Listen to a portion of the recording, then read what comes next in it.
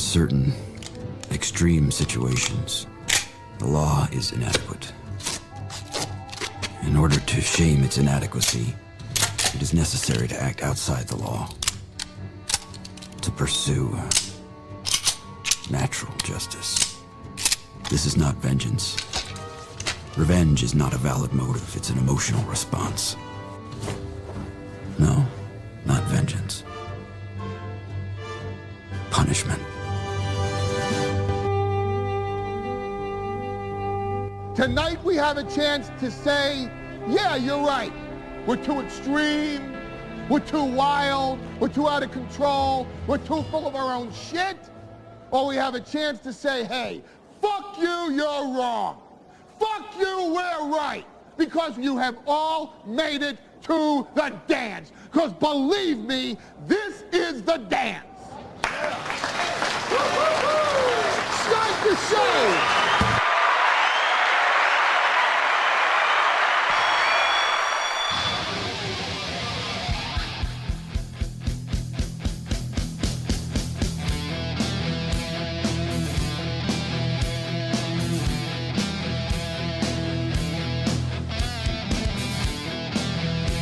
Hey everybody, good morning. Welcome to the last YouTube episode of the week. It's the Steel Toe Morning Show. I'm Aaron. We've got a good one today, the continued meltdown. You know, this is why you don't talk way too much shit unless you're sure you've got to win. Because, you know, there's nothing quite like under-promising and over-delivering. It's a good feeling. Helps you out. You know, speak softly and carry a big stick. That kind of a thing. Roosevelt diplomacy. When you talk a big dick game and you show up with 6 inches, it doesn't look good. You might catch some shit for it. If you come in saying, my dick's not that great. Yeah, it is what it is. You don't come in swinging it into the room, head first. And then you show up with 6. People are going to go, not bad. Not bad. But you come in going, no, I got a big swinging dick and it's just fucking mess. Hey, you come in with a regular dick and people are going to go, really? That's what you're packing? Under promise, over deliver. That's the point. That's not what the MSNBCs and the Views and the Alan Lichtmans and all those guys did. They came in, they were going to kick the shit out of this guy. After all, he's Hitler. America's not, we called him Hitler. We made him Hitler. We threw Hitler sauce on him. You're not going to vote for Hitler flavor, are you? Well, you did such a bad job that we went, he hasn't said he's going to exterminate an entire race of people. He's just going to kick one of them out of the country. So, he's not that bad. You did this. You overpromised, and then when you underdelivered, everybody made fun of you. And now you're in serious trouble. We've got Morning Joe updates. Not going well. Bill O'Reilly even getting in on shitting on MSNBC. Every time I see Bill O'Reilly show up on a news program, I think the same exact thing. Holy shit, Bill O'Reilly's still alive. We've also got, and look, man, if you're getting tired of this Schadenfreude, I'm sorry, I'm still loving this. You understand this is why I voted for Trump. I didn't vote for Trump because I thought anything good was going to happen in this country. I didn't vote for Trump because I was like, this is what our hopes and dreams hinge on. I'm hoping for the best. I'm hearing good things. But it's just like 2016. I'm mad and I'm throwing a rock through the window. That's all it is. And I want to see everybody's face when their window breaks. And now I'm seeing everybody's face when the window breaks. And I have to say, I'm happy with my vote. Unlike that turncoat, unpatriotic Johnny who stays... It's so funny to watch people who don't like this show try to pretend that there was some kind of rift between me and Johnny over that. That, again, just the amount I'm in their head and Johnny's in their head, it's very funny to me.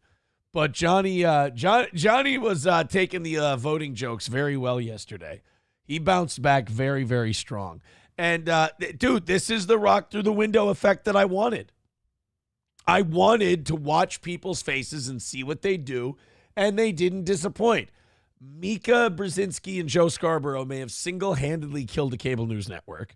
The View cannot fight back against Donald Trump because these bitches are too busy screaming at each other. We've got some great, if you like View Schadenfreude, you're going to love what we've got today. Then we got, we get to go down Conspiracy Alley today. Today's going to be fun. We're going to have a good one today. We get to go down Conspiracy Alley. Did you know that the rioters that caused the episode that got Ashli Babbitt killed on January 6th had met with Capitol Police? Ooh. Here's the problem with stuff like that. We know from like the Ray Epps thing and all of that stuff, nothing's going to happen, happen to those people. I'm getting this weird, sorry about that. I'm getting this weird interaction where you have the energy drink and then you start pouring the water in, and it's like it's like putting water in olive oil. It gets clumpy almost. I'm sorry. I'm turning into a Jewish guy explaining to you how my digestive system works. I'm having a hard time digesting fattier meats. I don't know. It's probably time to cut down on the pork and eat more poultry. And you guessed it, a Jew. There we go. I've got a weird good news, bad news thing for today. We took a fucking beating last night. We came up 120 short. That's the bad news. The good news, I took a look. It's the first time since like June or July that we've been able to take that L and go, that's gonna cut into this month, but win some, lose some. We don't need to make it up today. The flip side of that is I'm not offering the extra overtime or anything, but we don't need to worry about it. It's just, hey, is what it is.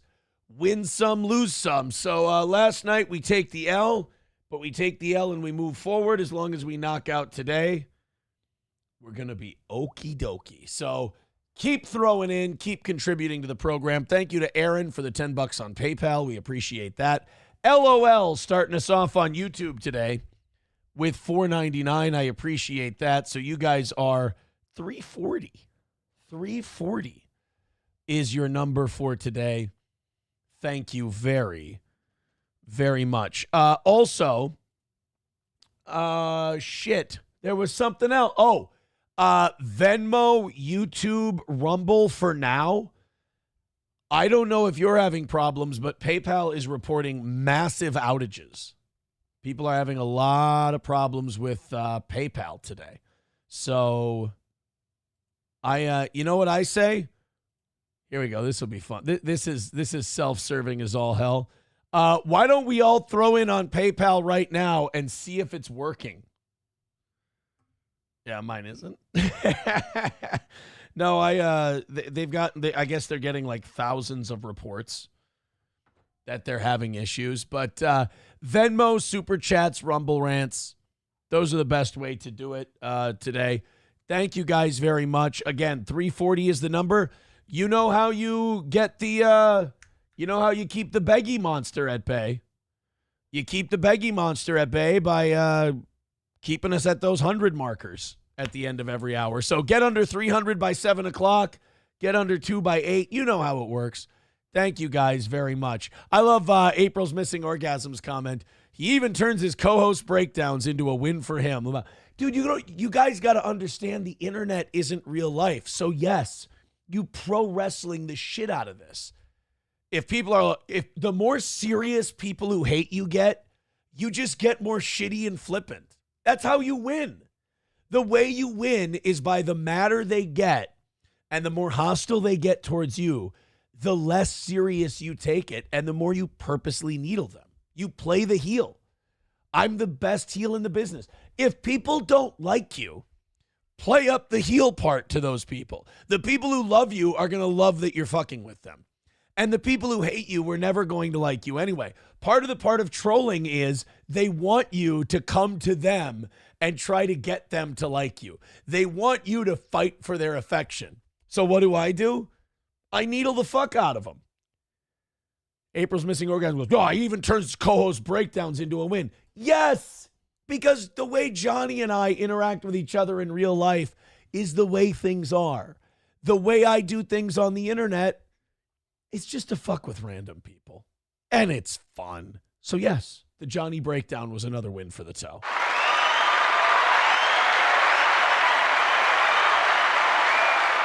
I love you guys.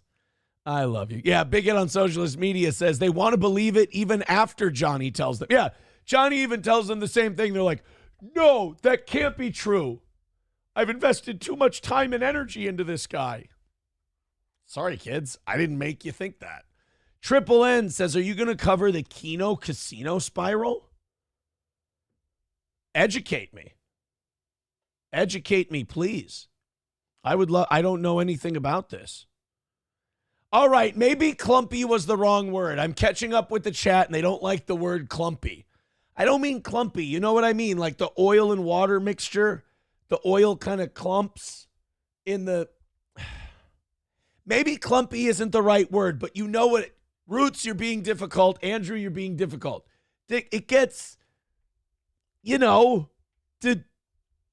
clumpy. I don't have the word for it. When you got the water and you're trying to rinse it, but it forms into spots. Spotty? I don't know. Coltrane says maybe the mod pay can be reinstated. There was never any mod pay. How dare you? Let's go to... I want to know... Triple N says emulsify. Is that the word I'm looking for? Emulsify.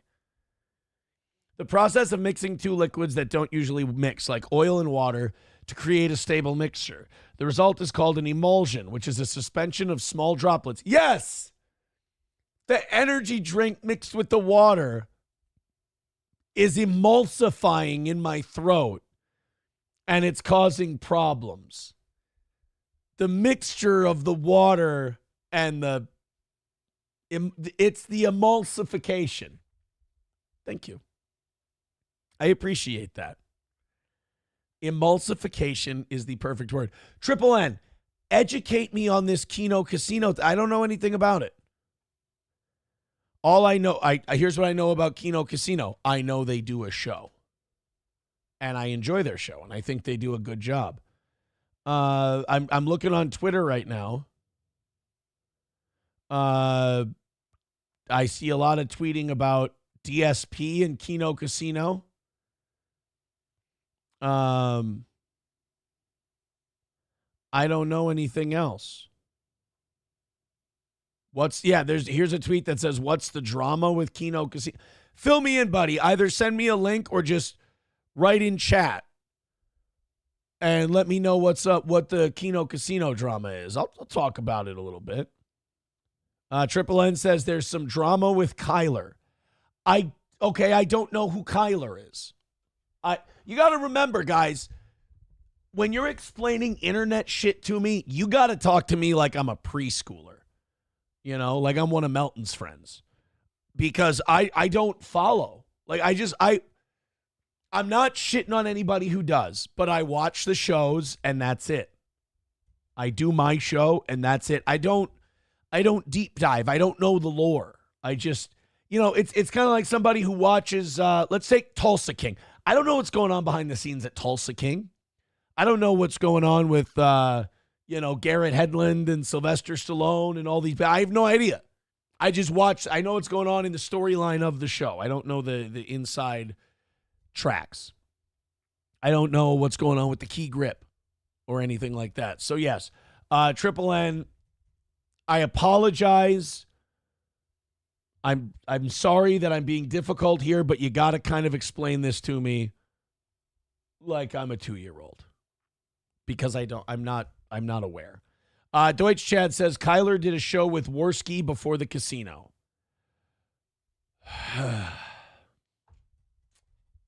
Okay.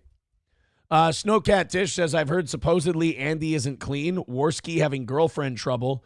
Worski banged a hooker and PPP watched. All right, here's what I'm going to do. That sounds like internet drama bullshit to me. I'm going to throw up a big X on that one.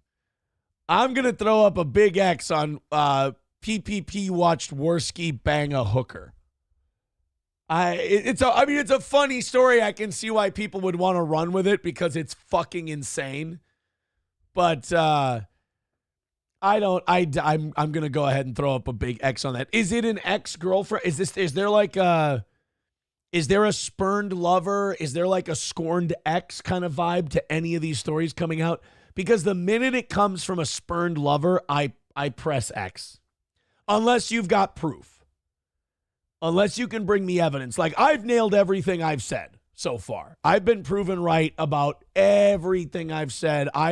There have been receipts provided for every story I've told. Nailed it. So I'm on the drama shit I'm talking about, I know. You notice when I'm always going to be right when I go in depth about my drama stuff because it's more about the things I don't know. Like this Keno Casino thing, I'll look right at you and go, I have no fucking idea. I'm not, until you give me details, I'm not going to talk about it because I don't know what the fuck you're babbling about. But if I know, then I'll let you know. So, like, if you have receipts and all that, you become trustworthy. I should be trustworthy by now. But this Keno Casino thing, if it's just some ex or some spurned partner or scorned lover who's coming out with a story, then I don't believe it right away because people get a little crazy when they feel like they've been done wrong. See, like, I didn't feel like I'd been done wrong. I felt grateful that I got out of a really shitty, dark, terrible situation. It made my life so much better. And so I could just kind of say what happened to me, you know? But, and that threatened a lot of people because they're not ready to admit that they were in a dark place or it was a bad idea or bad thing. So I got under a lot of people's skin by exposing the truth. Now they're working to kind of spin it back. It's not going to work because they've been lying the whole time. So, like, when it comes to this Keno Casino thing, show me this person. Tell me a little bit about them. Tell me what the receipts are. Tell me if anybody's corroborated the story. Otherwise, you got to come out with a story that's a little more believable than Ashton watched Worski fuck a hooker. I mean, that's that. And you also can't start to, you got to work your way up to that story. Like, I saw Worski take a drink. Okay, everybody slips once in a while. But then after he took the drink, he did this. Okay, everybody slips. And, like, if you build up, like, true story, confirmed, then you can get to the wild shit. And people will be like, well, I mean, they haven't been wrong yet. Triple N says, I kind of believe it, but Worski doing coke seems very plausible. Well, here's the deal. Worski is an addict. You're always an addict. You're always struggling. You're always battling. So the idea that someone who is an addict could relapse is certainly not beyond possibility. I don't have any evidence that he has, but I don't have any evidence that he has. I'm not involved in his life. It's purely speculation. But an addict relapsing, it's very possible. I think, and I don't know what the best, how best to deal with that. Do you come out and just tell people and you're honest and you say, I'm back on the wagon? Do you battle with it privately and soldier on? I don't know what the right call is there. But to go from that to he fucked a hooker and another guy watched, I mean, that's a thin branch to climb out on. I'm going to need a little more security. Somebody says, you did a show, plenty of receipts for that gay Twister story. No, that's not what happened. That's not what happened.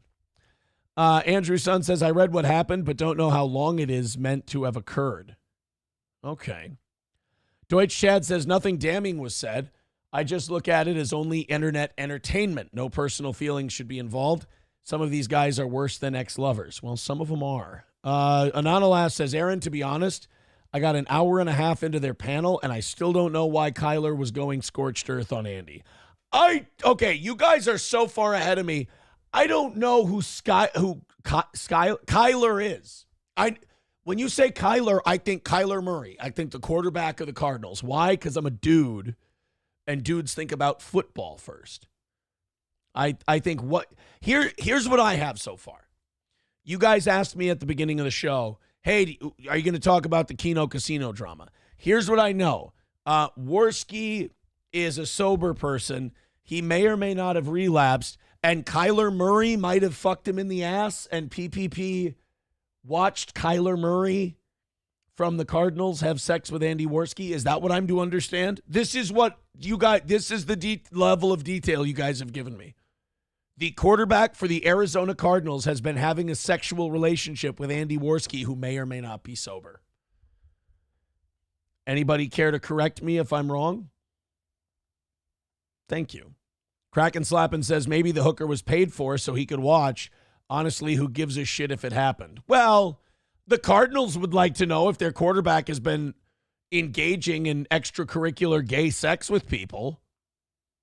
This is something that I'm sure, I know Cliff Kingsbury isn't the coach anymore, but whoever's the coach of the Cardinals, I'm sure he'd like to know.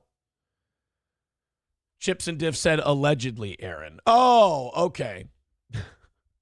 Deutsch Chad said, actually, Aaron, that's exactly what happened. Okay, good. Well, then I'm in the loop. Then I understand. I know the story now. Triple N says, I cannot deny this story. Okay, so Triple N, you're aware of this stuff. You're the guy who's informing me. You're my point man on this. Tell me if I have it right. Andy Worski and PPP from Keno Casino. We don't have a location yet, but they met Kyler Murray. Do we know where? They met Kyler Murray from the Arizona Cardinals. And they met up, and Andy Worski may or may not have had drugs. And after the drugs, Andy Worski, okay, Vegas, Triple N said, okay, this is starting to make sense now. So Worski and PPP did drugs in Vegas. This is the story. Triple N again, tell me if I have this right. The allegation is that Worski and PPP did drugs in Vegas with Kyler Murray from the Arizona Cardinals. And then, and this is an important part of the allegation, Kyler Murray fucked Worski in the ass and mouth and face, or Worski fucked Kyler Murray from the Arizona Cardinals in the ass, mouth, and face, and PPP watched the whole thing happen. You know, the most honorable position in this whole thing is PPP because he kept his godliness and didn't have gay sex. So PPP, technically his soul is clean on this whole deal. Triple N, that's what I'm getting out of you. Again, you are my point man. Is that what happened? You guys are asking me to comment on the Keno Casino drama. This is what you guys have given me so far. Kyler Murray from the Arizona Cardinals had sex with Andy Worski while PPP watched, and they were doing drugs in Las Vegas. Now, was this off season or during the season? I need a timeline. Oh, wait a minute. Triple N says, I think Worski fucked a hooker in front of Kyler Murray and PP. Okay, well, see now, you're going to get me fucking sued, dude, if you don't get this information right. Was Kyler Murray having sex with a man, or was Kyler Murray watching and this was all incidental and Worski was having sex with a woman? And doesn't Kyler Murray have better things to do? Although it's working, I mean, the Cardinals are in first place. Maybe Worski got that magic stick. He's turning Kyler Murray's career around. All right. Anonymous says, okay, here's what happened. Ashton and Andy played naked Baldo Twister while Nick snorted coke off the Ralph LaMail's ass cheeks. Well, see, now that doesn't make any sense.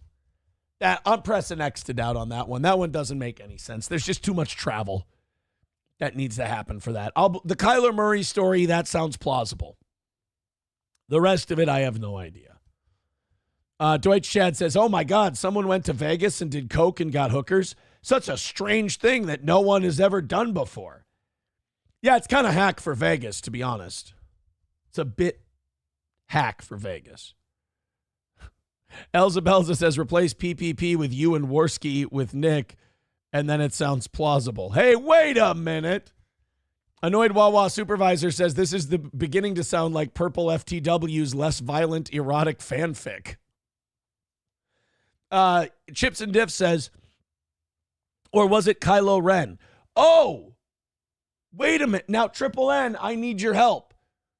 Are you saying it was Kyler Murray who fucked Worski, or was it Kylo Ren? Now, Kylo Ren is a character played by Adam Driver. So are we saying that, wait a minute, this story is really starting to develop. So PPP and Worski met up with Kyler Murray and Adam Driver, and they all had gay sex, but PPP just watched. Okay. This is very interesting. Kraken Slappin says, Kyler Quinn, a porn chick, is she not? Is that... Okay, so Adam Driver, Kyler Quinn, and Kyler Murray all met PPP and work. This is starting to become a crowded hotel room. I'm going to guess this was a suite. These are inferences we can make based on what I've heard. Andrew Sun said one of the supporters was a virgin and having trouble finishing with the hooker, so Andy helped hold her legs and push him from behind. That is legit part of the story. All right, I'm having fun with our fanfic version of it. If that's the real story, then I don't believe the person saying this. This person has gone too far and they're completely full of shit. Professor Tie-Dye says, I think Andy, Kyler, and PPP did coke while betting on monkey knife fights. And to pay off debts, Andy had sex with the monkey in front of PPP and Kyler. All right, Kyler Murray or Kyler Quinn or Adam Driver? We're getting a lot of mixed signals here. Von Kaiser saying, slow down. I need this information. Oh, wait a minute. Annoyed Wawa supervisor is now saying, no, it was Colin Quinn. He choked PPP while he watched. You know, I'm starting to think you guys are really unreliable when it comes to messaging. So Kyler Quinn, Kyler Murray, Colin Quinn, Kylo Ren, PPP, and Worski were all in a room, and there were blowbangs going on. Triple N, you have been less than helpful in all of this. Hobo Chili says, wait, Adam Driver gave Aaron a nose job on his rusty balloon knot? What the hell is going on? See, I'm not part of this story.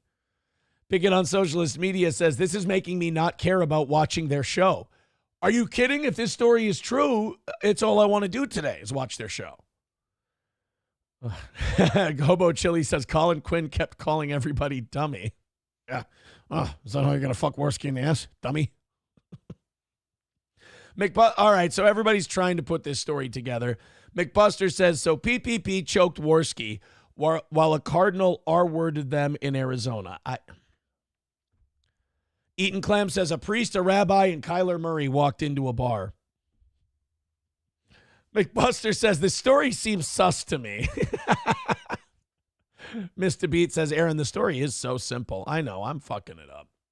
Homeless Pool with 1999. Wow, thank you for the 1999.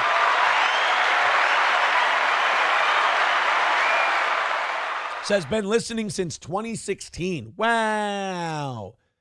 And you've always drank cum. You know, look, there's nothing like consistency.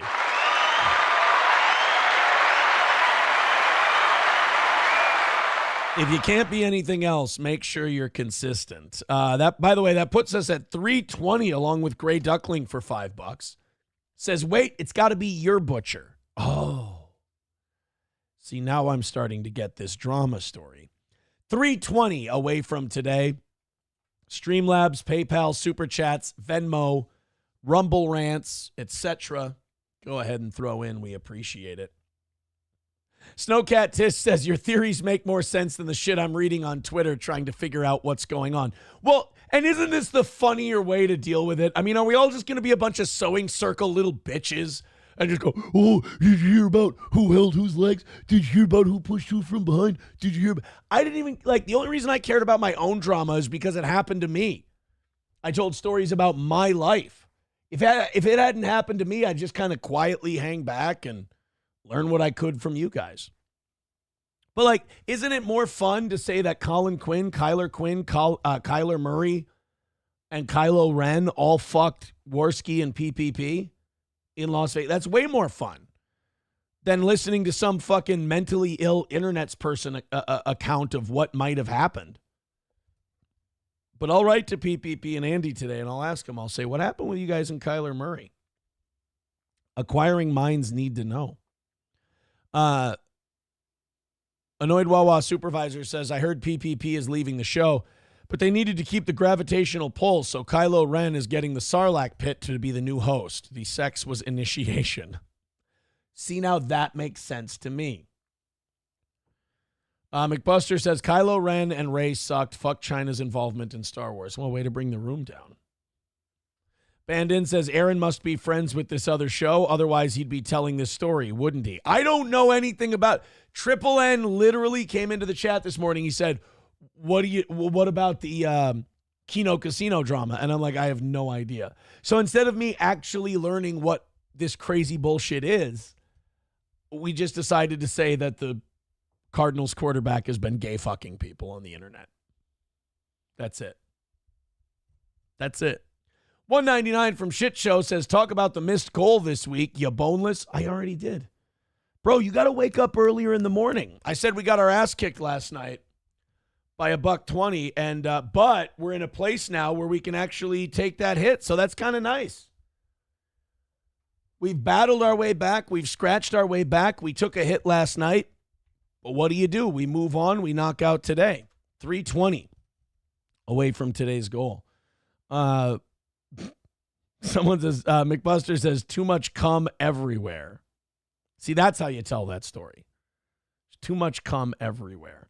Lost Tejas says, those are your boys, though. Oh, God, you guys, come on. Be men. Be real men who go outside and do things and have a life. Stop with there's your boys. I watch their show. It's a funny show. I watched Hogan's Heroes. I wasn't fucking holding the camera for Bob Crane while he was making scat porn. I don't know if he made scat porn. I don't want to besmirch the reputation of Bob Crane. But guys, we got to be careful with some of this internet stuff. Because some of this internet stuff is turning men into complete bitches. It really is turning us into sewing circle girls. Be careful. Enjoy, but don't get too estrogen laden. You hear me? Hobo Chili Recipe says, never too much cum. Sincerely, Vito Imholt. That's my Uncle Vito. He's a funny guy. All right, Professor Tie-Dye has it for us. Andy, PPP, and a rabbi dressed as Kylo Ren gave them a circumcision to appease their Jewish bankroller Gabe Hoffman, and then Kyler Murray from the Cardinals sucked off the blood from their snips. See, guys, was that hard? I hope it wasn't hard. Was that difficult? Now we know what happened. And to me, I got to say, seems personal. I don't think we should be involving ourselves in something like that. Eaton Clam says Bob Crane was ahead of his time making homemade porn, right?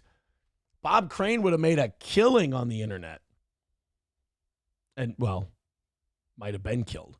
Silverwolf says, I took a hit last night. Whoa, buddy. That would be awesome. Okay. If Worski really did fuck a hooker and PPP watched,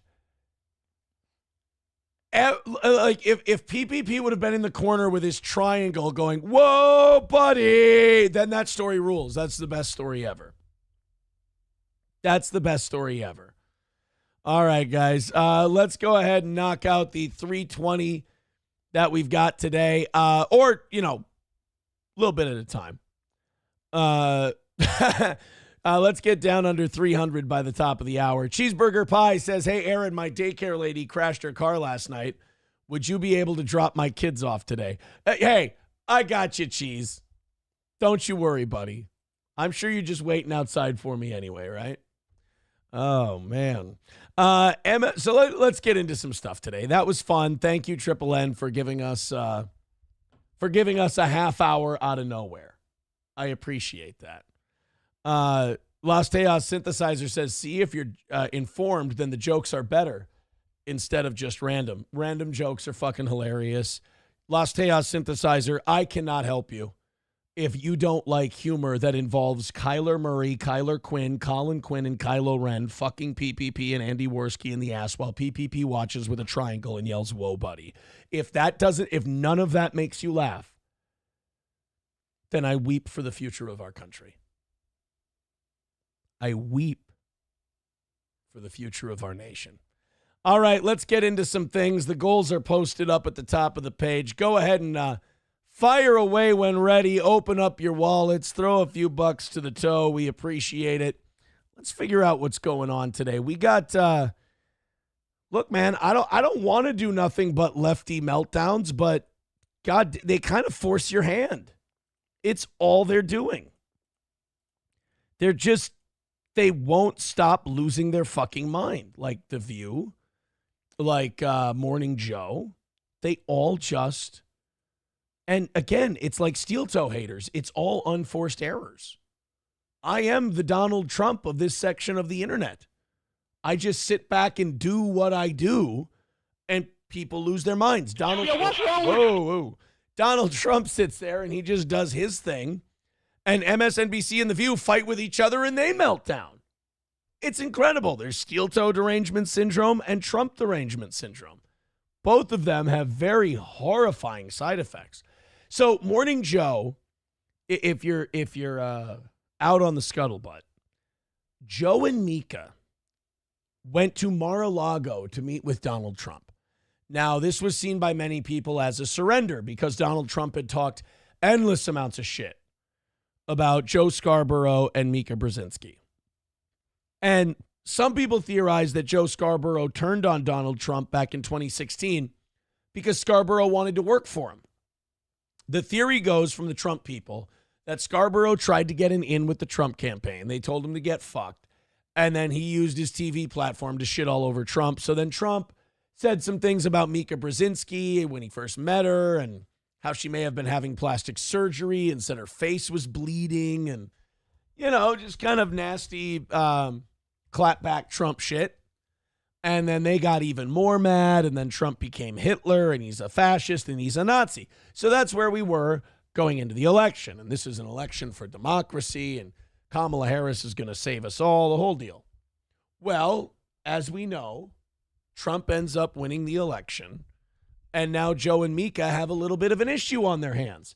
MSNBC's ratings are in the shitter, and now you have this guy who's going to be president who's going to give you zero access, so what are you going to do? Well, the people at NBC and Comcast and Joe and Mika decided that they should go to Mar-a-Lago, they should bend the knee, they should make nice with Trump, and move forward from there. Well, here's the problem. The people who watch Morning Joe, see, like Joe and Mika already ran off the Trump people. They even ran off Trump people who want to watch just to hate these guys. They don't even want to watch them for that reason. So they've already run off the Trump people. So it's not like making good with Trump is going to cause them to watch your show. But the people who are still left, as small of an audience as that may be, it's still second to Fox News, and they're still beating CNN. So the small audience that they still have wants to hear about how Trump's a Nazi. They want to hear about how Trump's Hitler. They want Mika and Joe to be the resistance. So when they hear that Joe and Mika have gone to Mar-a-Lago and bent the knee, they've lost all their support from their audience. And apparently we're finding out that MSNBC's ratings, as bad as they were, could still fall further. Because MSNBC, this is the second day in a row we've heard this report, Morning Joe is bleeding viewers after the revealed Trump meeting. The 6 a.m. hour of the program brought in 839,000 total viewers, which is respectable, and 113,000 viewers in the key 25 to 54 age demographic on Monday. Now, that was the day they said, we went to Mar-a-Lago, we met with Trump, we made nice. 839,000 total viewers. Same hour on Tuesday, it's just 24 hours, 680,000 total viewers, 76,000 in the key demo. I mean, that's a loss of 160,000 people tuning out of your show. And in the key demographic, 37,000 people not watching your show. Tuesday's programs overall saw an 11% drop in total viewers and a 12% drop in demo viewers from Monday, compared to the program's average viewership for last year. The Tuesday's show was down 38% in total and 37% down in the key demo. The show, which runs for 4 hours, also saw its third lowest rated telecast in the third and fourth hour for the entire 2024. This is bad. This is, again, a third to 40% of their audience heard that they went to Mar-a-Lago and they went with Trump and they went, fuck you guys, we're done. We're out. Yeah, April's Missing Orgasm says it's just airports and waiting rooms. That's about it. But CNN has the airports and the waiting rooms. But, this is just, this is a disaster for them. But what are you supposed to do? You know, what do you sit there and you just get blackballed by Trump the next 4 years and you cruise along with your 830,000 viewers? They had to do something. I understand. Like, look, I'd love to shit on Joe and Mika. I think they're awful. But they had to do something. Like, you couldn't just wallow in this mediocrity forever. People don't want to, like, unlike me, some people are even running out of the schadenfreude. Like, some people don't even want to watch these people suffer. I do. It's half the reason I voted for Trump. Maybe 2/3. I wanted to watch these people eat each other. I wanted to not even hate watch. I'm enjoying myself when I watch these shows. So now they've pissed, as Deutsch Chad says, now both sides hate them. Now everybody thinks Joe and Mika are assholes. You know who else they lost? You're not going to believe this. You know who Joe and Mika lost? This is going to break your heart. I'm sorry to do this to you so close to the weekend, you guys. I know you're looking forward to having a nice time with your families and everything else, but Rosie O'Donnell has left Morning Joe. She's done. Rosie O'Donnell has publicly stated that she no longer is going to watch Joe and Mika after they, quote, kissed Trump's ring at Mar-a-Lago. Guys, look, there's an old saying, as Rosie goes, so goes the country. And Rosie O'Donnell is no Morning Joe fan anymore. Let's take a listen. What the fuck? A cat video? Oh, it's a squirrel. Oh, my God. She's got Peanut. The fuck does this have to do with anything? Oh, it's a cat video, and then she says, Joe and Mika, fuck off. Well, is she going to talk, or is she just going to make us watch her cat? Oh, God, it's 7 minutes long. Yeah. Rosie's fucking mentally... Oh, wait. I got 2 videos playing at once. That's the problem. I was like, what the fuck is going on here? All right, Rosie, go ahead. Boy, she looks great, doesn't she? Doesn't Rosie look like $1 million? I got to say, some people, you know, they age like cheese, you know? But Rosie, she's a Bordeaux. By the way, thank you, Trucker 18-Wheeler with $4.99 says, behind in chat, but why is Colin Jost fucking Andy Worski? See, I'm starting to think that this whole thing has gotten out of hand. Thank you for the $4.99, Trucker 18-Wheeler. $315 away from today's goal. Let's get under 300 by 7 o'clock. Keep the beg monster at bay. People are reporting that PayPal is down. I can confirm that. PayPal is having issues. So, boys and girls, do Rumble, do YouTube, do Venmo. Easy enough. All right, Rosie, what do you got for us? She definitely has another wound right where her tail connects to her body. Oh, no. Are you making your squirrel trans? God damn it, Rosie. Talk about Joe and Mika. I don't give a fuck about your squirrel. It's exciting. You know, nature's important. Is it? You feel overwhelmed. Then why did you go against God's nature and lay with a woman? I ask you. All right, I'm skipping around. I came into this thing with a lot of vim and vigor, a lot of fire, and I'm losing my fire for this with her fucking terrible videos. I was going to wonder before we played this, why isn't Rosie still in show business? Now I get it. Got to do something. That's what the newscaster should be saying. But they're not. Hold, please. So Mika and Joe went down to Mar-a-Lago to kiss their... They were looking for a soul to steal. They were in a bind. They were way behind because the election wasn't a good deal. When they came across a young Trump sawing on a fiddle and playing it hot, and Mika jumped up on a hickory stump and said, boy, let me tell you what. You play pretty good fiddle, Trump, but give the Mika her due. My face was mold, but the plastic surgery was sold, and I think I'm better than you. Ring. It's the last time I ever watched Morning Joe. Period. Oh, no. You hear that, guys? That is the last time she's going to watch Morning Joe. You lose Rosie O'Donnell. I mean, look, losing 160,000 viewers is one thing. Losing 160,000 viewers and Rosie, I don't know a show that's ever come back from that. End of statement. Unreal. Unreal. Yeah. For months, you were telling us he's the worst thing that could happen to this country and democracy. She's right. And then you go kiss his ring. Wow, Rosie. Now, wait a minute. Rosie O'Donnell has been in show business her entire life, and you're going to act disappointed that two people on television turned out to be completely full of shit? Come on. Come on. I just feel so wounded as a viewer. I believed that Mika and Joe believed what they said. Well, that was your mistake, you dummy. You believed these retards. I thought they were being honest with me. Why? Why would you ever think that? Despicable. Oh, Christ. Despicable you. Both of you. Despicable me? Despicable you. You know what? This is actually making me feel like some kind of way, like I want to defend Joe and Mika because this pisses me off. Someone who's in show business and knows better and knows this is all theater and performative is acting all butthurt because Joe and Mika went and met Trump. You don't get to be surprised by this. Earl, the social worker who tunes in to get his liberal fix from Morning Joe, they can be surprised by this. You've been in show business your entire life. You know the score.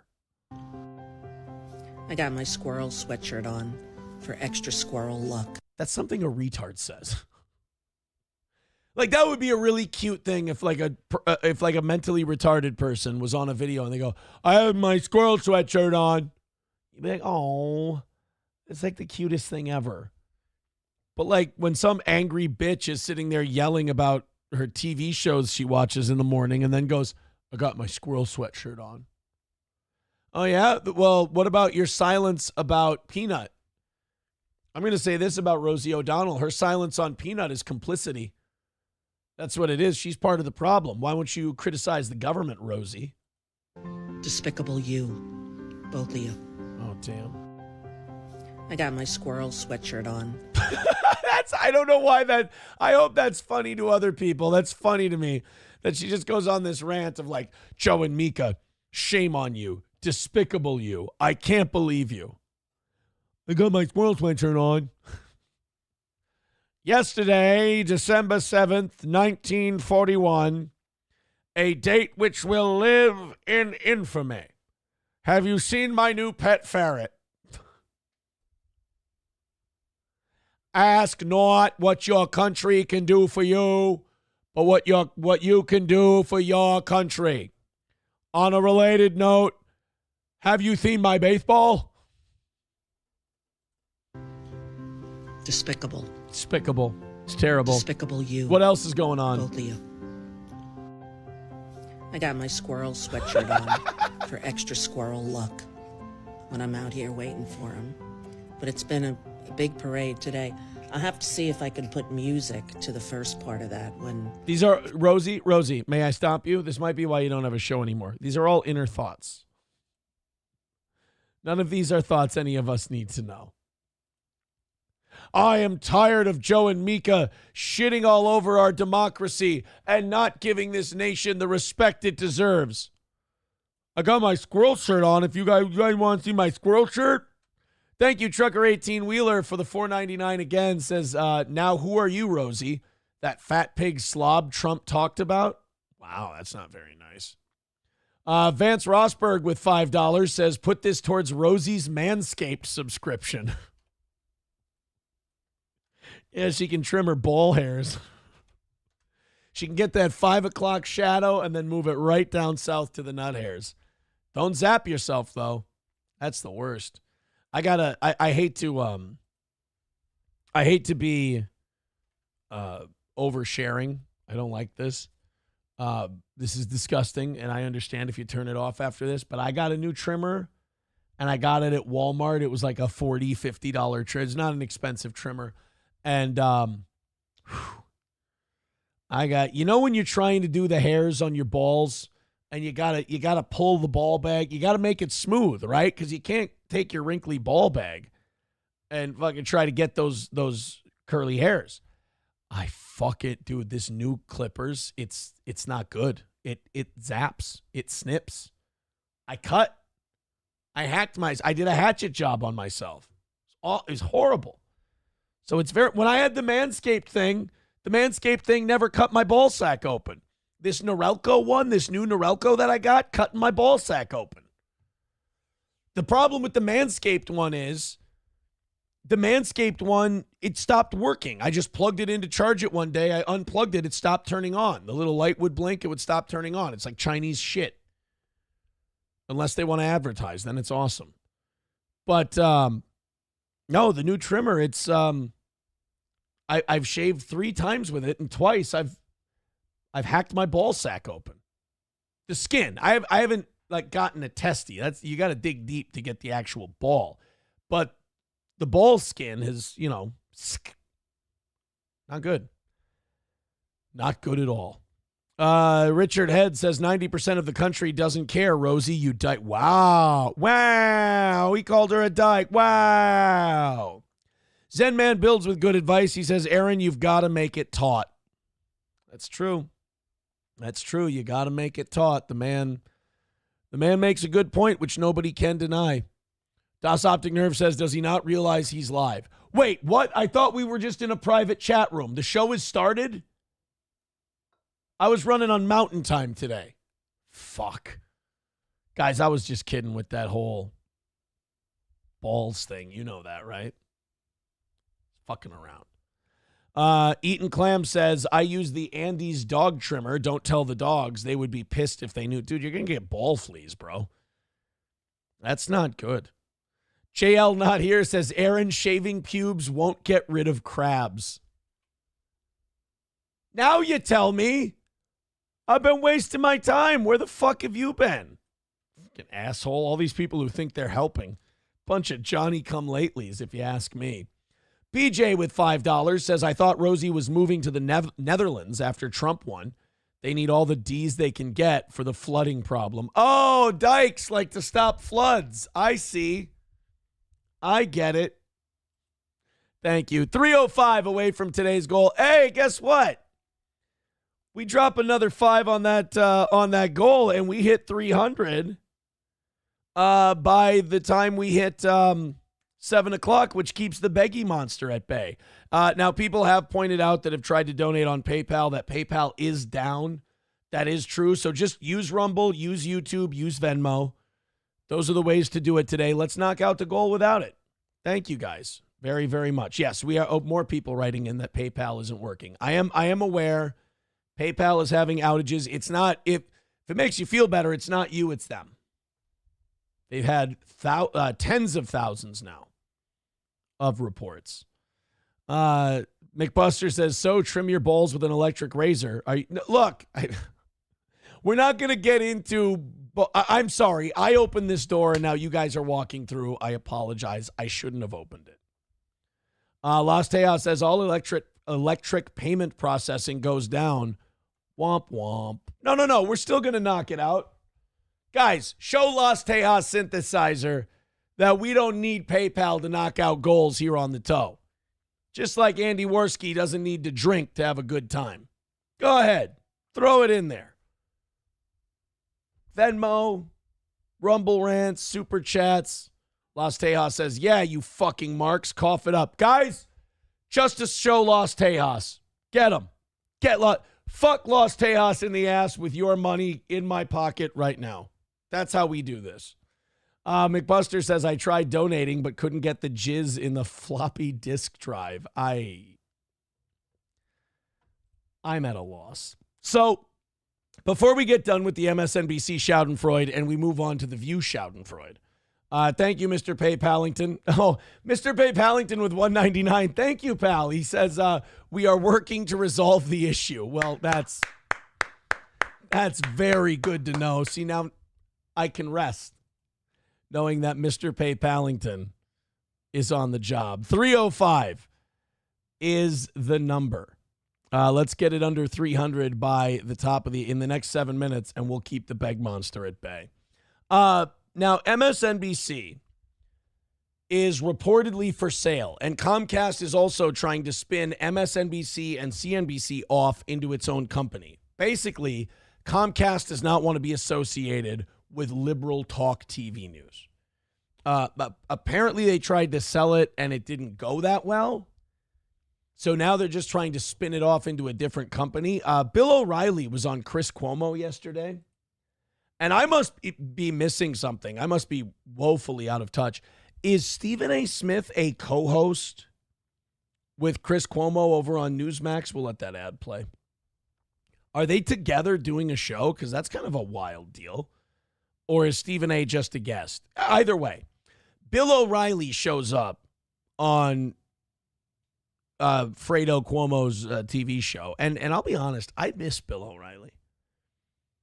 Like, I was young when he went off the air. I was probably in my early to mid-20s, but I liked him. I thought he was good. He was kind of that crotchety old Irish cunt, but like he was a crotchety old Irish cunt that like wasn't always conservative. Like he was a conservative guy, but sometimes he'd surprise you because he just didn't give a shit about Republican and Democrat. So sometimes he'd say shit that would be a Democrat thing and he'd really piss off Fox News viewers. And he didn't do it to be a Democrat. He just did it because he was a old dick. And I like that about Bill O'Reilly. Bill O'Reilly's one of those guys who, like, as he gets older, he gets better because he just fits his mold more. His mold is crotchety, angry Irish fuck. And the older he gets, the more of a crotchety, angry Irish fuck he becomes, and the work becomes a shoot. So this is Bill O'Reilly. Some of these guys are really enjoying MSNBC's downfall, maybe as much as I am. Let's go ahead and take a look. Hey, Bill. Well, here's what happened with Joe and Mika. They were ordered to go to Mar-a-Lago by Comcast, the parent company out of Philadelphia. They just didn't show up.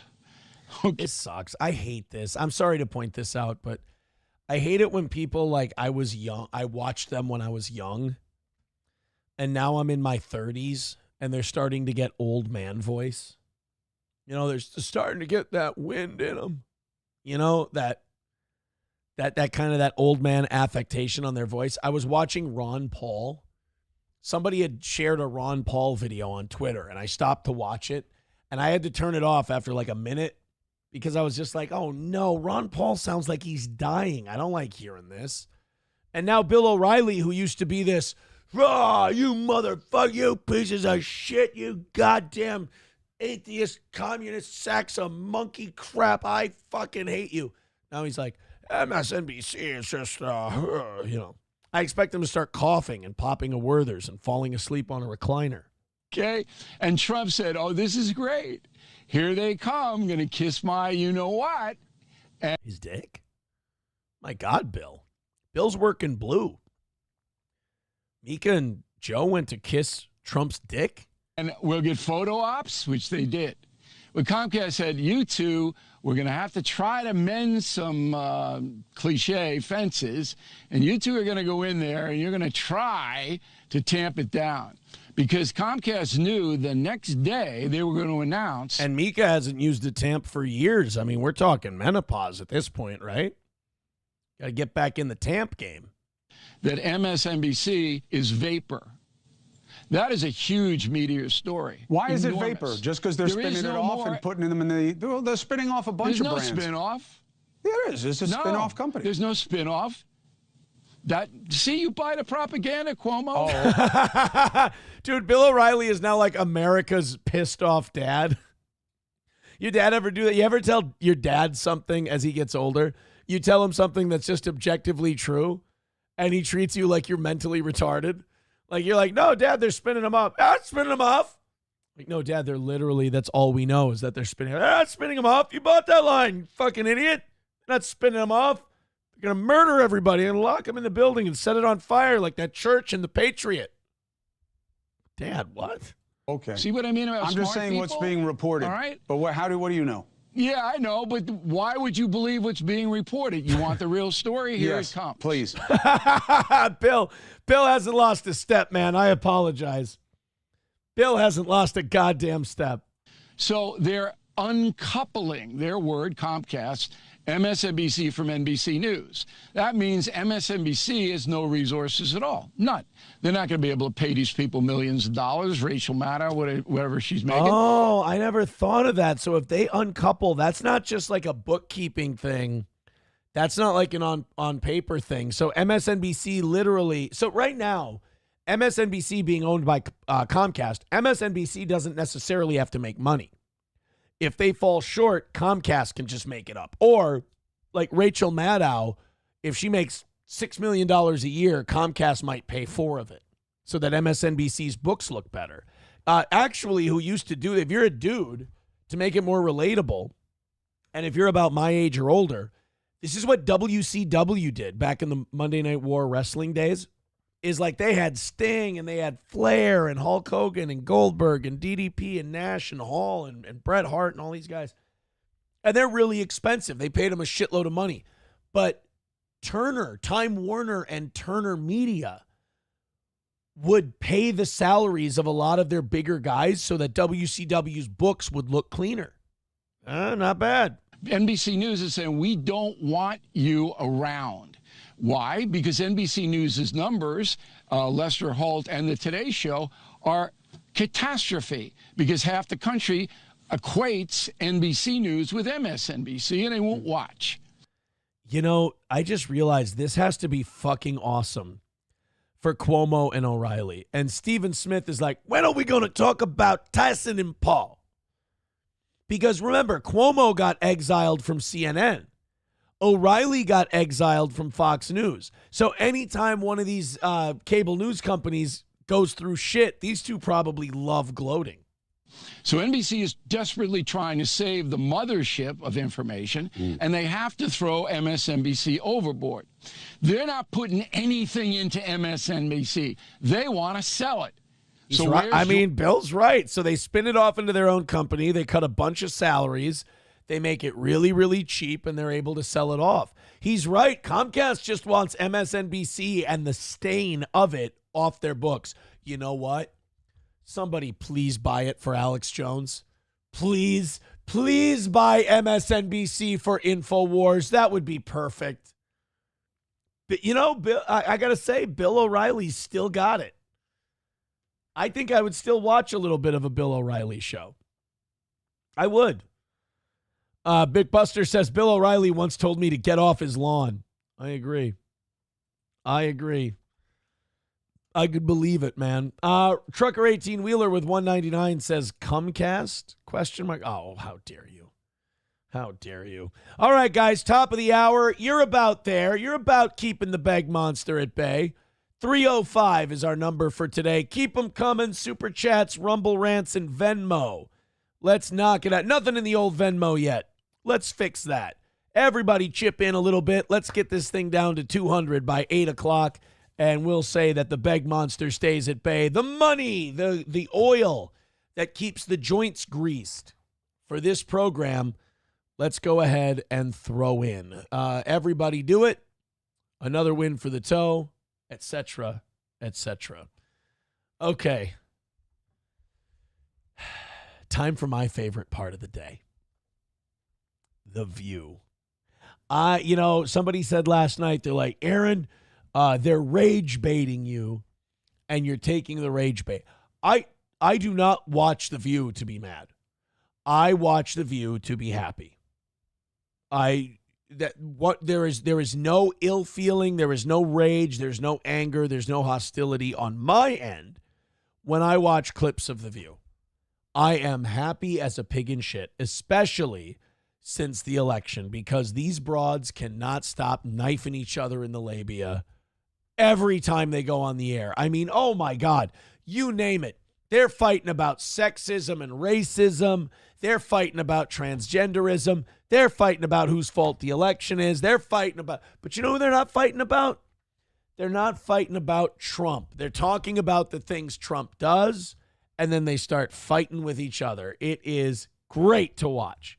Sunny Hostin has been at the heart of most of this. She is not doing well. And Alyssa Farah is someone who used to work for Mike Pence in the Trump administration, so she's kind of a Trump traitor. But they can put her on the panel and go, she's our Republican. Well, Sunny Hostin started talking about schools. And she tried to do the Dusty Rhodes, just a common man, son of a plumber, baby. She's trying to do like the, I know the hard scrabble, public schools and this and that. And Alyssa Farah calls her out in this clip and goes, you went to Cranbrook. That's a private school. And Sunny lives at home with both parents. And Sunny's parents have a real good marriage. Sunny don't want to battle. She's shook because ain't no such things as halfway crooks. So Sunny Hostin and Alyssa Farah are going to get into it here in this first clip, and Whoopi Goldberg has to intervene. Then in the second clip, they let these bitches back at each other and they go after it again. I love watching The View lately. So we've got our daily check-in with the gals from The View. Let's see how Trump 2.0 is going for them. Do they get an ad? Come on, you got to give The View an ad. They're a moneymaker, dude. Here we go. I think it's really important. When you hear about school choice, it's really connected to the voucher system. And I encourage everybody to read up on that. What happens, the Department of Education is... By the way, if I can put my 2 cents in, I love the voucher system. I love it. People who want their kids to go to good schools, they should have a chance to go to good schools. School choice, man. I'm for school choice, too. If you're a shitty school district, you're like, no, we'll lose too many kids and we'll lose too much revenue and this and that. It's like, well, do a better job then. Teach better shit. Educate kids better. That's your job.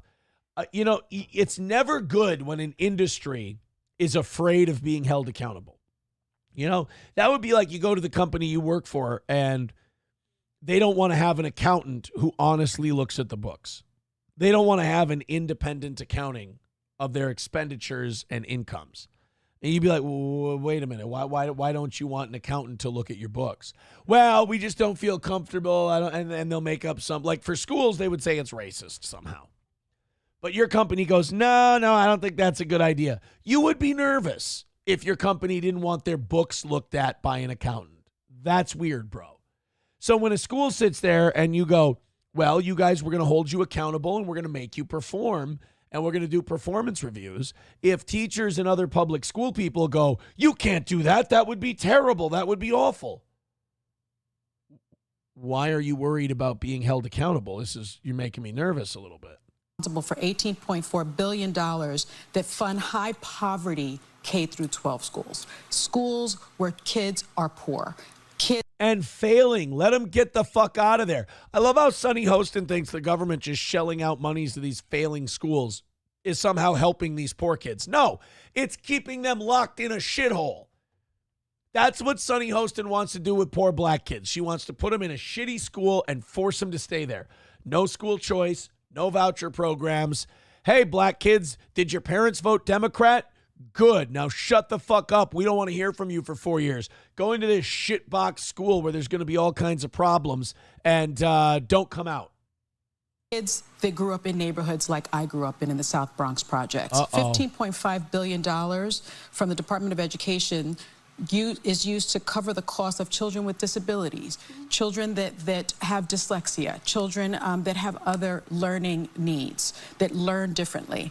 And what happens with vouchers, the studies show very clearly that they fund students who are already attending private schools. So people with money get those vouchers. That doesn't check out. In a lot of these voucher programs, there are income limits that are set on those. The rich kids are not getting most of the vouchers. That's bullshit. That's propaganda brought to you by the teachers union. It's just, the rich kids just go to private school. Their parents just pay for the private school. Just like if a kid's really good at football, he gets to go to these private schools for free, and they give his dad a job as either an assistant coach or like a janitor or something. That's the real dirty move, that they're basically doing recruiting now in high school football and hockey especially, at least here in Minnesota.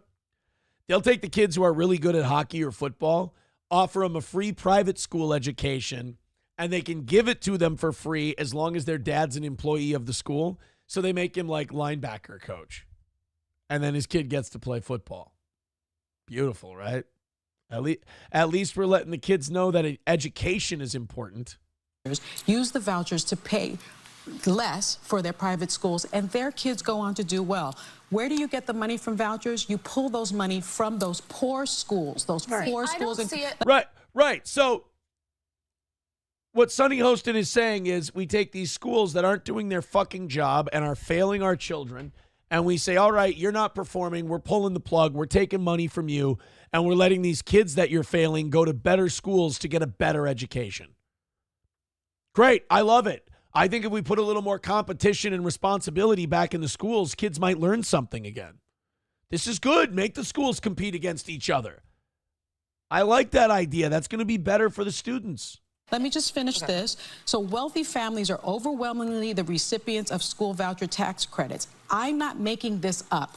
This has been studied. In 2020, a 2020 study found that only about half of states with voucher programs require teachers to have a bachelor's degree, require teachers to have training, require teachers to have licensing, require participating private schools. If I may get in, That's because a lot of these states actually do this smart thing where they let like engineers teach science and they let mathematicians teach math. And what they do is they fast track them. You know, Sonny Hostin goes, they don't have a bachelor's degree in education. No, that's because they've done a job for a long time and now they want to go teach children. They want to take a huge pay cut and go teach kids. So these states go, all right, if you're coming from an area of expertise, we'll let you come in and teach. You can skip all the licensing and the schooling and all of that. I'm for that. We tried to do that in Minnesota like 10 years ago, and our shitty teachers unions and the Democrats shot it down. They wouldn't let us do it. just to make it a conversation. But because I have children and because I looked at private schools. I went to public school. I believe you got to go to private school. There is zero statistical significance of private school. Because nobody can figure out what's being said here right now. No, there is no last thing right now. We're going to go to break, and then we're going to come back. Yes. Because you can't. What's happening is no one can hear anything anyone is saying. So everybody has to get on it so we can talk. Well, that you know, goes for you too. My that's gotten a word, and she's been talking for 3 minutes. Oh, the girls are starting to get snippy with each other. And Sonny Hostin has turned into the most joyless fucking robot I've ever seen. Sweetheart, you've got millions of dollars and this is all performative. Smile for a second. Jesus Christ. She's just a bitter bitch.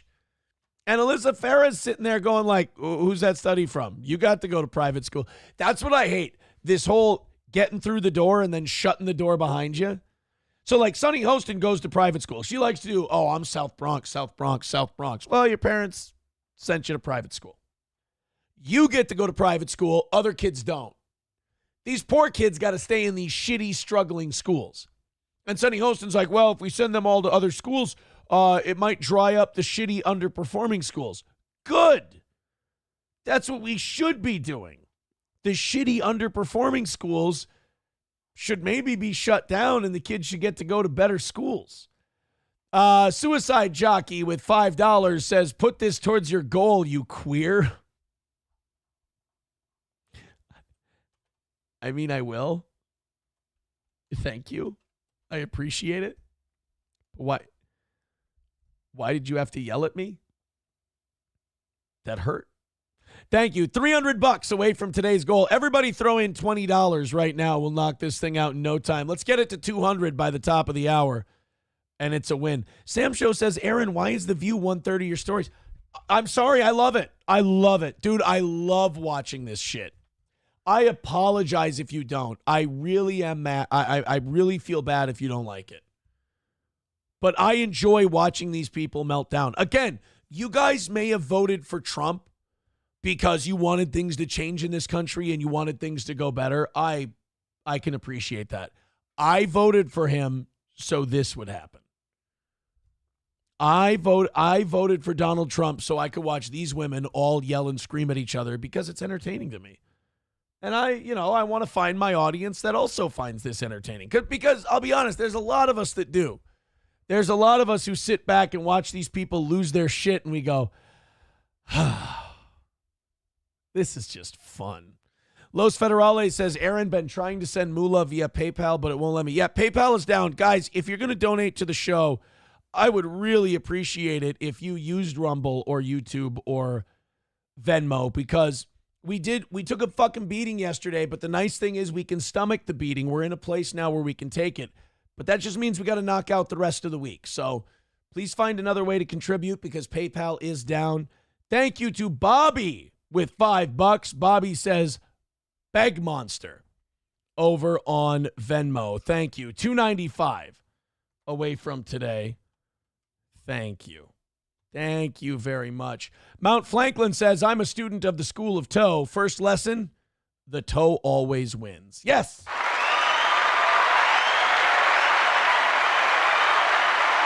Absolutely.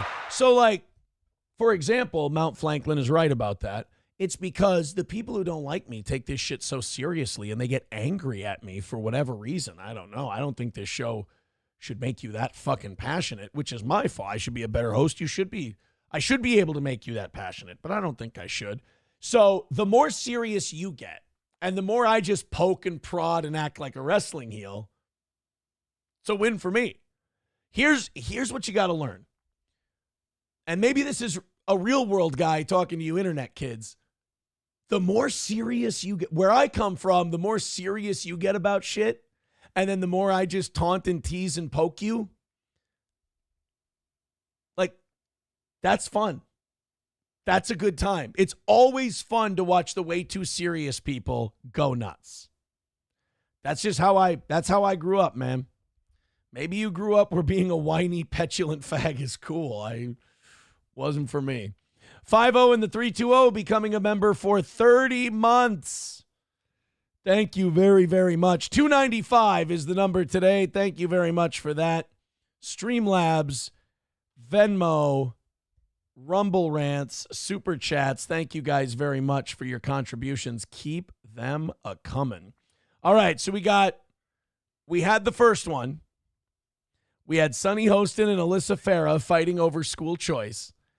Well, then they come back from the break, and let's just say the 2 or 3 minutes that they went to commercial did not help.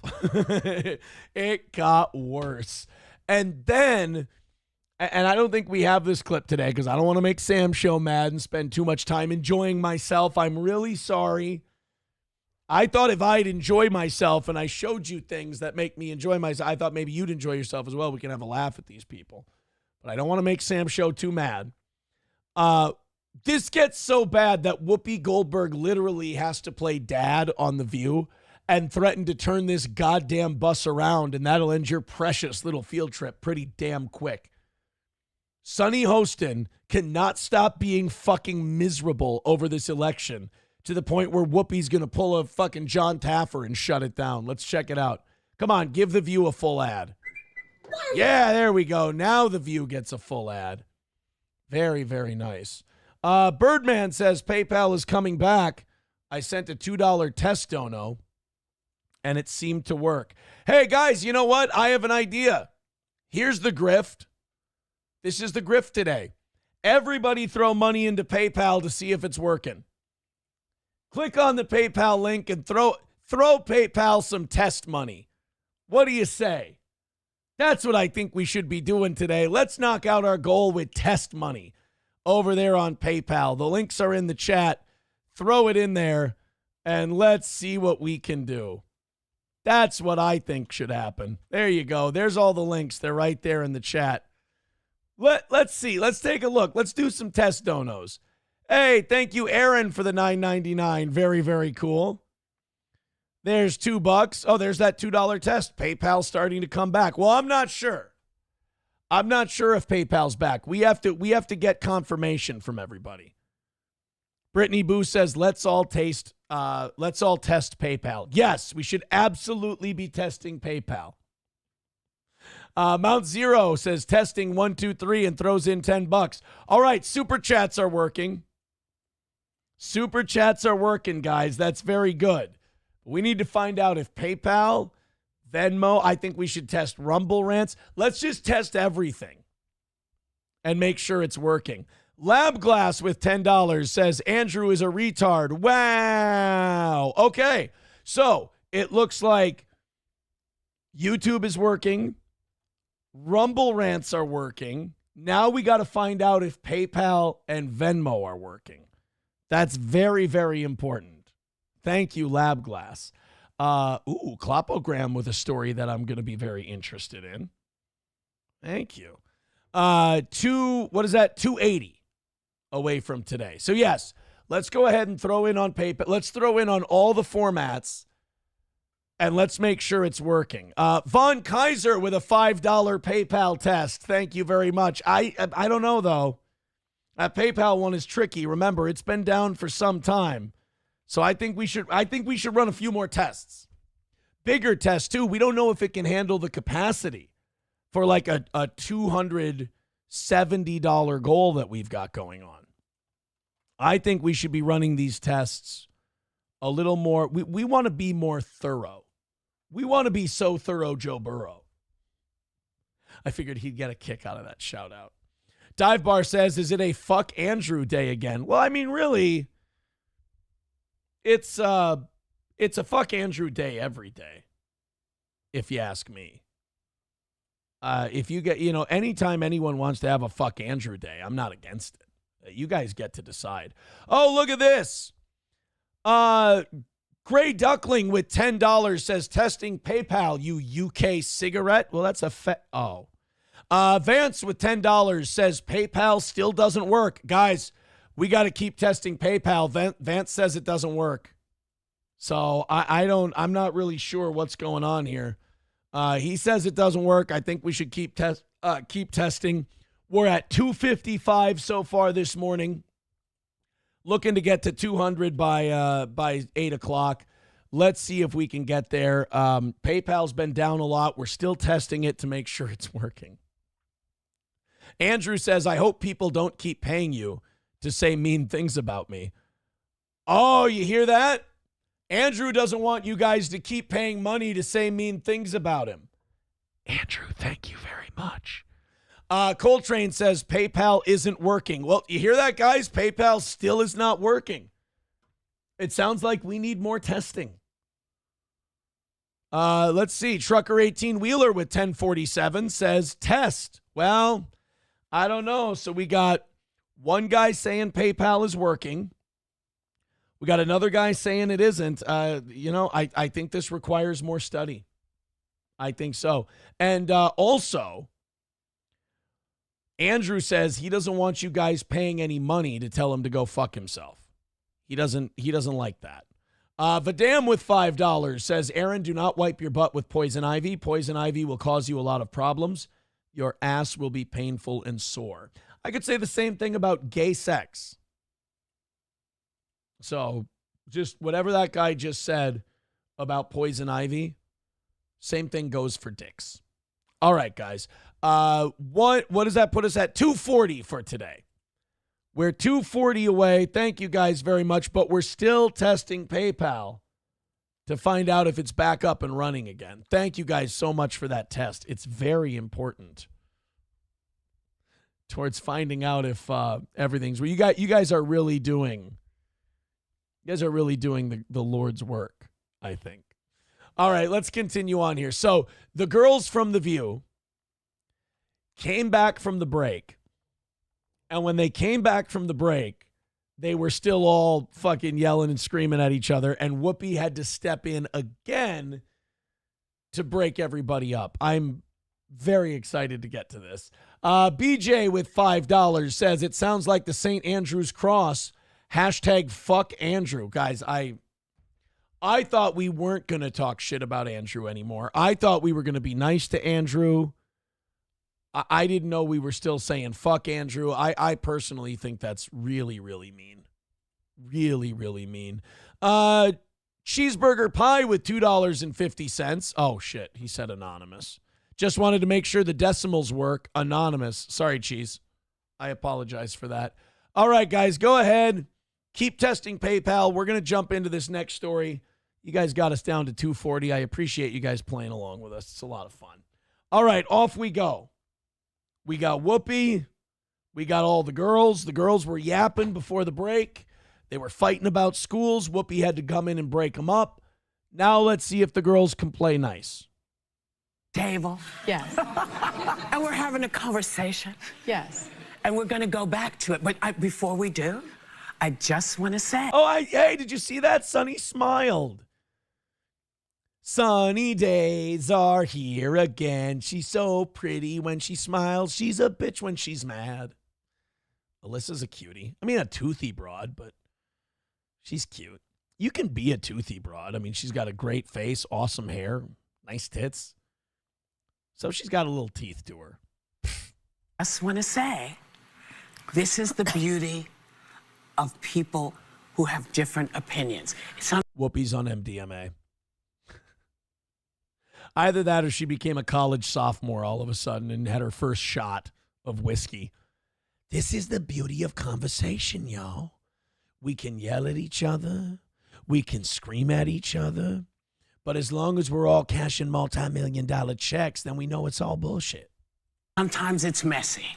Sometimes we're messy. And I don't know if you noticed that when I came out this morning, I had trouble trying to figure out because there was nothing in the thing. There's something in the air. So just know something is chewing on us. You know what's in the air, Whoopi? What? So wait a minute. Before Joy comes in and tells us and gives us a very reasonable, positive rationale for what's in the air, I love that Whoopi comes out and she's like, look, we've all been being really cunty. And instead of just saying that we're all cunty because Trump won, there's something in the air. There's like a mind virus going on. I hope the left turns this into like chemtrails and fucking. I hope the left being out of power turns them like full-blown Alex Jones conspiracy theorists. Like she just go, they're releasing vapors into the air, y'all, with a weather control machine, and it's making us fight each other and be bitchy. I hope that's where we get. I hope that Trump getting elected has a horseshoe effect. You know what's in the air, Whoopi? What's Trumpism. We lost the election. Wait a minute. We lost the election. We're miserable. Half of this country is miserable. Yes!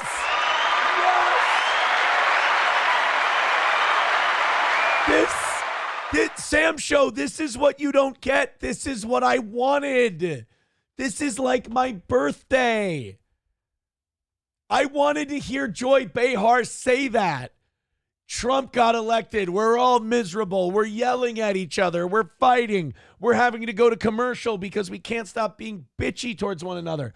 Oh, this is what I wanted, buddy. This makes me feel powerful. I feel surges going through my fingertips. This is like lightning to Palpatine, you understand? This is why I love this shit. And let's just tell the truth. We hate that he won. We hate it. Yes! I respect Joy Behar. Sure, she has no sense of humor for a comedian. Sure, she can't crack a smile to save her soul. But at least she's saying the quiet part out loud.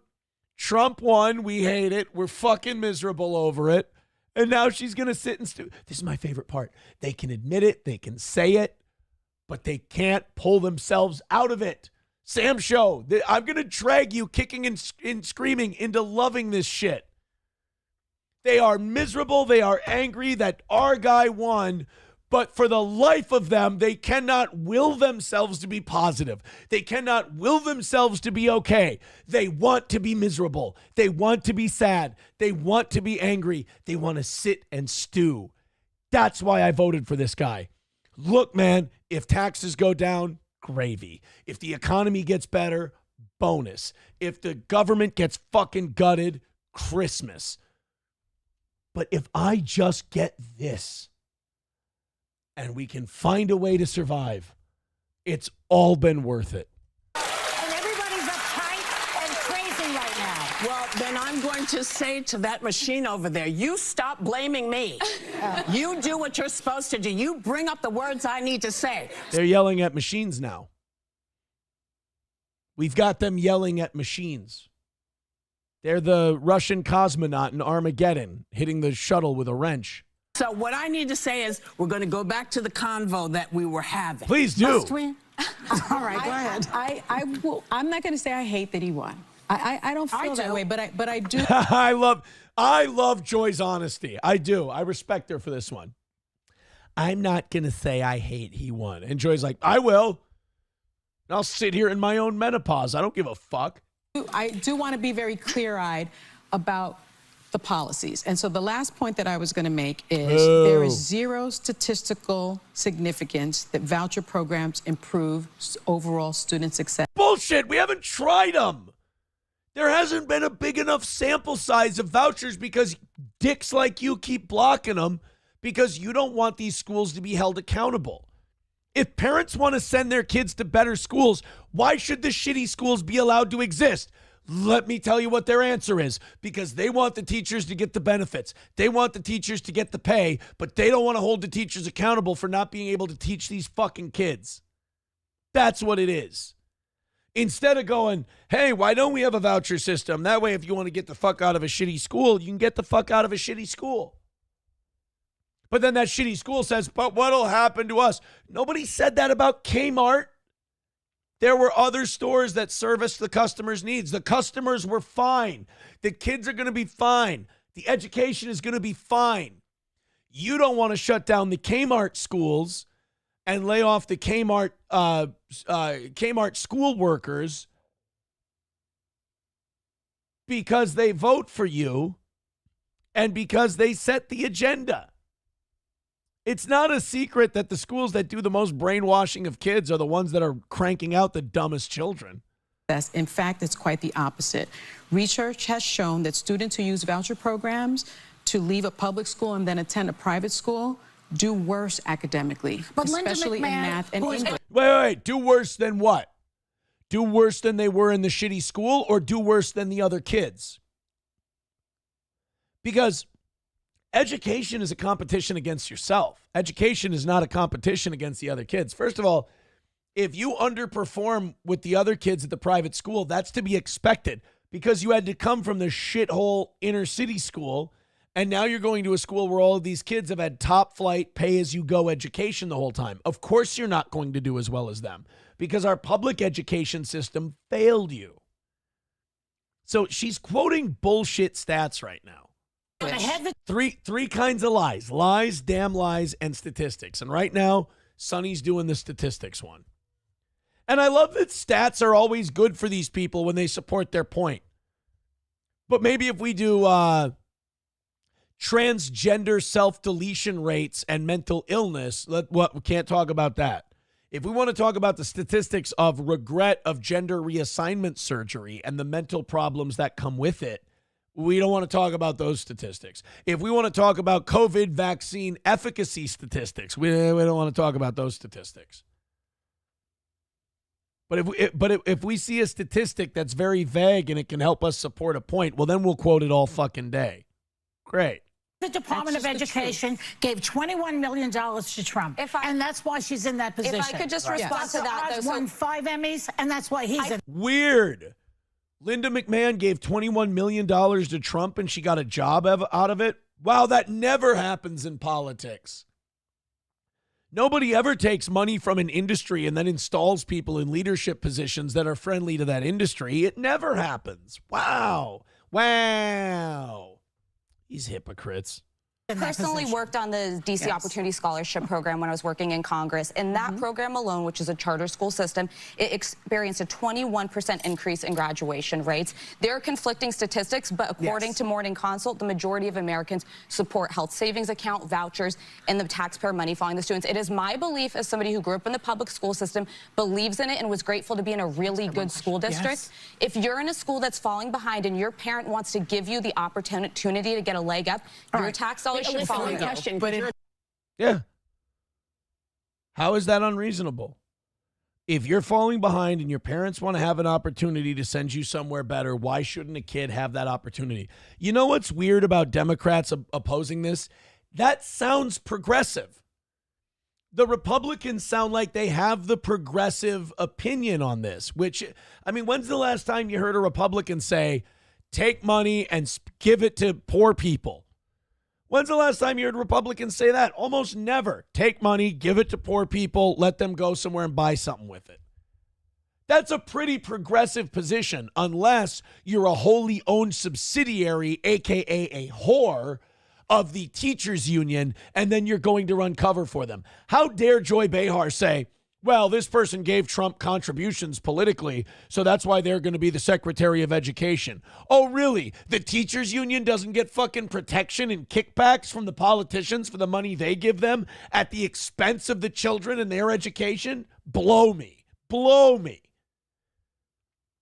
I agree with Alyssa on this one, and also I don't think school vouchers should be considered a conservative position. I think it should be considered a progressive position because it's saying to poor kids, we haven't forgot about you, and we will give you a little money to try and make things up and get you into better schools. That should be a democratic, liberal, progressive position that Republicans, oddly, are fighting against. But the Republicans are for the progressive position and the corporate Democrats are against it because they're wholly owned subsidiaries. They're the whores of the teachers union. Now, the Republicans are also doing the voucher thing to spite the teachers union because they don't like them. So they are doing it to commit a little bit of warfare against the public schools and the teachers union. Let's not pretend that what the Republicans are doing here is completely altruistic. But it's pissing off the women on The View, and I like that. A school charter person, and this is part I don't understand. Doesn't it come down to less the result and more the choice of isn't the fight for the parents to say they choose it? Is that what most people are supporting? It's simply that a parent should be able to make the best choice for their student. But I also being born poor should not force you to get a shitty education. I believe that. Like I've always told you guys, yeah, I've got things I'm right wing as fuck about. But I'd surprise you with how many progressive positions I hold. I don't think a poor kid being born into poverty should force them into a shitty school. That's not right. We should be able to help them. I also think that there are schools that are falling behind. It doesn't mean they don't deserve education, but I don't. Okay, does anybody else think Whoopi kind of did a monkey thing there? I'm sorry, Sam Show, dude. I'm having fun with The View. I love The View. Look at her. Whoopi did like an orangutan thing here. That's not a race thing. She looks like a... Never mind. But I also think that there are schools that are falling behind. It doesn't mean... Tell me that face doesn't say, ooh, ooh, ooh, ooh, ooh, ooh. If she could pat her tummy while doing this at the same time, that would be great. That's a hard one, by the way. I can do it, but rub your head and pat your tummy is difficult. You have to pat and rub at the same time. Otherwise, you fuck it up. Can you pat your tummy and rub your head? Yeah. Okay. Now, can you pat your head and rub your tummy? This is a very sophisticated program. I just want to let you guys know. I can tell you right now from my own research, patting your head and rubbing your tummy, way easier than rubbing your head and patting your tummy. That one's switching gears is a little difficult, but I got it. This is a show for retards who want to pretend they know shit. They don't deserve education, but I don't think students should be victims of a falling behind school. Their life is at stake in it. Their future, their earning potential. Whoopi went full chimp. Oh, my God. This is the great Sam Show. We would have missed this if you would have gotten your way. School, their life is at stake in it. Their future, their earning potential. She's literally... Ooh. Come on. What's funnier than this? You guys have bad taste. You went to a good school. I wasn't in a good school district. That's the inequity. But where did you go to school? She's like, no, y'all, I just wanted a banana. The South, in the South, I had to start school in the South Bronx projects. That's but then didn't you get to go to a private school? Here's what's interesting to the Whoopster. The Whoopster, oh boy, Whoopster Mania is about to run wild. Well, you know something, dude. Let me tell you something, Jack. The black woman wants to talk, man. She's been shaking around like an orangutan in a tree, brother, for a long time, man. And she's trying to say, that the half-black lady and the racially ambiguous conservative chick dude are wrong on school choice, brother. What you gonna do when the whoopster's dimpled ass runs wild on you? Don't make me shut this bad boy down again. All right. Oh, shit. Whoopi's about to start slinging crack up in this bitch. Look at them. Look at these two. Look at like scolded children. Whoopi's like, don't make me shut this down again. And they're like, okay, yes. They're like John Candy in Stripes. When Laura Kett goes, shut up. He goes, okay, sir. People make the decisions they can make about what they can do. It's fucking deep, bro. Penny saved is a penny earned, you guys. Bird in the hand is worth two in the bush. People make the decisions what they can do. Oh, no. I almost killed the stream. Yeah, I guess to some of you, I should say you're welcome. Ooh, that was close. The problem with the school system is we allow failing schools because we don't bolster them. We don't pay teachers. Why would you bolster a failing school? It fucking sucks.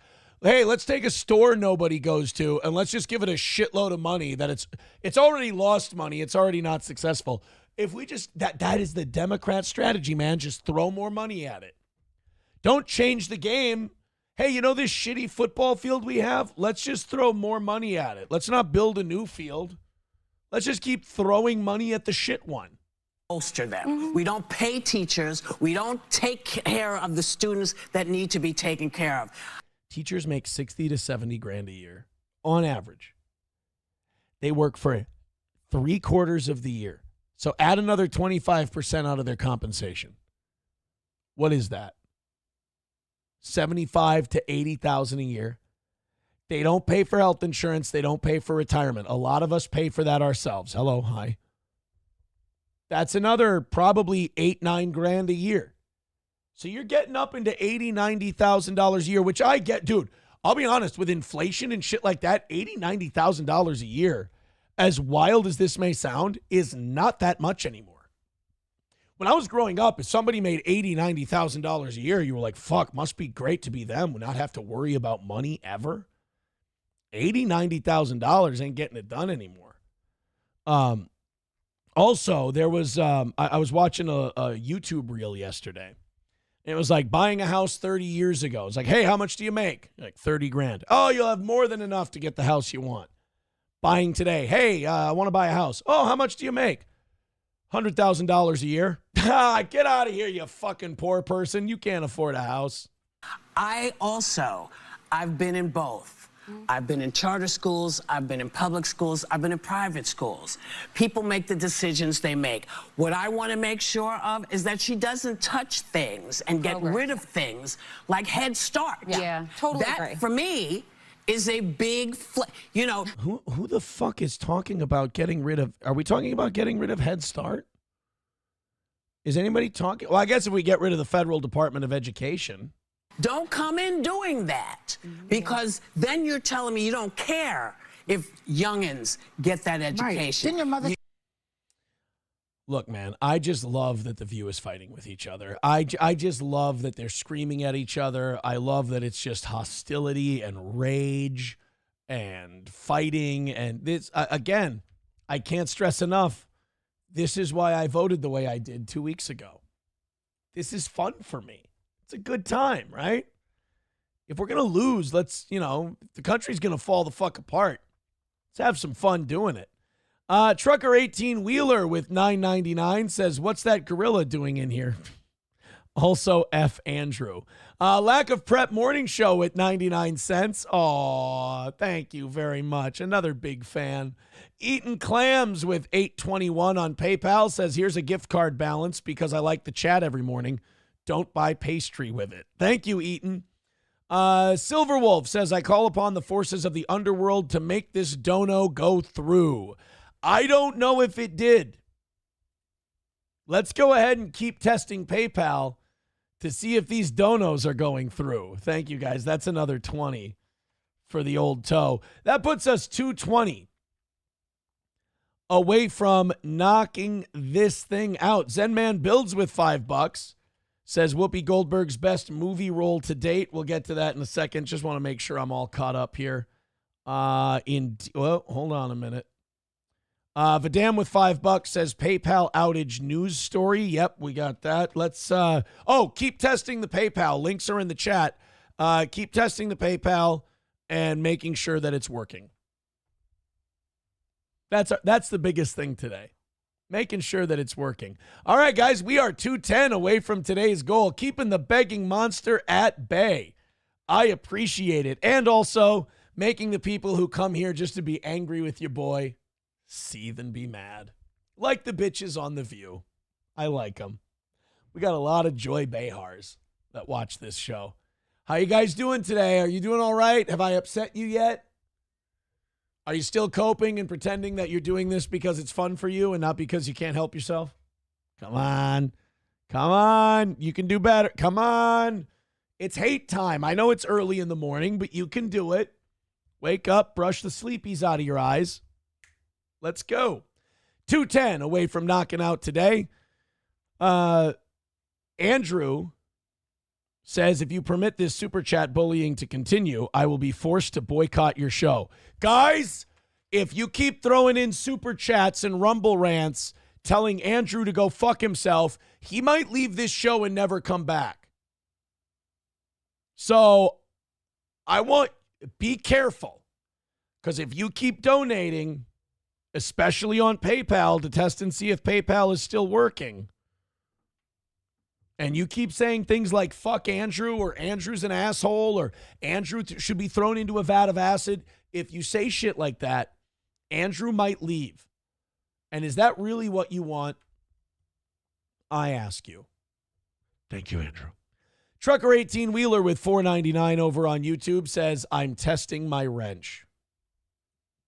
I love thinking about the people who go, why would you give this guy your money? You guys aren't self-aware. It's actually to watch you seethe most of the time. All right, somebody sent me this story. I can't remember who it was, but they donated to send it, so we're going to go over it. They sent it with the caption, quote, everybody is going to jail. That gets my attention. Israeli Prime Minister Benjamin Netanyahu, and you guessed it, a Jew, has condemned the International Criminal Court's arrest warrant against him. Ooh. Saying Israel rejects with disgust and the absurd and false allegation or false actions. Look, man, Benjamin Netanyahu and the Israelis have done enough to raise the ire of the international community. And I hate that you can't bring that up without Israel defenders going, yeah, but what about Hamas and Hezbollah? Whoa. We know that Hamas and Hezbollah are terrorists. We know that they're dog shit. But you guys, for some reason, get a pass. And I can't help but thinking that you get a pass because we're footing the bill. And a couple other reasons that Sam Show might point out. But this idea that if you point out that Israel behaves recklessly in war, that there's this unwritten rule that you have to say something bad about Hamas and Hezbollah while you do that. Fuck that. That's gay. No, you don't. You can just say, wow, Netanyahu's like bordering on a war criminal. Well, what about Hezbollah and Hamas? Yeah, they're bad too. Now address what I said. The International Criminal Court issued arrest warrants on Thursday for Israeli Prime Minister Benjamin Netanyahu, his former defense minister, and Hamas officials. See? Accusing them of war crimes and crimes against humanity over their 13-month war in Gaza and the October 2023 attack on Israel, respectively. Well, see, now, what's not fair about this? And the person who sent this super chat in and sent this message, they said everyone's going to jail. Now, the International Criminal Court never, I don't think they actually arrest heads of state and like throws them in jail. This is all very performative, you know? But you can't say that they're biased. You can't say that they're doing this out of malice for Israel, and you can't play your favorite card, which is the anti-Semitism card, because they're saying that Hamas and all that They're saying that they're shitty too, and they're indicting them on charges. They're accusing all of them of war crimes and crimes against humanity over the 13-month war in Gaza and the October 2023 Israel attack. The decision turns Netanyahu and the others into internationally wanted suspects and is likely to further isolate them and complicate efforts to negotiate a ceasefire to end the fighting. But its practical implications could be limited since Israel and its major ally, the United States, are not members of the court, and 2 of the Hamas officials were killed in the conflict. Well, since Netanyahu killed 2 of the people that they wanted, I mean, does he maybe get a reprieve since he's technically helping? Netanyahu and other Israeli leaders have condemned International Criminal Court Chief Prosecutor Karim Khan's... Oh, well, Karim Khan might be a little biased too. You guys like Karim Khan? Like if you have steak and mashed potatoes and all that, a little Karim Khan is pretty good. It's pretty tasty. I don't like Karim Khan all by itself. I mean, just like, and you can't use canned Karim Khan. You got to make your own Karim Khan. You got to use your own recipe. You got to play around a little bit. Can't just Karim Khan out of the can. I mean, get the fuck out of here. What are we, a bunch of savages? Now, by the way, Netanyahu and Israel have condemned the International Criminal Court Chief's request for warrants as disgraceful and what else do you think they called it? Anybody? What do you think the Israelis called it? So, the Israelis are being charged with international crimes, but they're saying that the international court is being disrespectful and... Now remember, they're criticizing Israel, so it can't be that Israel actually did something wrong, or Israel is open to criticism. You guessed it, Helgi, anti-Semitic.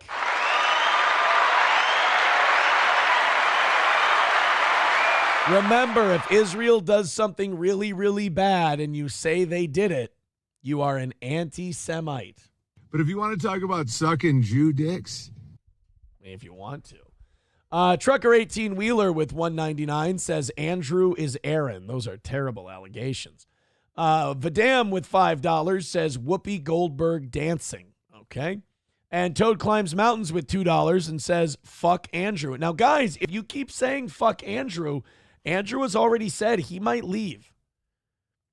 He doesn't need you guys giving him shit.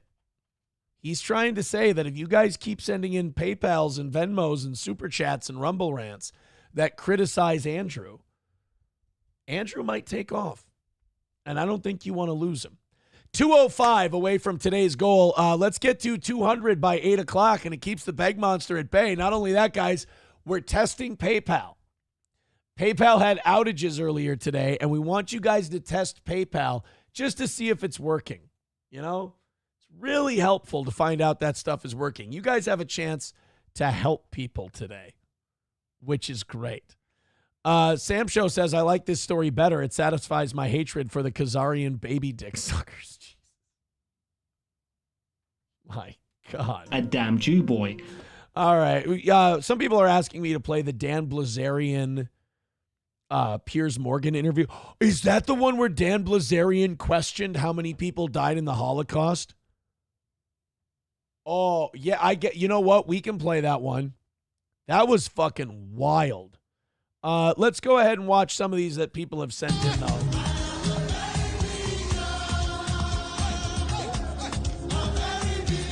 Okay, there's Whoopi Goldberg dancing.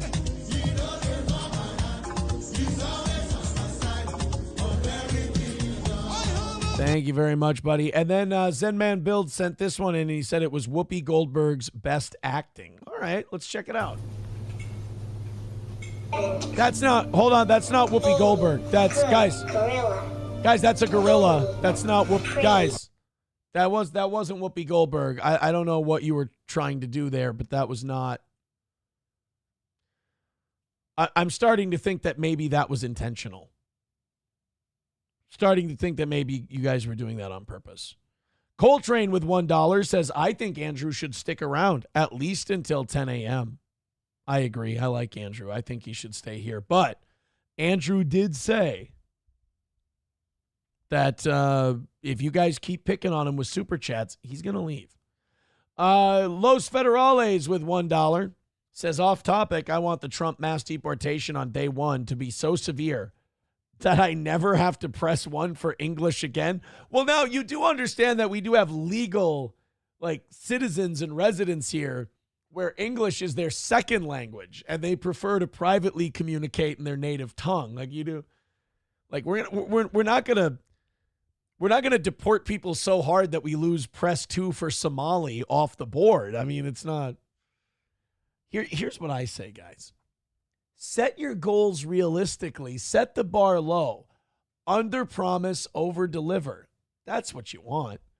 Anders with $1 says, another day, another show of Aaron spewing terrorist propaganda. Is it terrorist propaganda, though? Like, is it unfair to say that both Israel and Hamas are committing crimes against humanity, that both of them have taken this thing too far? Is that really that far off? Am I that wrong? Maybe I am that wrong. Maybe I am getting this thing. Maybe I am seeing it through the wrong set of glasses. But I don't know. Like, to me, Anders, I think Hamas and Hezbollah, I think their methods of voicing their dislike of Israel's settlement policies is violent. I think it's evil. I think it's bad. I also think that the way Israel responds is callous towards women and children and innocent people, and I think they treat Arabs like second-class citizens. Both of those things can be true, in my opinion. By the way, Pistachio correcting me, it's Bilzerian, not Blazarian. I apologize. I never got into that guy. That sounds gay. I didn't, though. Like, everyone thought he was like the coolest guy 10, 15 years ago. And I never really knew what he was about. I didn't know what his thing was. But he went on Piers Morgan the other day. And Piers did the thing you're not supposed to do. Piers Morgan did the thing where he asked a guy who's critical of Israel how many Jews died in the Holocaust. Don't do that if you don't want to hear the answer. Piers Morgan calls out Dan Bilzerian as a brazen anti-Semite. All right, I want to find the clip. I watched Dan Bilzerian's anti-Semitic rant on Piers Morgan, so you don't have... No, I don't like that. Let me watch it for myself. Let me make my own decisions. I'll go to Twitter to find this. Because YouTube, everybody wants to put their fucking spin on it, for or against Dan Bilzerian. I want to see this. Here we go. Ooh, good 2-minute clip. Perfect. Here we go. Let's see what... Now, Dan Bilzerian, if I'm not wrong, they kind of found out that he was a bit of a scammy guy, or like he wasn't what he advertised himself to be. And then he kind of went underground a little bit, and then he kind of came back with the men should be men bit, and he's starting to make a little bit of a comeback. Let's see. Let's see what the guy has to say on Piers Morgan. Religion that says that they're better than other people. And what's that? Well, you do. You obviously do. It's blatant. No one watching this will draw any other conclusion. I'm staggered about how brazen you've been. Yeah, I mean, I don't like it when people think they're better than other people. And you see that in Israel, and they're acting like that, and they're treating Palestinians like second-class citizens. They're treating... I mean, he's not wrong, but... like subhuman beasts, and it sells that in their Talmud. So it says if you are not a Jew, that you are basically subhuman. And we're going Talmudic, huh?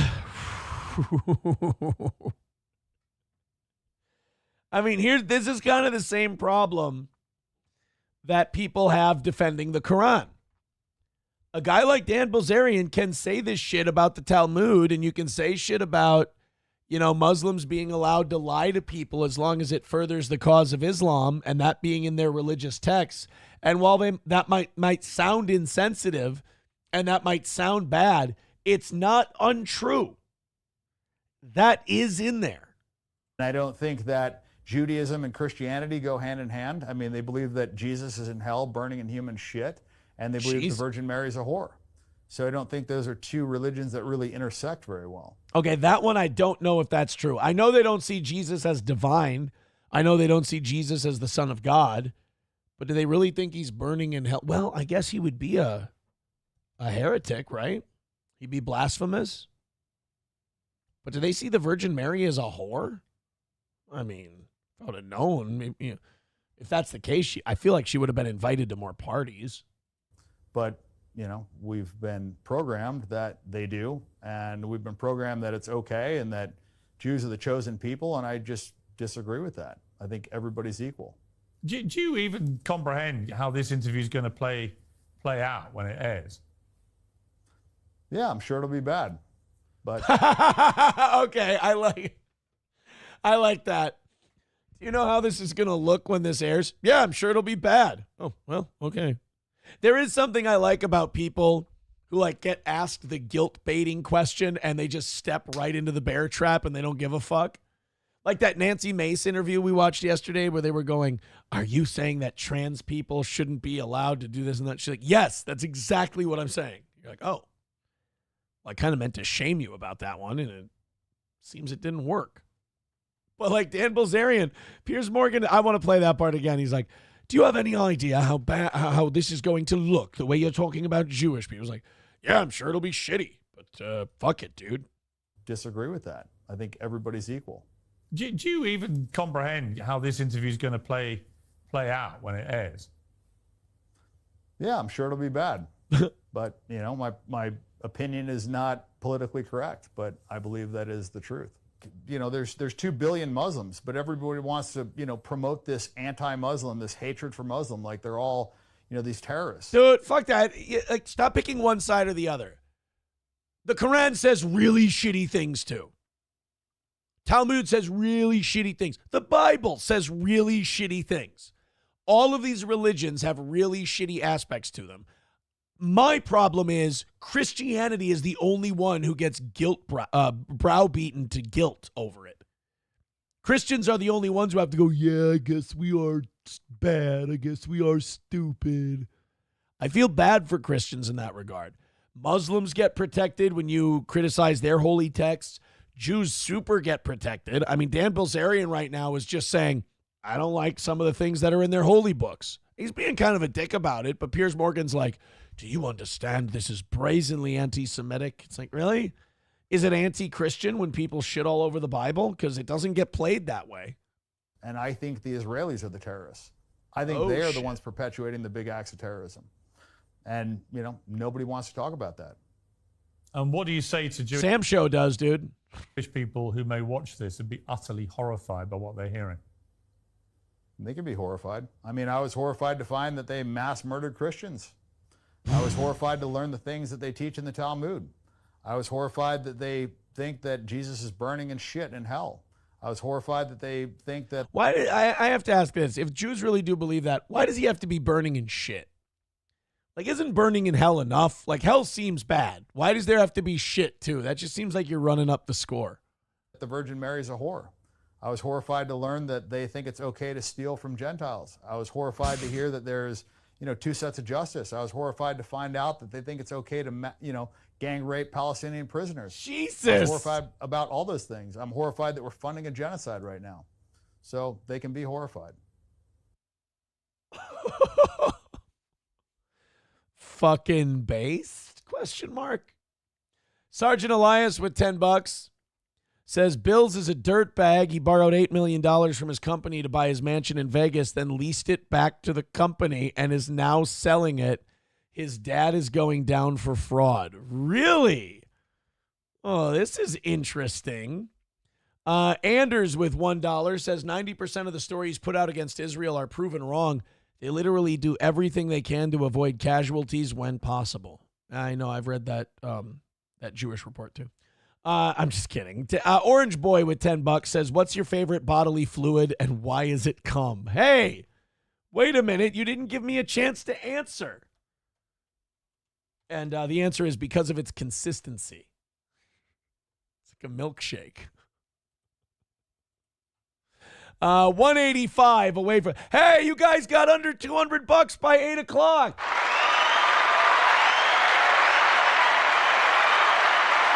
That's fantastic. You guys are keeping the begging monster at bay today. 185 away from today's goal. Keep it going. Keep testing PayPal to see if it's back up and running. We appreciate that. And remember that if you contribute Super Chats or Rumble Rants and you're shitting on Andrew, Andrew has threatened that he will leave. So I want to, I want to make sure that this is a friendly place for everyone. Thank you guys very much. $185 is the goal now. You guys are doing great. You're staying on schedule. We took an L last night of 120. It feels so good to know that every once in a while we can take those now. Every once in a while we can lose. I just want you to let me know next time that we're only going to do about $50 in an evening show, because then I'll take the night off. That would have been, although yesterday the weather was shit. I don't know what I would have done. All right, you ready for this one? So now this is the Blazarian clip that got a lot of attention. This is the one I even heard about on YouTube when I was at the gym yesterday. I had my headphones in. Someone was talking about it. And I'm like, holy fuck, he didn't really say that, did he? This is Dan Bilzerian on Piers Morgan talking about the Jews. And Piers decided to ask him about the Holocaust. Now, before we play this clip, somebody in the Rumble chat asked me about the Holocaust. Say, Aaron, how many people do you think died in the Holocaust? And I'll give you the two ways you're allowed to answer that question. Say, Aaron, how many people died in the Holocaust? And I know there's a delay on Rumble, but we'll get the questions here. Just ask me, Aaron, how many Jews died in the Holocaust? And I'll show you the answers you're allowed to give. All right? Gray Duckling with $5 says Aaron's favorite liquid is cum because it's sanitary and he likes the taste. Thank you, buddy. Das Optic Nerve says Holocaust death toll. Go. 6 million, maybe more. They might have undercounted the fucking thing. And now somebody too writes, Aaron, how many people died in the Holocaust? I don't. However many you say, sir. Those are the two answers you're allowed to give. And by the way, somebody, don't act like I didn't see your actual question. Aaron, how many people didn't die in the Holocaust? Yeah. Andrew says, thank you, Aaron, for sticking up for me. The hostile super chats seem to have stopped, so I will give you another chance. You guys, thank you so much. Andrew really appreciates that you guys haven't been sending in as many mean super chats about him now, and he's willing to give us another chance. So remember, if you keep super chatting mean things about Andrew, he might leave. Remember that. All right, so now I've told you what the right and wrong answers are to how many people died in the Holocaust. Let's see if Dan Bilzerian followed my instructions. And you said on Patrick Bet-David's podcast as well, they play the victim card so effing much about Jewish people. I mean, do you not understand why Jewish people might feel a sense of victimhood, given that 6 million of them were killed in World War II by a genocidal monster in the Holocaust? Do you not understand? That is not how we talk about Franklin Delano Roosevelt. Oh, he meant Hitler. Sorry. Understand why that might make Jewish people feel that, yes, they have indeed been victims. Here, let me tell you what the wrong answer to this is. You can give a whole host of answers to this question. The wrong answer to this question is debating whether or not 6 million people died in the Holocaust. If I could tell you what the most unproductive answer to this question would be to foster an open and free conversation with old Nipple T over here. Can somebody turn the heat up in Bilzerian's studio? It would be Piers, I don't think 6 million were killed. Here we go. Victims. Yeah, I mean, that figure's been revised, but...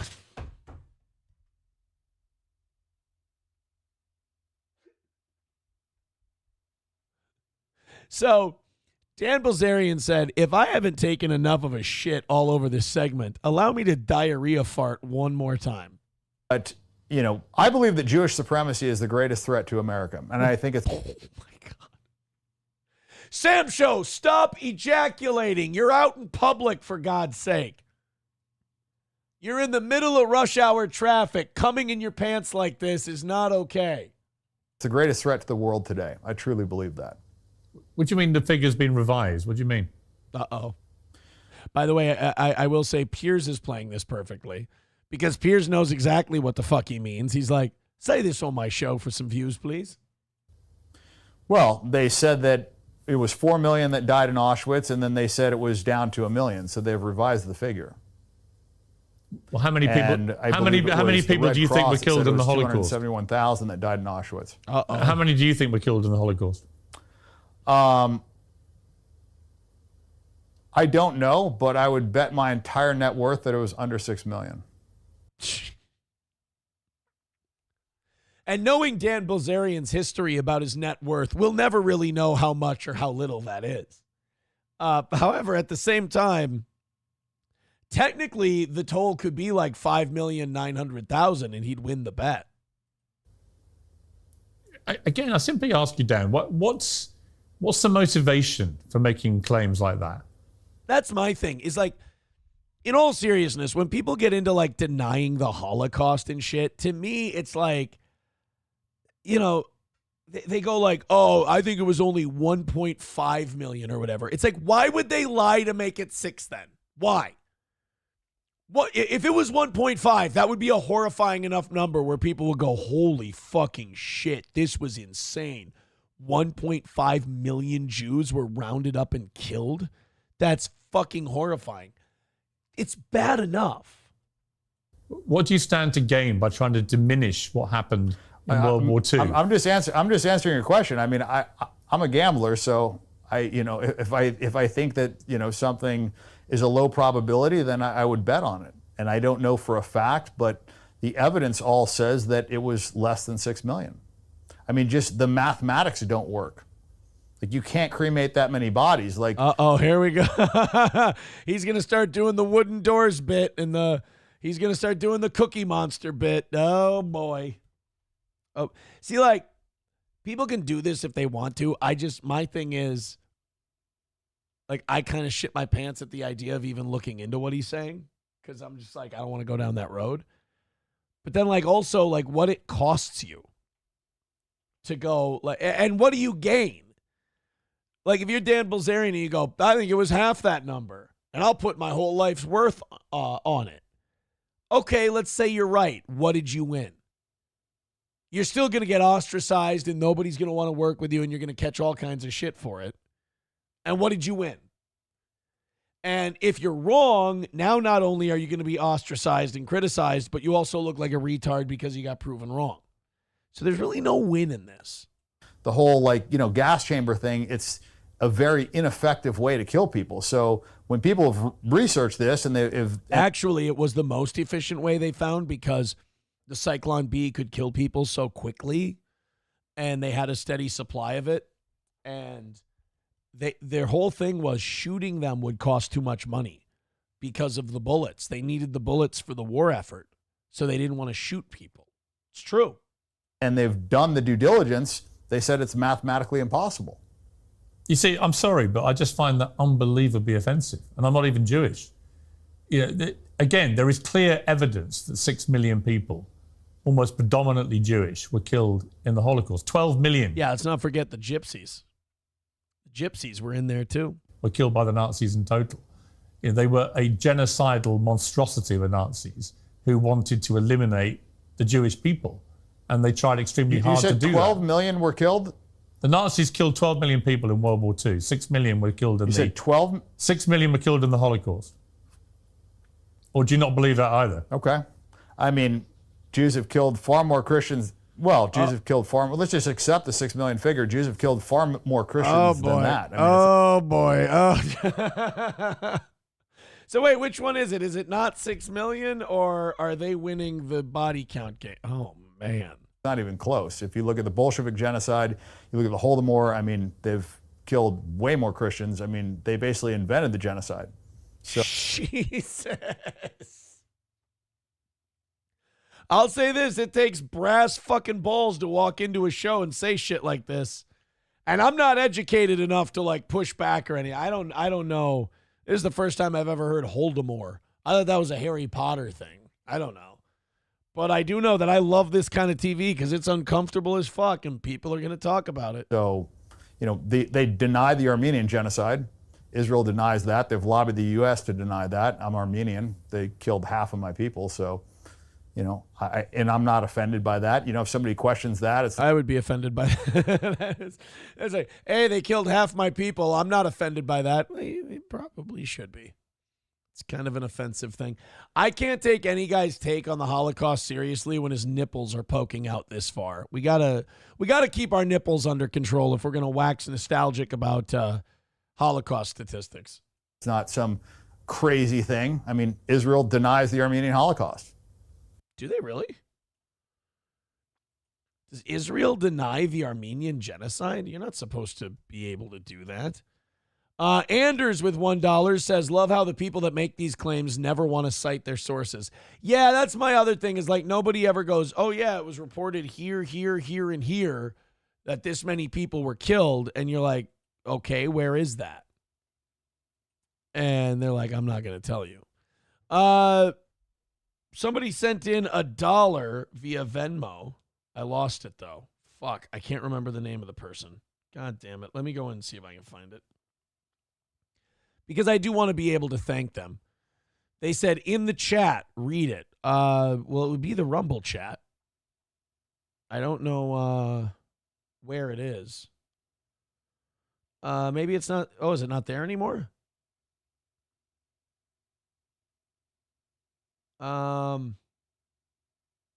It's today the 21st. Oh, comments in the chat. Read it out loud. From Adam. I don't see it. You gotta tell me who the comment would be from. Adam. And it's got to be the Rumble chat. The Rumble chat, my man. Thank you for the $1, though. We are 185 away from today's goal. Let's go ahead and knock this thing out. Let's get it to 100 by 9 o'clock. Keep testing PayPal. Keep making sure PayPal's working this morning. I appreciate that. Keep the beg monster at bay and get us to $100 by 9 o'clock. Thank you very much. All right. Well, there's the Dan Bilzerian deal. Holy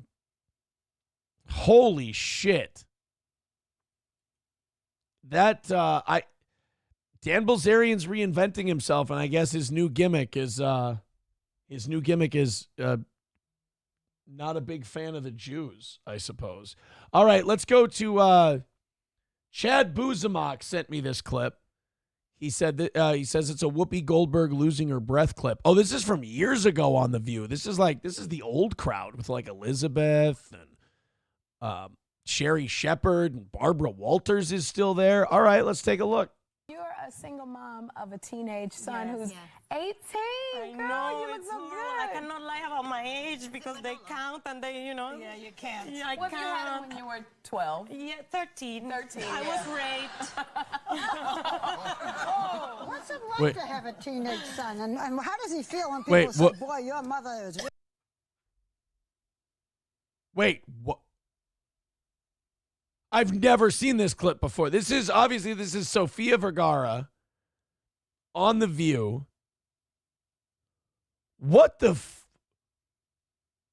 was she serious and she laughed about it, or was it like she was Joe like, I was 13, I was hard, right? Yeah, that's weird. What the fuck? Whoopi's the only one who has the right reaction to it. The rest of them are just like, tee-hee. You're a single mom of a teenage son who's 18. Girl, you look so God, she's so fucking hot. Sofia Vergara in her 30s. Is she? I think she's still hot now. I'm not really sure, but Modern Family first 2-3 seasons, Sofia Vergara is fucking smoking. I cannot lie about my age because they count and they, Yeah, you can't. Yeah, I what can't. You had when you were 12? Yeah, 13. 13. I was raped. Oh. What the fuck, dude? Wrong way to react to that statement. They count and they, Yeah, you can't. Yeah, I what can't. You had when you were 12? Yeah, 13. 13. I was raped. Oh, what's it like to have a teenage son? Look at Whoopi's got the right. That's the right reaction. Like, we're just moving on? Like, Barbara Walters is so fucking old and decrepit at this point. She's given so many interviews that she just doesn't listen to people anymore and just moves on to the next thing. I was 13. I was hard. Ha ha ha ha ha. And Whoopi's like, slow down, child. And how does he feel when people say, boy, your mother is really hot? Jesus. Yeah, 13. I was raped. Oh, what's it like to have a teenage son? And how does he feel when people say, boy, you're... Whoopi's like, am I the only one who's not letting that go?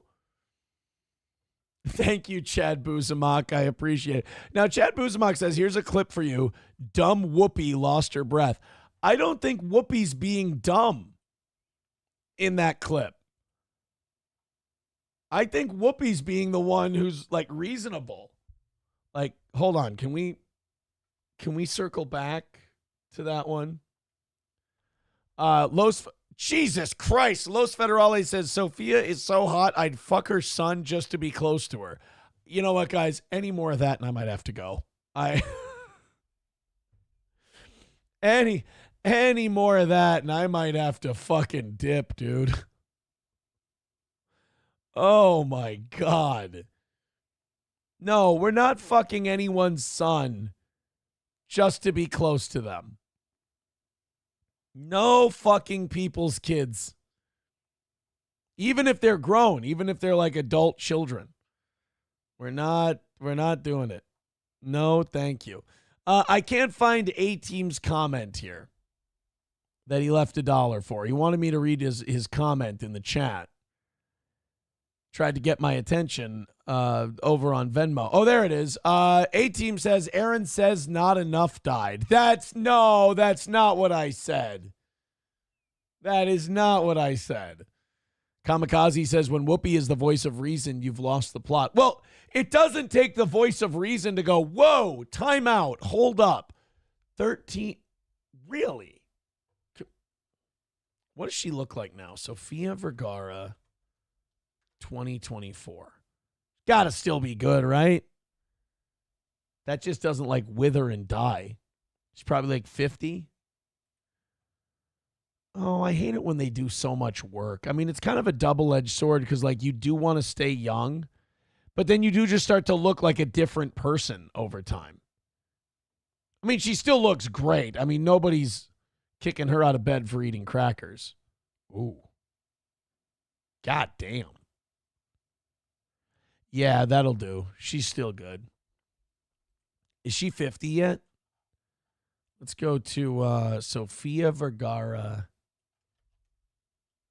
Age. She's 52. Wow. 52 and still hot. Wow. All right, guys. 185 away from knocking it out today. Thank you very much. Keep contributing. We appreciate it. And remember, if you're not nice to Andrew with your super chats, he will leave. Oh, guys. Oh, boy. Do you believe in conspiracies? Like, have the last 4 or 5 years made you more open to the fact that maybe the government is pulling a lot more strings than we think they are? Can I take you back to January 6th for a minute? Is that going to upset you? Because I know it's the Civil War times 9/11 divided by Pearl Harbor. But we found out something this week about January 6th that's probably going to frustrate you even more than anything else you've heard about January 6th. Because like we've heard that the police were set up and the Democrats kind of wanted to make this happen. And the Ray Epps thing, you know, where he's clearly a plant trying to get people to raid the Capitol, and it worked. He was texting his son like, I caused this and all that shit.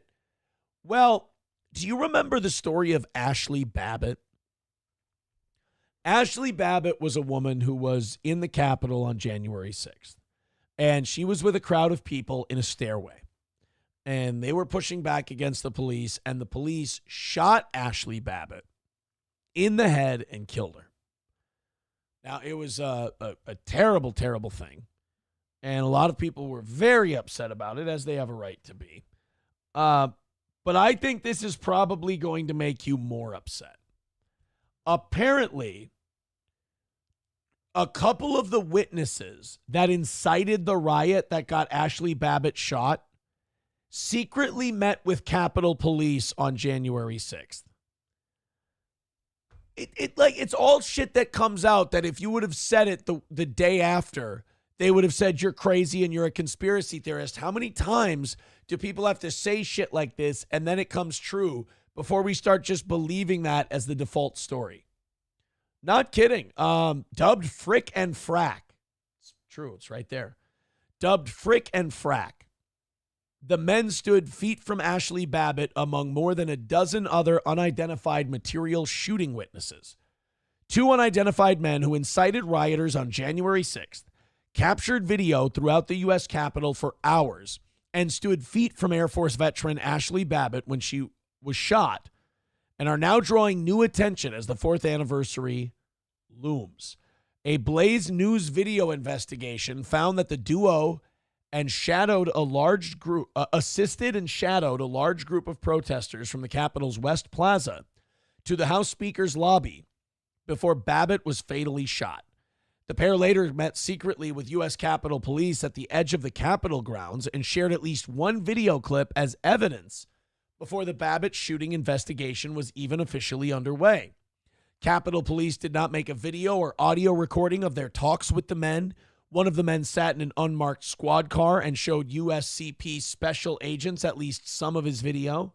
Footage reviewed by Blaze News. So, to me, this smacks of either inside job, Fed plant, or asset.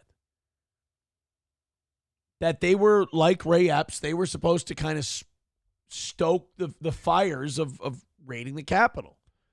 The men have been the subject of intense social media speculation for some time. They warranted just a few paragraphs in the now closed Babbitt shooting investigation conducted by the D.C. Metro Police Department. Now, it's interesting because Frick and Frack are the only ones who had video. And they only got a couple of paragraphs in the report about Ashli Babbitt's shooting. Again, normally I wouldn't say, wow, they were government assets. Wow, they were plants. Wow, they were there to stir things up. But I've seen too much lately to not believe that. Now, the men have long been considered important material witnesses in the killing of Babbitt. They have not been publicly identified, arrested by the FBI, or charged by federal prosecutors. Remember, they were in the Capitol. They were part of an event that caused officers to fire on the crowd and kill someone. And these guys have never even been publicly identified, never been arrested, never been charged. Just like Ray Epps was never brought in to face jail time or anything like that. As the FBI January 6th arrest totals heads towards 1,600, so 1,600 people got arrested. These 2 didn't. And they showed video and they were there telling people that they need to go to the Capitol, doing the same shit Ray Epps was doing. I'm not saying these guys definitely got Ashli Babbitt killed, but they played a role in it, and they may have played a role in it following orders from the deep state. As the FBI January 6th arrest total heads towards 1,600, it's not fully clear how aggressive the Bureau will continue to be in the wake of former President Donald J. Trump's landslide reelection. Now, Trump has said that he's going to pardon a lot of the January 6th people. Didn't he say day one? We'll see if he keeps that promise. The FBI recently arrested a 74-year-old cancer patient for nonviolent January 6th misdemeanors. So, guys who literally were part of the unrest that got Ashli Babbitt killed, those guys never arrested, never charged, never publicly named. But some poor 74-year-old rotting of cancer, they have to go and arrest him. Like I said, man, something doesn't smell right. Something's not sitting right with this whole thing. Chevy fan says Ashli Babbitt was never shot. It was all staged. Shit. Somebody asked Dan Bilzerian. West Coast Patriot Girl says, I agree. I saw a pic of her on the ground posing like she was shot, but smiling. And then All You Can Eat Negro says, well, it hit her in the tickle bone. Oh. I love how he says it as though that's like medical and that's official. He's like, well, no. You see, it hit her in the tickle bone, and that's, Big part of the problem. Gustav is back. What's up, Gustav?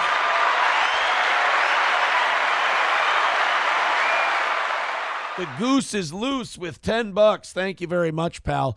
I saw Chad Zumach was on his show, and he was criticizing Gustav for giving us money. Gustav, I want to, for the record, I don't care if you give me money, Kevin money, Chad. I want you to support all of your favorite creators. You know? Support them all.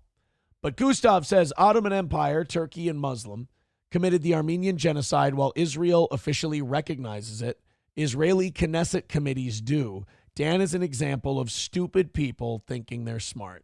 Yeah, you could tell when Dan was talking to Piers Morgan that he was kind of trying to be an edgy boy a little bit. There was a lot of that to it. I don't know. I don't understand the point of going into that shit that Dan Bilzerian's going into.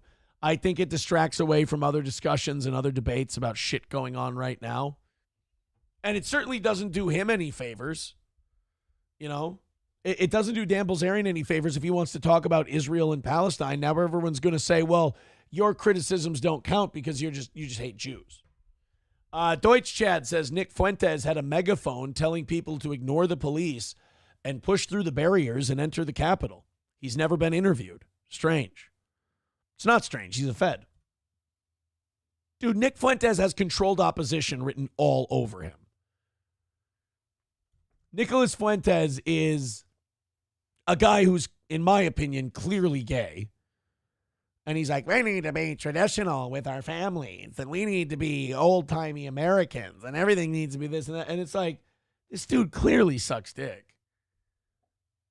And, like, that's going to be, I think he is a plant. I think he's a Fed who's supposed to make young conservative men look dorky and make young conservative men look like guys you don't want to be. Because I don't think the powers that be want college kids being Republican, because then they're fucked. So if they can put a young guy out there like Nicholas Fuentes and just make him a complete dork and a buffoon, then they'll be like, oh, hey, by the way, college kids, if you're a conservative, you're like this guy. And they'll be like, this guy's a fucking dork, though. So I would agree with the Nicholas J. Fuentes as a Fed thing. 175 away from today's goal. Hey, guys, we're getting close. Let's get to 100 by 9 o'clock, huh? Let's drop the big bombs now on PayPal, Super Chats, Rumble Rants, and everywhere else. Let's knock out that 175 and call it another win for the toe. And, make sure that PayPal's working. While we're opening up our next hour's worth of stories, let's talk about our friends at All Care Towing. 320-253-5203. For All Care Towing of St. Cloud. Our pals at All Care are there to pick you up, man. It was really slippery last night. Really, really slippery. And the slipperier it gets, the more you're going to end up in the ditch, the more accidents you could have. It happens to the best of us. Use our friends at All Care Towing when it does happen. 320-253-5203 for All Care Towing. Midland Armory in downtown Foley, midlandarmory.com. Our pals at Midland Armory have all of your needs when it comes to hunting, personal protection, or sports shooting. They also have knives, optics, parts, and gear, and so much more. Get your questions answered by our friends at Midland Armory in downtown Foley, Minnesota. That's midlandarmory.com. There's the website, midlandarmory.com. Again, check it out. Ask Derek and Tracy any questions you might have, and let them know that you're interested in some of the items that they may have right there on the website. You can order online at midlandarmory.com or go check them out in downtown Foley at Midland Armory. Also, Stoney's Bar in downtown Rockville. Stoney's, where you can go and you can get your $2 cans tonight. You can also see live music on the weekends, watch the Vikings game, go there for a Timberwolves game, the Gophers playing Penn State this Saturday afternoon. Go see it all at Stoney's Bar in downtown Rockville. Try their ultimate Bloody Marys, play a little pool, play a little darts, enjoy the live music on the weekends. It's the best. Stoney's Bar in downtown Rockville. All right, let's get into this news story. A woman was mauled and killed by a dog in Boston. The dog also hurt 3 others in the attack and had to be put down. Anybody? Before I hit play, I'm going to let the Rumble chat run for a little bit here. Just out of curiosity. Seeing what everybody thinks. What do you think? Kamikaze, why would you say it was a pit bull? Why? I don't understand. Why would you guess that? You know what? I'm going to hit play on this news story, and I hope you all feel really, really silly about the kind of things you're saying. A deadly dog attack in Roxbury. We've learned the dog involved was put down. Police say the dog attacked several people last night. 1 woman was killed. This all happened inside a home on Denison Street last night. The house is owned by prominent Boston civil rights leader Gene McGuire. Boston 25 News reporter Bob Ward live in Roxbury. Bob, it's just so tragic, this story. It really is. The victim. Yeah, it's a really tragic story. Here's where I'll give pit bull owners a little bit of credit here. I always love it when the news goes like, Bob, this is a terribly tragic story, blah, blah, blah, blah, blah. Yeah, and if it's a pit bull attack, though, you want to report on it because you know people like me will play it a million times and go, yeah, fuck these dogs, these pieces of shit. And then other people go, well, you understand it's the way they're raised. They're not just violent dogs. Like, you know this is going to get people talking. You're not reporting this because, oh, it's so sad and tragic. And listening to you guys put on your fake sad voices, like, it's really gross because we all know it's performative. The victim here has been identified as 73-year-old Geraldine Brady McGinnis. She and her husband were attacked by their own dog, one of their dogs, a pit bull mix, right here in their apartment last night. What if we've had it wrong this entire time and it's actually the things that are mixing with the pit bulls that are fucking everybody up? Like, if you get a pure breed pit bull, it's just like a Staffordshire. Like, you just get a purebred one, and they're like the sweetest, nicest dogs ever. But there's something about their blood where as soon as you introduce, like, a boxer into it, they're like, I'm going to fucking kill somebody. Now, I know that's not the case, and I will continue on with my pit bull hatred. And, by the way, it's not pit bull hatred. I'm just trying to keep you people from owning one of them. Like, a pit bull should come with a ticking clock that you can't remove. Where, like, you buy the pit bull, and the minute you buy the pit bull, they hit start, and you just hear tick, tick, tick, tick, tick, tick, tick, tick, tick, tick, tick, especially when, like, children are around. You know? Just keep that clock ticking, because you never know. Also, 2 Boston police officers who responded here were also bitten by the dog. Tonight, Gene McGuire remembers her friend as a wonderful person. A neighbor's home surveillance. Shitty dog fighter, though. Video capturing the chaotic scene on Denison Street as it unfolded Monday night. The video showing the moment 2 Boston police officers responded to the house. The dog, a pit bull named Deuce, bit both police officers. Jesus. Boston police shot. So he was still hungry. It must have been a really skinny chick he attacked. The dog. 3 other pit bull mixes were removed from the apartment. Inside the. See, now that's just asking for trouble. I know that a lot of us disagree on the pit bull thing. But I think we can agree that if you've got that many in your house, you're begging for trouble. One of them is one thing. 4 of them? Come on. The house, police found longtime resident Geraldine Brady McGinnis mauled. This is Geraldine from an interview I did with her in 2022. She had severe bite injuries to one of her arms. She was rushed to the hospital where she died.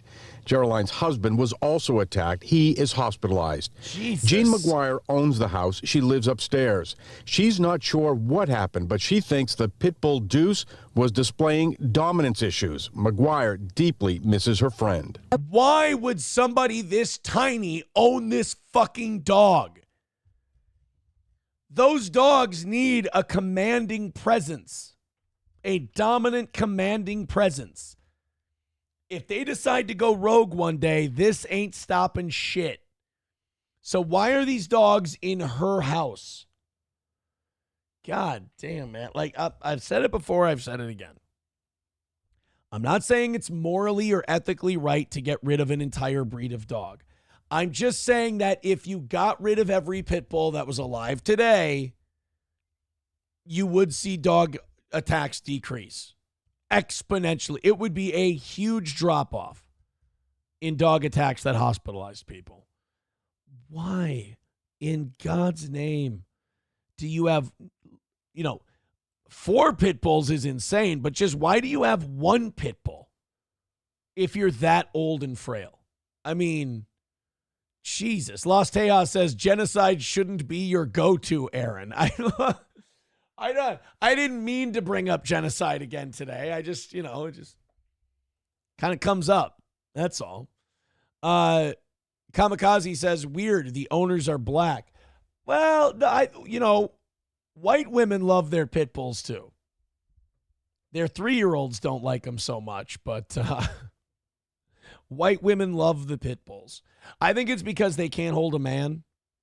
So, like, the pit bull's going to be their man, their protector and all that stuff. Like, see, it's like their way of saying, see, I told you it was the guy's fault. I told you my boyfriend was the one wrong in our relationship. This pit bull loves me big time. Nuga with $3 over on YouTube says, so Nick Fuentes and Chrissy Mayer are feds. No, I don't think Chrissy's a fed. I don't think she's a fed. I don't think they'd particularly see her as an asset. Although she's got to get back on that right-wing grift. She tried to be on that, sweep for Nick grift. Did she really say that she thinks I corrupted him? Is that something people are just saying to fuck around? Because I don't watch her, I don't listen to her, because I've found her to be completely disingenuous and at least, at the very most disingenuous, at the least gullible, to the point of being a stereotypical sucker as a girl in this whole deal. She's been snowed and lied to this entire time. But if she really did say that I corrupted them, then my message is very simple. Chrissy Mayer's dead to me. If she didn't say that and you guys are just fucking around, then disregard. But if you're like, Aaron corrupted, like, are you out of your fucking... The one guy who's admitted fault and actually, taken responsibility and apologized and tried to live a better life and not been a fucking junky liar? You're going to say I'm the one? Yeah, if that's the case, if she said that, fuck her. Like, that's retarded. That's fucking dumb, and it's disgraceful to say something like that. It's just you sweeping so hard that you have to lie about somebody else. But I will say, if she didn't say that, then she probably thinks there's some clout to be had off of it, even though there's not. That clout is dead. And she doesn't want to burn the bridge. She doesn't want to burn a bridge that could potentially be clout, essentially.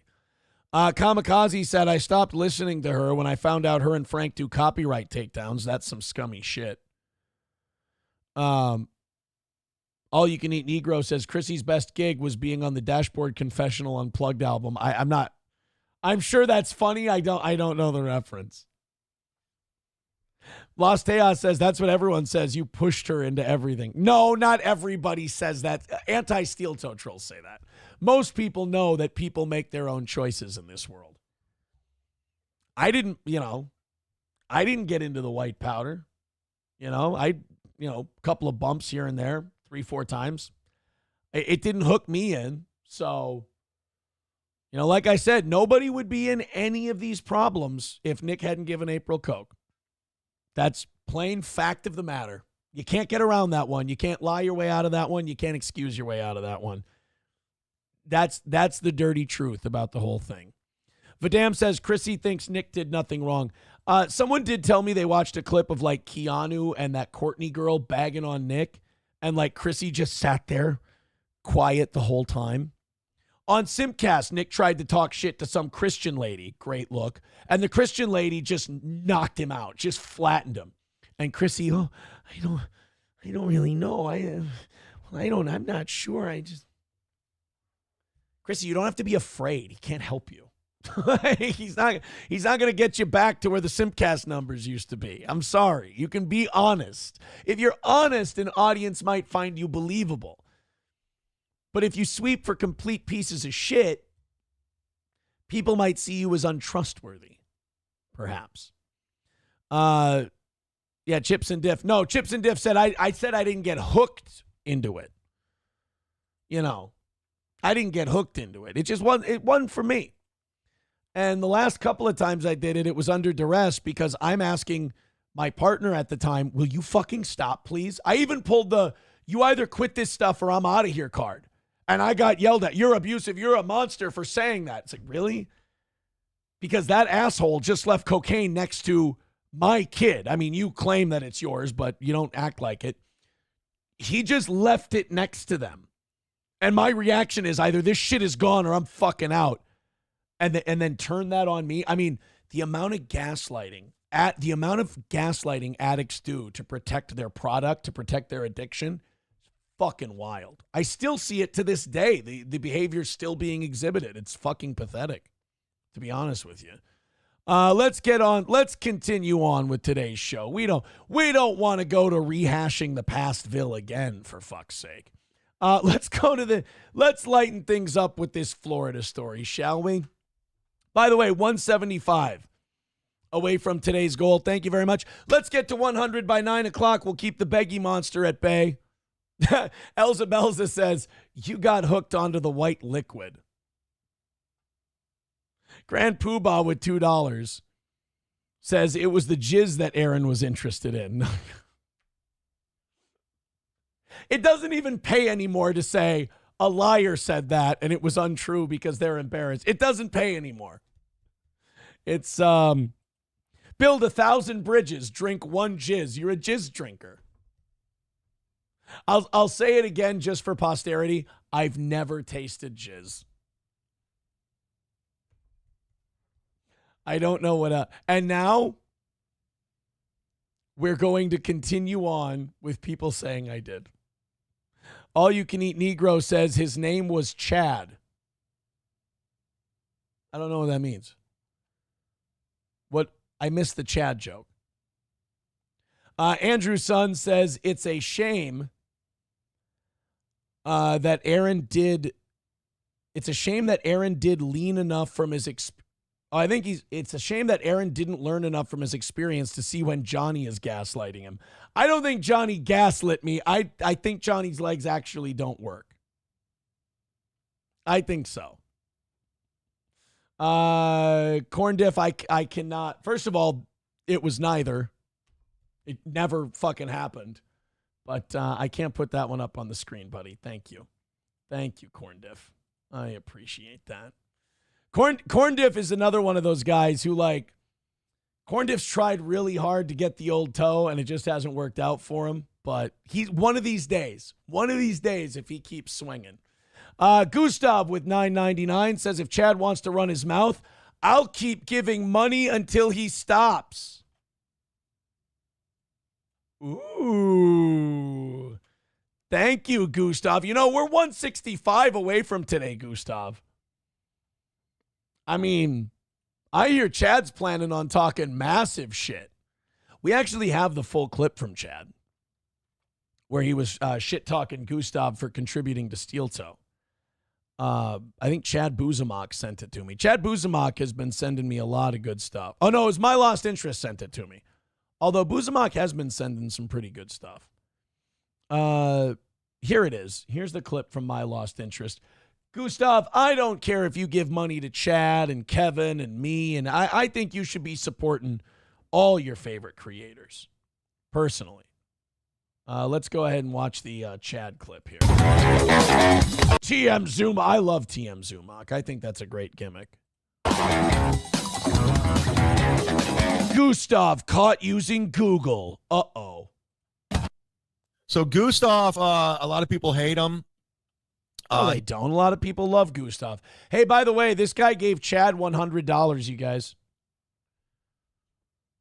Chad got $100 from someone. I think I should get $100 from someone. I think it's only fair. I put on a better, longer show than Chad does. I think I deserve the $100. Somebody step up with the $100. This simply cannot stand. He's one of Ray's pay pigs. He's Ray's handler. Gives Ray an allowance. Gives him $400 cash. Nice. Hangs out with Ray until 4 a.m. Gustav, you want to go out for a beer or something? I'll pick up the tab. You want to be pals, Gustav? Well, send me your Christmas list. You got an Amazon wish list? You're not a 13-year-old girl, are you? I don't want to get kumia'd. The morning at strip clubs and dance clubs. He dances with this guy. So he's been trying to run the MLC chat for a long time. He's come to see me in 2 different states, 2 different cities, never introduced himself. Kind of creepy. He's been very, very judgmental of me. Is this what you say to a guy who gives you money and keeps your show afloat and keeps you in your lifestyle, that he's creepy and he's weird because he comes to watch you do comedy and he financially supports you? He's a fucking weirdo. Come on, Chad, you're better than this. He's been kind of a dick to me, to be honest with you. You know, he's contributed here and there. Well, that's good. Well, anybody who contributes to you is allowed to talk shit. That's the point of contributing. A lot of people like to talk shit. Steel toe a while back, and it got back to Kevin Brennan. Oh, this is funny. So Chad tries to pull up a clip of Gustav donating to the show, and he pulls up the wrong clip. Kevin Brennan was not pleased. So Gustav comes back and says, you know what? I'll never, ever, ever, ever super chat Steel Toe again. I was just toying with him. You know what, Gustav? I'm going to help you out here. Kevin, don't bully around my boy Gustav. Enough of that shit. You understand me, Brennan? Yeah, I know you can push around Gustav when he's all by himself and you want to intimidate him, but this is a man who gives you a lot of money, Kevin. I'm holding 2 Sharpies for this. This is ridiculous, by the way. Gustav has been good to you. And if Gustav wants to contribute to other shows, then he can. And if he wants to contribute to MLC, I think that's great. If he wants to contribute to Steel Toe, I think that's splendid. If he wants to contribute to Chad, I think that's awesome. If he wants to contribute to Ray, I think it's probably a mistake. But he's allowed to do it, is my point. So, Kevin, I want you to watch your fucking mouth. You understand me? Watch your fucking mouth. There. Does that enter me into drama now? So I don't know if it's because of the legend and because of Gustav's rivalry and Kevin Brennan being very vocal about it. Look what happened on today's. Wait, is this it? Numero uno Josh Denny fan with one. I love it. Wait a minute. My lost interest. Did you have to put that clip in for Chad so he had the right clip? Oh, $8. No. Says you got to check out this. This might not be the clip. Oh, poor Chad got the wrong clip. This happened on today's Steel Toe morning show. This was brought to my attention by one of my people. I never, ever, ever out who my people are. By the way, I believe him. A lot of hacks do shows where when another host says, I got this from someone else, that host will go, he's lying. He totally watches me. I believe Chad. I don't think he watches my show. I think people send him clips. I know this because people send me clips of shit. I don't watch anything. I watched the Keno Casino, but apparently they fucked Kyler Murray. There's some sex scandal with the Arizona Cardinals going on that I heard about this morning. I don't know. And I got to find it. God, I have so many fucking clips. God, this is ridiculous. Empty one into your mouth? No. Where did it go? He can't find the clip. I don't know where I put it. Oh, I would shit on him a lot harder for this, but I've been here and you're panicking at this point. You're like, fuck, I'm being boring. You got to be shitting me, dog. I had it up.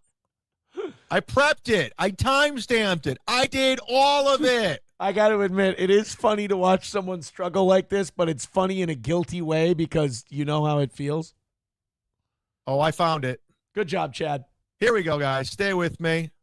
I could be like, or Kiki, beep, bump, bump, bump, beep, beep, beep, beep. That would be cute. I mean, you can shit on Keanu all you want, but that would be adorable if Chad did that, wouldn't it? If Chad's doing his show and he can't find anything and Chad starts going beep, beep, boop, beep, beep, beep, boop, beep, beep, beep, I would actually watch those clips. No, I know how to stall. Hit the like button. We're at 1,200 viewers. Real viewers. What? How the fuck? Oh, he smiled. Is Chad pumping up his numbers? We only get to 1,200 on Rumble Friday. And who knows, about that. But our highest during the week, we get to 1,000 at a time. Chad's getting to 1,200. No. Is he astroturfing him? If he's not astroturfing him, I'm going to feel really shitty about myself. Let's get the people have accused Melton of doing that. They say that his chat moves really slow and that he doesn't really have like 500 people or whatever he says has watching at the time. 1,500 real viewers. Now, why isn't this fucking thing coming up? Oh, no, chat. All right, here we go. Look who super chatted into the Steel Toe show after he told Kevin he would no longer super chat Steel Toe and he was just fucking with him. Right. How much of our money is enough? Gustav with $9.99 says Social Security and Medicare are different than debt because it's a trust, not a general obligation. People pay in like an annuity and the government guarantees a rate of return.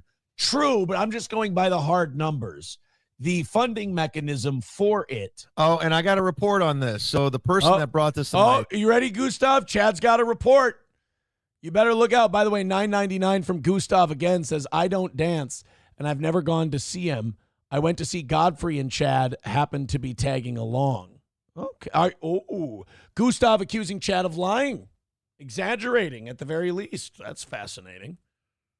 Attention, said Gustav had super chatted a ton to Aaron's show this morning. A ton. How dare you, Gustav. Everything that he posts, like this one, Social Security and Medicare are different than debt. If you Google that, that's the definition that comes up. So Gustav just Googles shit. What's wrong with that? He literally Googles in super chat. Yeah, fuck Gustav. Gustav goes and learns shit and then sends it in. What a fucking dick. Is that really a criticism of Gustav? Hey, dude, I heard something about Gustav. You ready for this? Sometimes Gustav doesn't know shit, and then he goes and finds the shit, and then he posts it. What a fucking asshole. Yeah, so he Googles information, puts it up, so he looks at like a know-it-all. You're busted, Gustav. We got you. It's not busted. He is a know-it-all. I mean, if you look it up and you read it, then you know it. If I look something up that I don't know and then I read it and commit it to memory, now it's known. You're busted. It's not you busted. Google information, you copy and paste, and then you super chat so you look like a know-it-all. Only in a completely retarded country is looking shit up and figuring shit out looked at as a bad thing. Come on, Gustav, why don't you just stay retarded and ignorant like the rest of us? Fuck. Busted.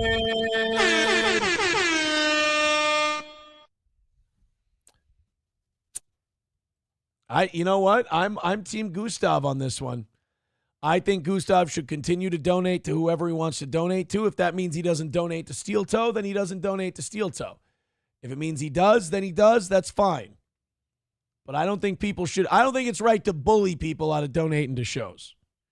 Gustav with $9.99 says, I rarely watch other shows, but I've been up a lot earlier and your show pops up, so I've watched a few times and I gave once and Chad went into a meltdown, so I'll keep giving. KB still gets taken care of. That's right. KB and Steel Toe are getting taken care of by Gustav. Thank you. $1.99 from Gustav. He says, that's not Google. It's a common fact. None tards know. I think he's trying to say that Chad Zumach, allegedly, is, quote, a tard, is what Gustav is trying to say. $1 from Silverwolf. He says, I'm amazed a German railway gun is causing such a stir after all this time. I know. The Gustav line has been awoken. It's amazing. Amazing. I think of Gustav, I think of the Gustav line in Italy in World War II. But we can think of Gustav the railway gun. Absolutely. That puts us 150 away from today's goal. Keep going. Streamlabs, PayPal, Rumble Rants, Super Chats. We wanted to be at 100 by 9 o'clock to keep the begging monster at bay, but 150, if you guys keep throwing in throughout the rest of this hour, we can beg our way to zero. We took a $120 L last night, and it's nice that we're in a spot where that's not a deal breaker anymore. So, look, we'll just take the L, whatever. But let's post a W today. That sounds like a good time. Let's post a W today. Everybody $5-10 at a time. We'll nail this. You want to throw in 50 or Chad got 100 from the legend. I mean, fuck. I should be able to do 100. if Chad can do 100. It's offensive if I can't, to be honest with you. Katie writing in says, if you like Tulsa King, watch the new show on Paramount Plus called Landman. Billy Bob Thornton is the main character. Well, that's good. John Hamm, sold. Demi Moore, yeah. Allie Latner or Allie Larder? Good. Michael Pena, love Michael Pena. It's really good. I think you would like it. All right. Well, you know what? I'm willing to give it a shot. What's it called? Landman or Landman? Okay. I mean, I like 3 or 4 of the actors that you named in that.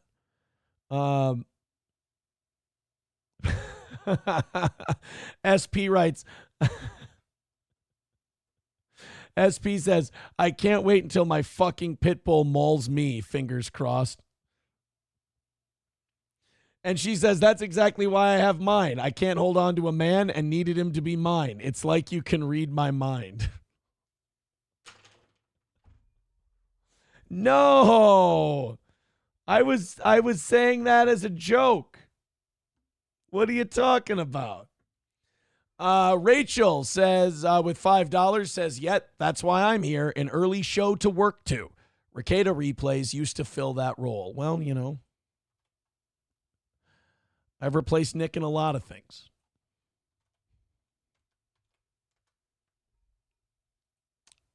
Thank you, Rachel, for the $5. I appreciate that. Streamlabs, PayPal, Super Chats, Rumble Rants, 145 away from today's goal. Keep it going, guys. We got this thing knocked out. We're going to do it today. We're doing it. Elza Belza says Aaron will watch Landman after his 10th viewing of Breaking Bad. You're right. I got to watch new shows. That's why I'm glad that I watched the Aaron Hernandez miniseries and I started Tulsa King. Because like I have a terrible habit of like I had just watched Better Call Saul and Breaking Bad back to back. And then I just started Mad Men again and I'm on season 3. So like Tulsa King, and I want to watch Mayor of Kingstown. That's another one I want to get into. Yellowstone I used to want to watch, but now I found out that Costner's fucking dead. They just blabbed that everywhere, so what's the point? But Landman, however you pronounce it, I like it. I'll give it a shot. I'll ask SP if she wants to watch it. And then maybe we'll watch it together. I love it when my partner and I can have things to watch. Silverwolf says, who can't hold on to a man? I'm lonely enough. I can fix her. Hey, I'm trying to fix her right now.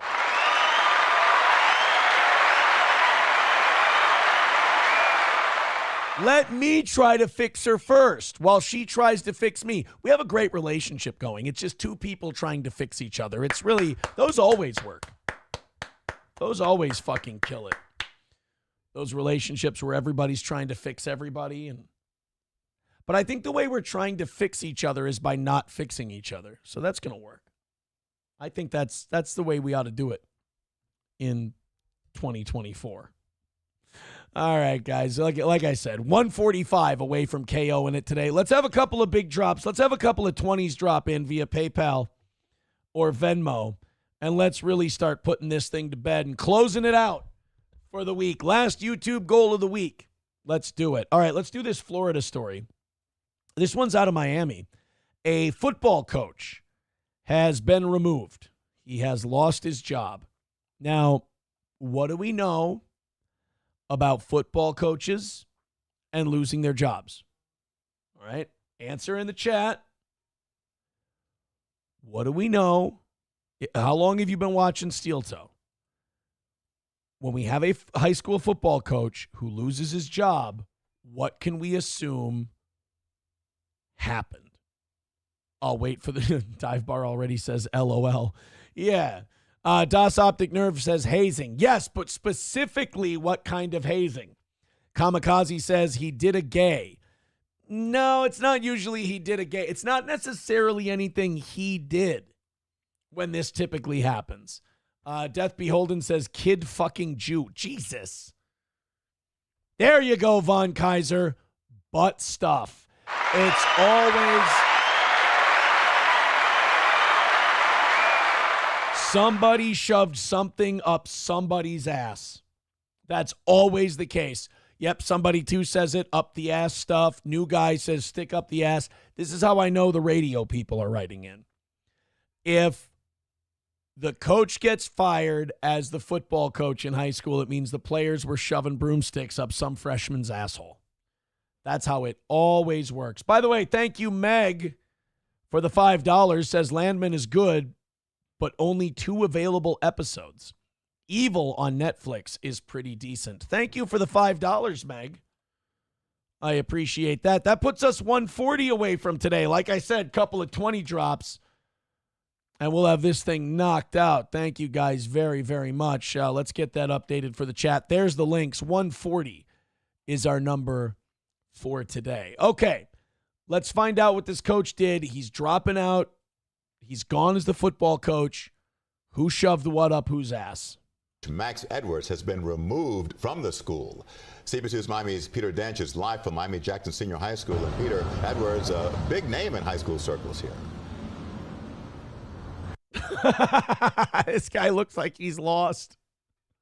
We put a man with Alzheimer's out on a crosswalk and saw if he could file this report for us. Sorry, we're going through budget cuts. Peter, what do you have for us?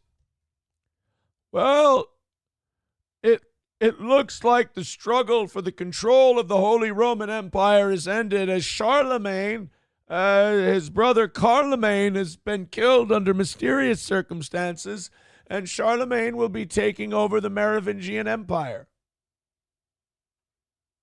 What? You know, Clovis's kingdom, after Charles the Hammer Martel. What are you talking about, Peter? You know, the great struggle for succession in 1024. Somebody go get him. He's going to be lost. He's going to end up naked in the park with his boner in a gopher hole again. That's right, Jim and Lauren. You know, we have learned that the Miami-Dade public school system has not only removed football coach Max Edwards from the school, but they've launched... You know what he talks like? He talks like a Dana Carvey character. Not only remove football coach Max Edwards from the school, but they've launched a full investigation of him. They want to know how this could have happened. They still don't want to tell you guys what happened. You think it's because kids were sticking stuff up other kids' asses? That's why the football coach is under investigation? We'll see. I know the answer. Trucker 18-wheeler with 199 says something going up Aaron's butt. No. I have a virgin anus. This is cell phone video obtained by CBS News Miami. It appears to show the football coach at Miami-Jackson Senior High School, Max Edwards, watching pornography on a school computer. Whoops. But if you want to talk about sucking Jew dicks. I mean, I don't know if that's what he was watching, but. Dude, that's pretty fucking brazen to just be out in the open with it like that. Just checking it out while the students are there. Fuck, dude. Just watch. I mean, I guess the good news here is none of the kids were sodomizing each other. That's good. I can't say the same for the woman on the screen. It's very pixelated. There may or may not be something in someone's ass. But rest assured, when a high school coach gets fired, we can apparently the stereotype still holds that somebody has to be being penetrated if a coach is going to get fired. This is pretty fucking brazen. This actually reminds me of when I worked at Rockin' 101, and the guy who ran the front desk at 101, we would come out of the studio sometimes because the show would start at, what were we, 5:30 to 10? So we would start at 5:30 and we would go to a commercial break at 6 o'clock in the morning or 5:50 or whatever. First segment would be 25 minutes long. And I would go to the door of the studio and I would open it up and I would walk out to the front and Randy's computer is right there. And there's just fucking porno, just hardcore, just a guy railing a chick. Right, Randy's just watching it. And as soon as that door opens, click. And he would always, this was the best, whenever you walked in to him watching porn on the computer, he would always click it over to Morning Joe. Like, he'd been caught before, and he's like, nah, go to the Morning Joe tab. And, like, I wanted to tell him, like, Randy, I would be more offended if I caught you watching Morning Joe, unironically, than if you were watching porn. And I don't understand I don't understand the purpose of watching porn like this in a school setting or like a work setting. Because, like, the whole point is to whack off. And if you're not whacking off, you're just kind of very voyeuristic. You know, it should be utilitarian, not entertainment. It is happening in plain view of at least one student who captured this video on his cell phone. Max Edwards has been a fixture in football in Miami-Dade, having previously coached Miami Northwestern High School for a decade. This is video of him at Miami Northwestern. In a statement, a spokeswoman said Miami-Dade... I want to know the video he was watching. Public schools is disturbed by the allegations made regarding concerning behavior involving an employee at Miami-Jackson Senior High School. The individual has been removed from the school pending the outcome of an investigation. Yeah, he's gone. He's not. They're not going to bring him back. I mean, football's important, especially in like Florida and Texas and shit. But they'll put somebody in there if it gets out, and it definitely is going to get out to the parents that the coach is watching porn in front of the kids. Like, they're going to want him fucking gone. You're not going to be able to keep him. And don't get me wrong, I bet you the administration wants to keep him. That's how sick football is in high school. But you're not going to be able to protect this guy. Now, there is no football practice today because the season for Miami-Jackson Senior High School has ended. We reached out to Max Edwards through family members, but so far... This guy is so creepy. Like, he just walked into the frame way too close to the camera. You're like, oh, that's a nice view of the park. That's swell. Look at that. There's the goalpost. Somebody's going for a nice shot. Family members, but so far... Oh, my God. Oh. Sorry, I thought I saw an apparition. It scared the shit out of me. We have not heard back. Meanwhile, it's not clear at this point as to whether he could actually face criminal charges. And guess what? And by the way, the rich aren't paying their fair share. All right, thank you, Creepy. We appreciate that. Well, I mean, look, on the bright side, that was a high school football coach who got fired, but no kids got sodomized. It's a win, right? There's only a lady on a screen who got sodomized, and she probably agreed to it. I mean, under duress because her dad doesn't love her and she has no money, but like a signed piece of paper is what it is. Anders with $1. Thank you, buddy. He says Costner isn't the only main character in Yellowstone. Would still highly recommend. Okay. Sounds good to me.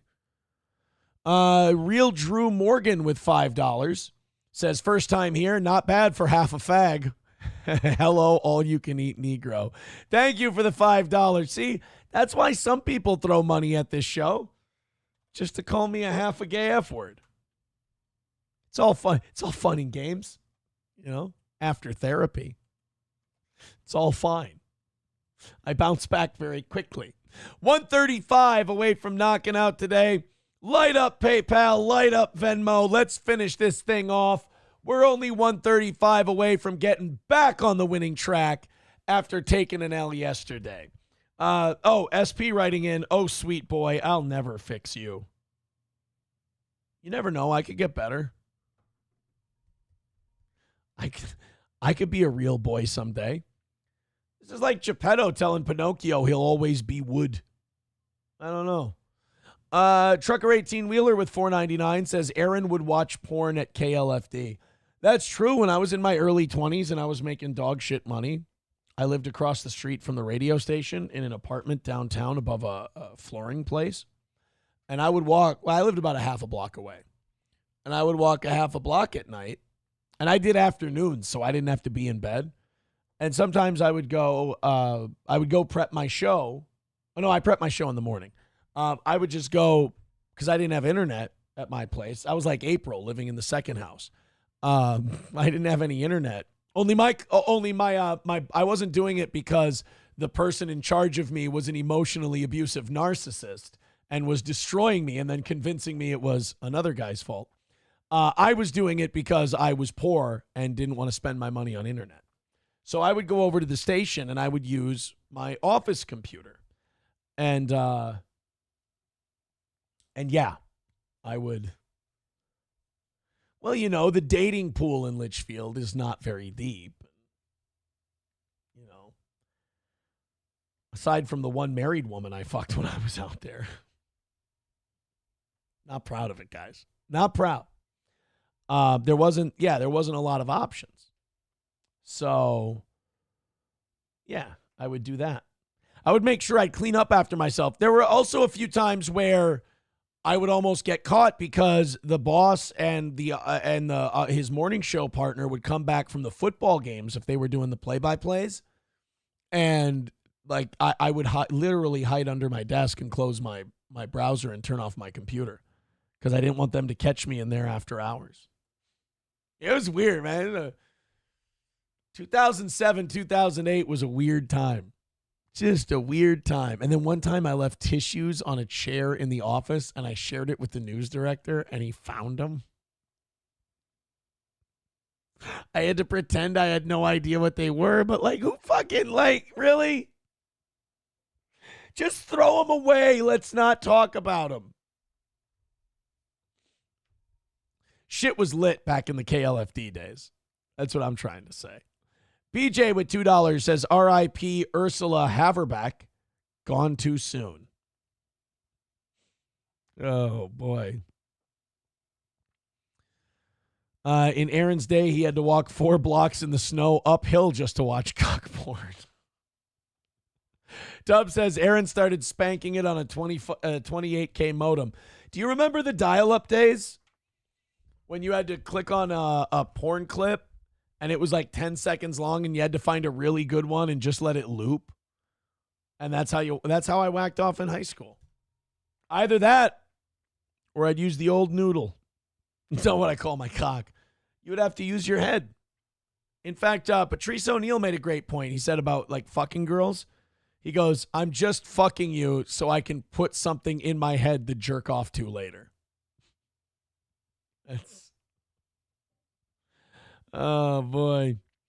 Roots Calhoun said Aaron walked through the cornfield backwards naked every day to get to cock school. He didn't have to. He wanted to.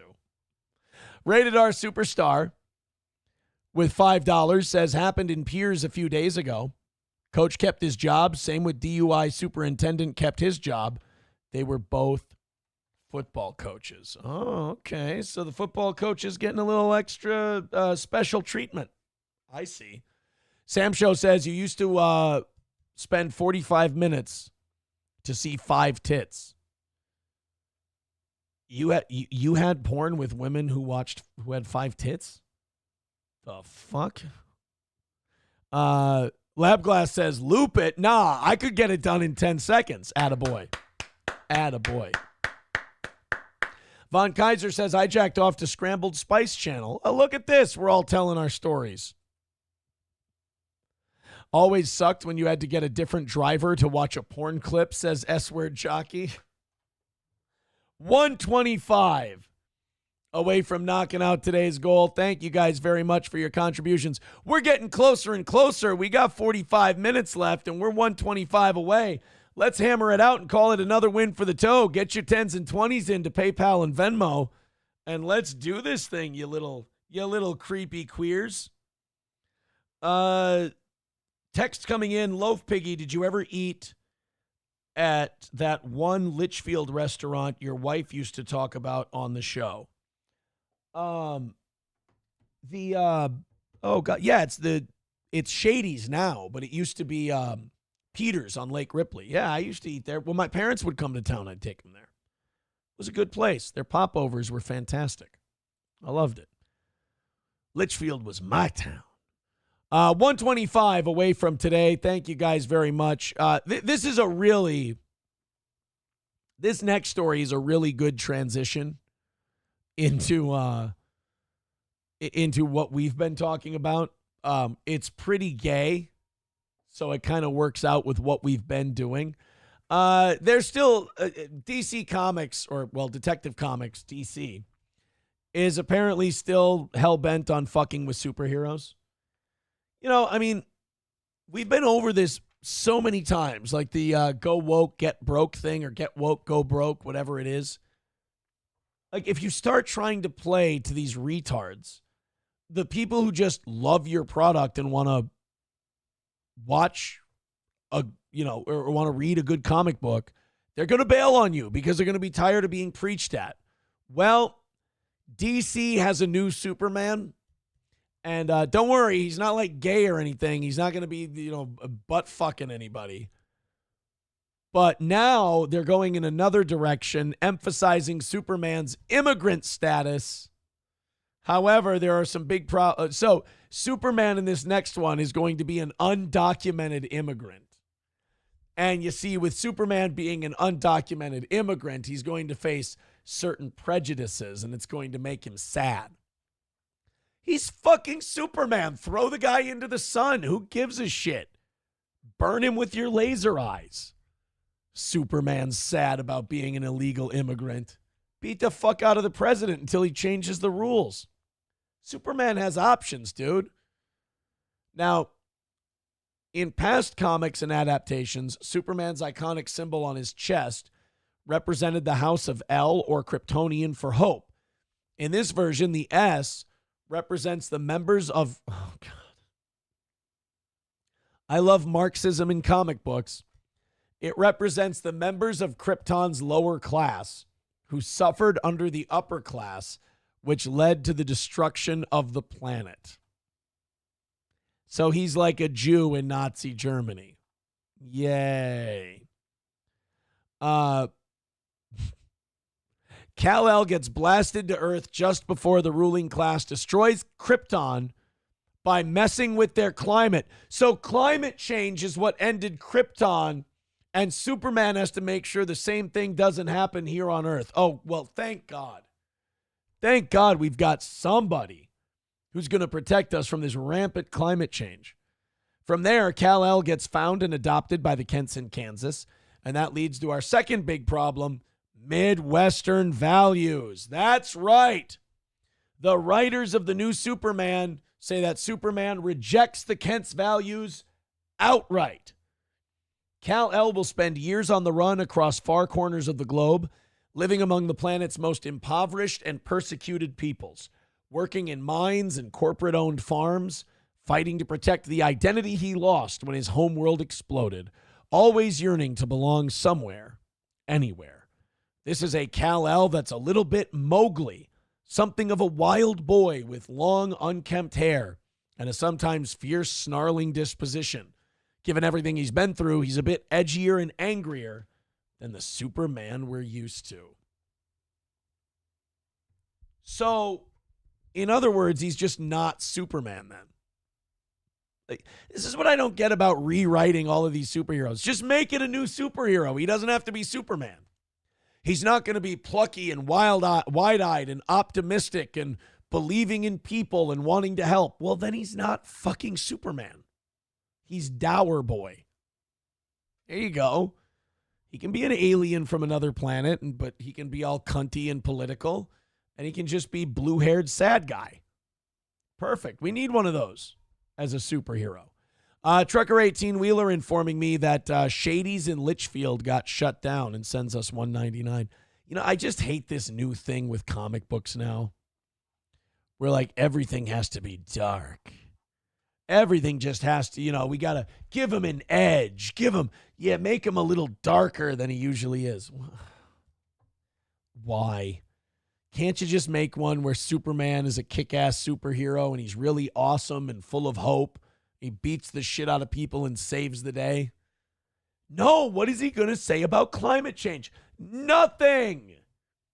He's not going to say anything about climate change. I mean, technically, Superman is greenhouse gases. He absorbs sunlight. The Earth's yellow sun gives him all of his powers. So he's kind of a greenhouse gas, if you think about it. He's part of the problem. Dub says, could Superman die by flamethrower?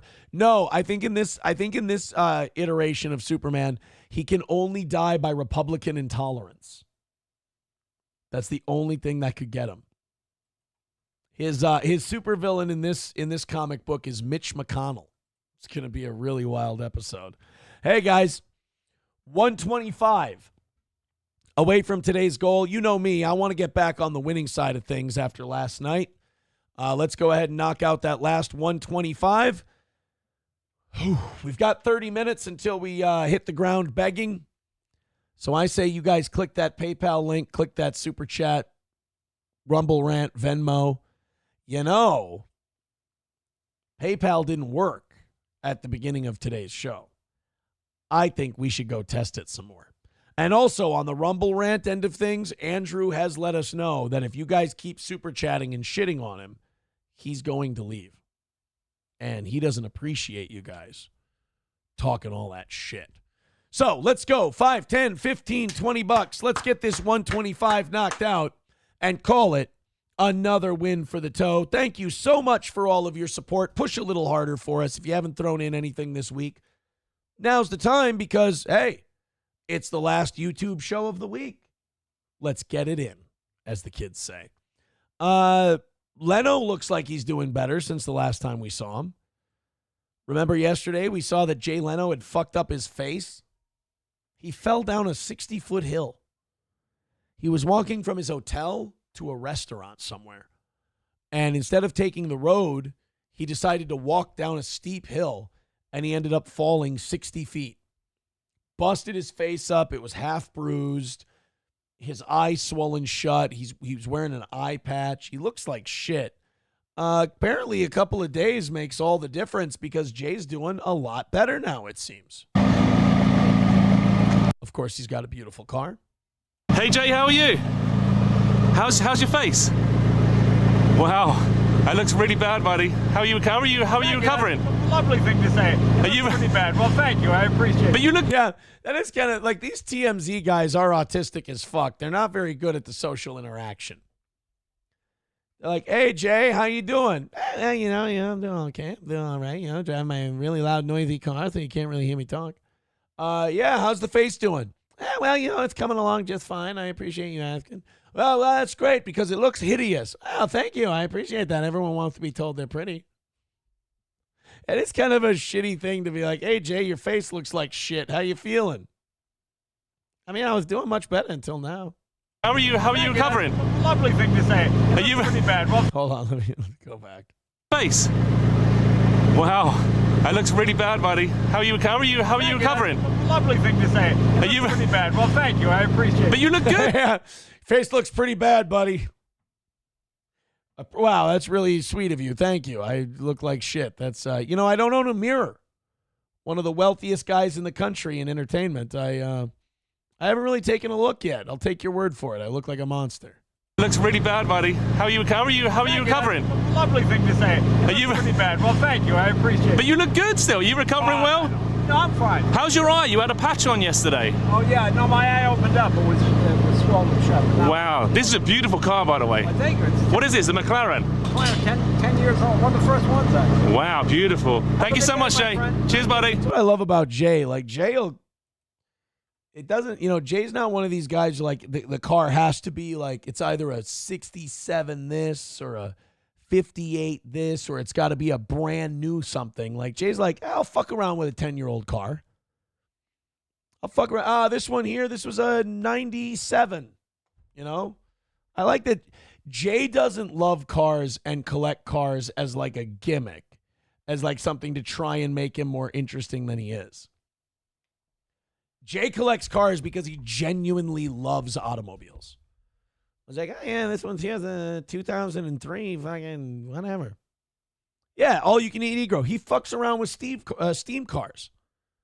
I mean, steam cars fuck right around back with him, but yeah, like Jay genuinely just loves automobiles. Jay's not one of these guys who, like, Jay's not somebody who goes like, I wonder what people will think about this car. Jay's just like, oh, this is a cool car to have. I'll take this one. Vadam with $5 says Minnesota should try and get the Tampa Bay Rays to move to Minnesota. Their stadium lost the roof from the last hurricane. The new stadium deal might not happen. Well, how are we going to support? Minnesota can't support two teams. I don't see how that would work. And I don't want to get rid of the Twins and replace them with the Rays. And baseball wouldn't want to do that. It wouldn't make sense. Thank you very much, Vadam, for the $5. Guys, we're 120 away from tonight. Let's do it. Half hour left to go. Let's finish off that last 120 and call it another win for the toe. I'm a retard, apparently. Pistachio says, you're a retard, Aaron. That is a highly coveted McLaren. You know what? I would love to defend myself. I really would. But I can't disagree that I'm a retard. Von Kaiser says Jay would drive a 98 Saturn. Well, Jay would drive whatever he thinks is cool. Not like, oh, yeah, I got this car to impress people and fucking. He's just like, oh, I like the, I just kind of like this car, and this kind of looked nice, and I decided to go with it. You guys want to watch another retard? Not just me. Let's watch a retard talk about a retard. John Bolton was giving yesterday. John Bolton was giving a little interview. And what is this? Let's take a look here. There we go. I'm taking a look at some comments on this one. I wish I could read them. Fuck. Trucker 18 Wheeler with 199 says Minnesota getting another losing team. Why not? I thought the Rays were good this year. Didn't the Rays have a decent season? Thank you for the 199, by the way. 120 away. Boom. Be one of the people who throws in the 30 or 40 bucks that knocks it out. Let's do it now. Let's hammer it out right away. MLB standings. I thought the Rays had oh no, the Rays were 80 and 82. Fuck. I know we collapsed at the end of the year, but didn't we win more than, we were 82 and 80 at least. God, we at one point in September, in the last month of the year, in the last month, we were a 95% chance to make the playoffs. God damn. All right, let's go to some John Bolton. John Bolton, to me, is one of the most detestable people in American government history. He's fucking gross. He hasn't met a single country that he hasn't wanted to go to war with. I hate him, man. I can't stand John Bolton. Well, they still put him on TV shows because military-industrial complex runs the country. And so with John Bolton, they're like, hey, we need some kind of we need some kind of cover for going to war with a country. And John Bolton will give us that cover. John, we need to book somebody on our shows who will say, fuck yeah, bombing that country rules. And that somebody is always John. So let's take a look. They're asking him about Donald Trump wanting to cut the federal budget and get the deficit under control, which is a good thing. And John Bolton is so incapable of understanding the military-industrial complex having to take a haircut that this was the take he went with. Look, Musk may have a big role here. It's not entirely clear what Trump is going to do with this Department of Government Efficiency. If we can save a couple $100 billion, I'd be delighted. We can spend it on the defense budget, which desperately needs an increase. He's fucking asshole, dude. Every guy, like, I just submit that to you for your commentary. Do I even need to say anything? Every fucking time with this guy, it's like he's a robot and he's got a pull string and he only says two things: bomb it or spend it on the military. Jesus Christ, does this guy ever get tired of being so full of shit? Oh yeah, I hope Elon Musk does save a couple $100 billion. And then I hope we piss it away by starting World War III again. We spend $850 billion on the military every year. And you're saying that it's underfunded? That we don't spend enough on the military? What do you want, John? What does the end game look like for John Bolton? What does John Bolton see that makes him go, okay, now I'm happy. That's enough war. That's enough destruction. Do we conquer the whole world? Do we colonize everything? Is it just the oil countries? God, I fucking hate this guy. I hope Trump not only doesn't give him a job, but I hope he keeps ritualistically shitting on him the way he has. He shit on him on Rogan. He shit on him in other interviews. I hope he brings up John Bolton and makes him relevant just so he can talk shit about him. Fuck, do I hate this guy. I want to listen to this clip one more time. I hope Elon Musk saves the country a couple $100 billion. Yay, me too. I hope he saves us a couple trillion. So he can what? Look, Musk may have a big role here. It's not entirely clear. Uh-oh. What happened? What Trump is going to do with this Department of Government Efficiency. If we can save a couple $100 billion, I'd be delighted. We can spend it on the defense budget, which desperately needs an increase. Well, that doesn't sound very good. We should maybe find, let's open up a few more tabs here, a few more stories on Steel Toe. And let's see if that's not a theme. Uh-oh. That's no bueno. We do have Trucker 18. Get $250 when you switch to a Royal Credit Union checking account. No, switch good, to thanks. Royal's Smart Checking Account I'm fine. and enjoy no I'm monthly telling fees you, or I'm minimum okay. balance. Free mobile check deposits. I'm fine. I'm good. I promise you. Oh, they're saying that was the lizard people. That's just the sound John Bolton creates when he starts talking. All right, I get it. Trucker 18-wheeler, thank you for the 1999, buddy. I appreciate it. Hey, you know what that means? 105 away from today's goal. 105. Guys, 105 away. 20 minutes until we start rattling the cans and start begging. Let's avoid it. Everybody throw in 5 or 10 right now. We're going to knock this last 105 out. Yeah, JH says, Aaron, did you hear about the Keno Casino? Everyone keeps asking me, but nobody can explain to me what the fuck happened. Is there a video? Is there a link? Is there something we can take a look at? Because I'm lost. Here's what I know so far. Apparently, Andy Worski and PPP ran into Kyler Murray of the Arizona Cardinals in Las Vegas, and they all had sex together. But somehow Kylo Ren, Colin Quinn, Kyler Quinn all got involved as well, and PPP and Colin Quinn just sat in the corner and called everybody stupid and dummy. That's what I understand. That's all I know. S-word jockey says that sound was Nick's spyware spurging out. Oh, is that what it was? Some people are saying in the chat that that's just John Bolton's actual voice. Oh. Okay. See, I didn't know that. Yeah, people are asking me about, comment on the Keno Casino thing. Comment on the Keno. Like I say, man, when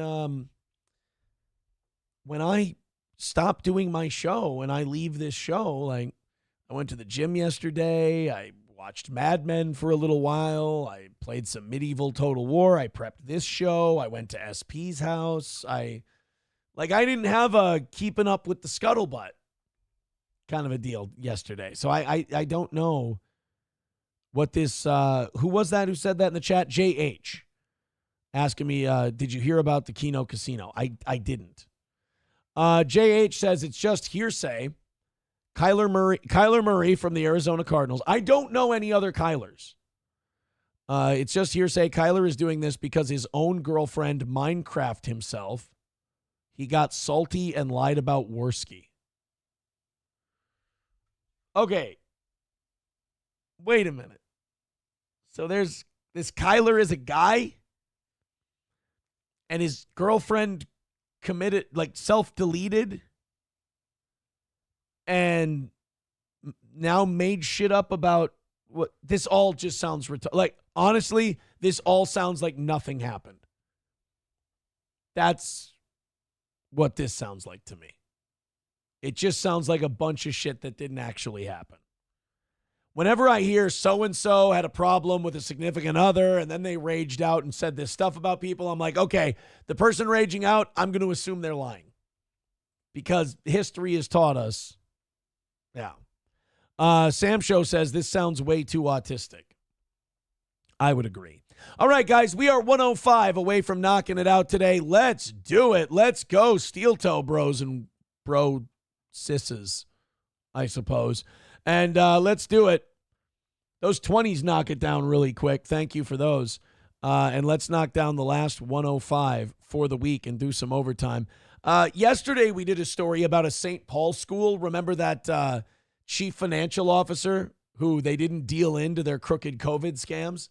And she discovered that they were, she and another guy blew the whistle on their COVID ripoff scheme that the St. Paul schools were running. Well, apparently, another Minnesota school is now in trouble for the way they've been handling their money, this time in Robbinsdale, Minnesota. And search. Let's take a look at this one. This one reported by Care 11 News.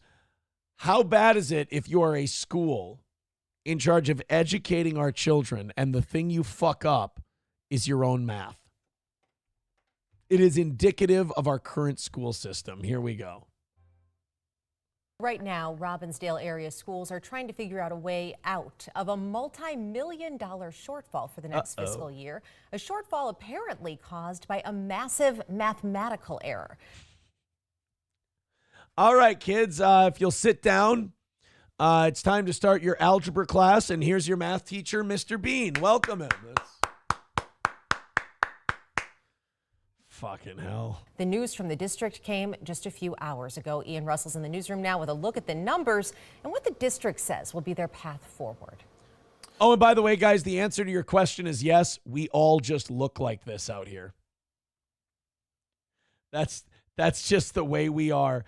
Rachel, thank you very much for $10. Rachel says morning entertainment. Thank you, Rachel. 95 away from today's goal. We're in double digits. Let's go. Streamlabs, PayPal, Venmo, Super Chats. Click one. Throw in $5 or $10. Let's knock it out, everybody. Well, Lauren, district leaders are calling this a pivotal moment for Robbinsdale area schools. The superintendent and chief financial officer are both new and say they inherited this problem, a problem so dire they're calling for a state of the budget town hall tomorrow evening. Somebody definitely stole money, right?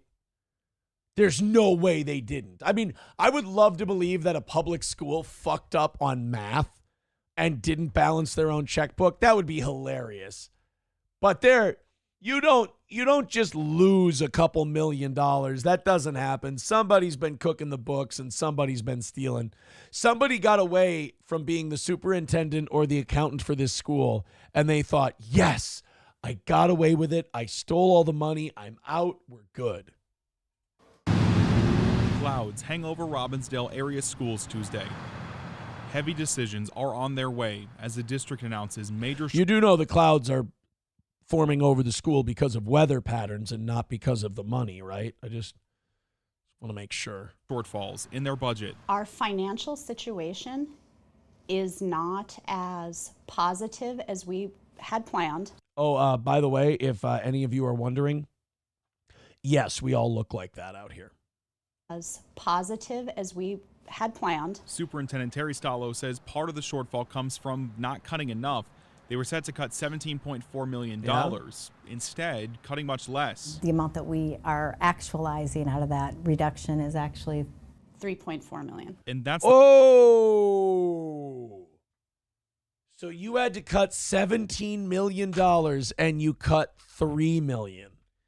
So essentially what you're getting at is you guys fucked up, not accounting, you just fucked up counting. You had to cut things until you counted up to 17 and you got to 3 and I guess got sleepy or whatever. Again, I want to point out these are the people that we just keep giving more and more money to. These are the people that we get guilted into passing levy referendums for because, oh, what do you hate the children? What do you want the children not to learn? You have to give them more money, so they can not figure out how to count it. You should never vote to give more money to an organization that when you go, how much money do you have? They go, oh, That's the problem. The district isn't cutting enough. In addition, there is what the district calls a, quote, error in the implementation of the budget process. They say they've got a teacher who's like Milty in Office Space. They're like, we fired him a long time ago, but they keep showing up, and because of a glitch in the system, they keep getting a check. Well, we'll just cut off the check, and eventually the problem will take care of itself. Stated their resources, counting about $20 million twice. As for how that happened, both Stallo and CFO Kristen Holheisel say they don't know, telling me it happens before they got to the district. Isn't that convenient? It's never anybody's fault. Both say this will ultimately lead to cuts and changes. So it's going to be inevitable that staff reductions are made. Stallo says that will also include potential changes to academic programs and potentially closing buildings. Holheisel also... Sorry, kids, no football. Have you ever played Ball and Cup? That's going to be the sports team that we have this year. We've also got a mean cribbage league we're going to be joining with area nursing homes. I think you guys are going to like it. You know, may not be a football game, but it can be a spectator sport. You guys ever play bags? You just have to bring your own boards. You know, we're a little strapped for cash. Also anticipates the district entering into statutory operating debt at the end of the 24-25 fiscal year. Patrick Melton heard statutory, and he started packing his suitcases to get out of the town.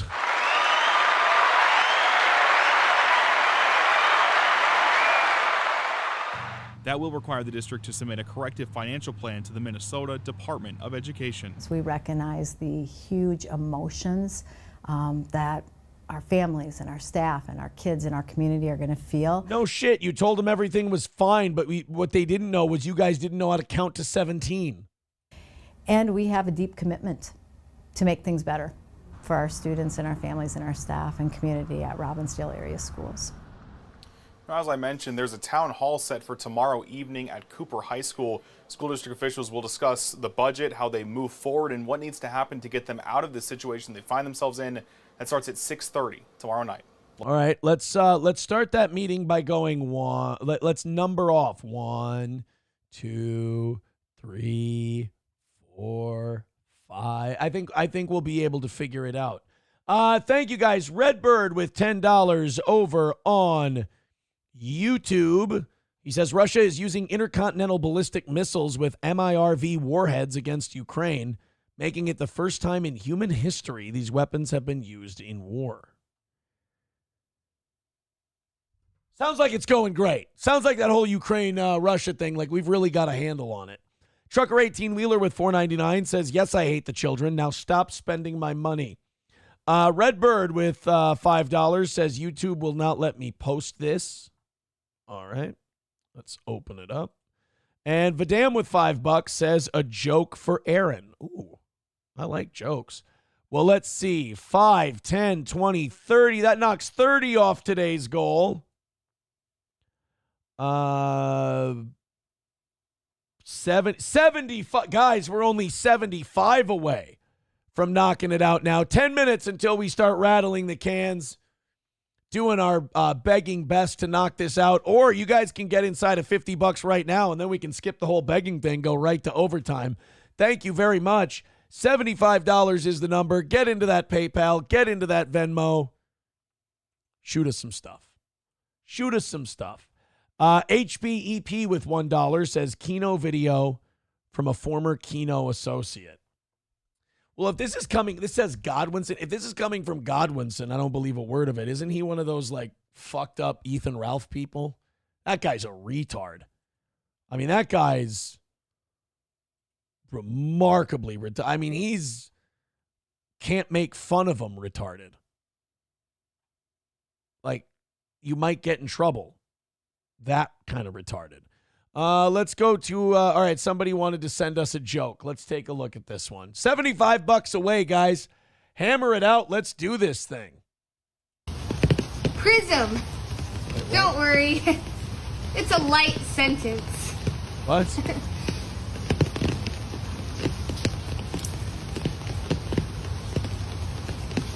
I got to wait for it to restart. I didn't. Where do bad rainbows go? Prism. Don't worry. It's a light sentence.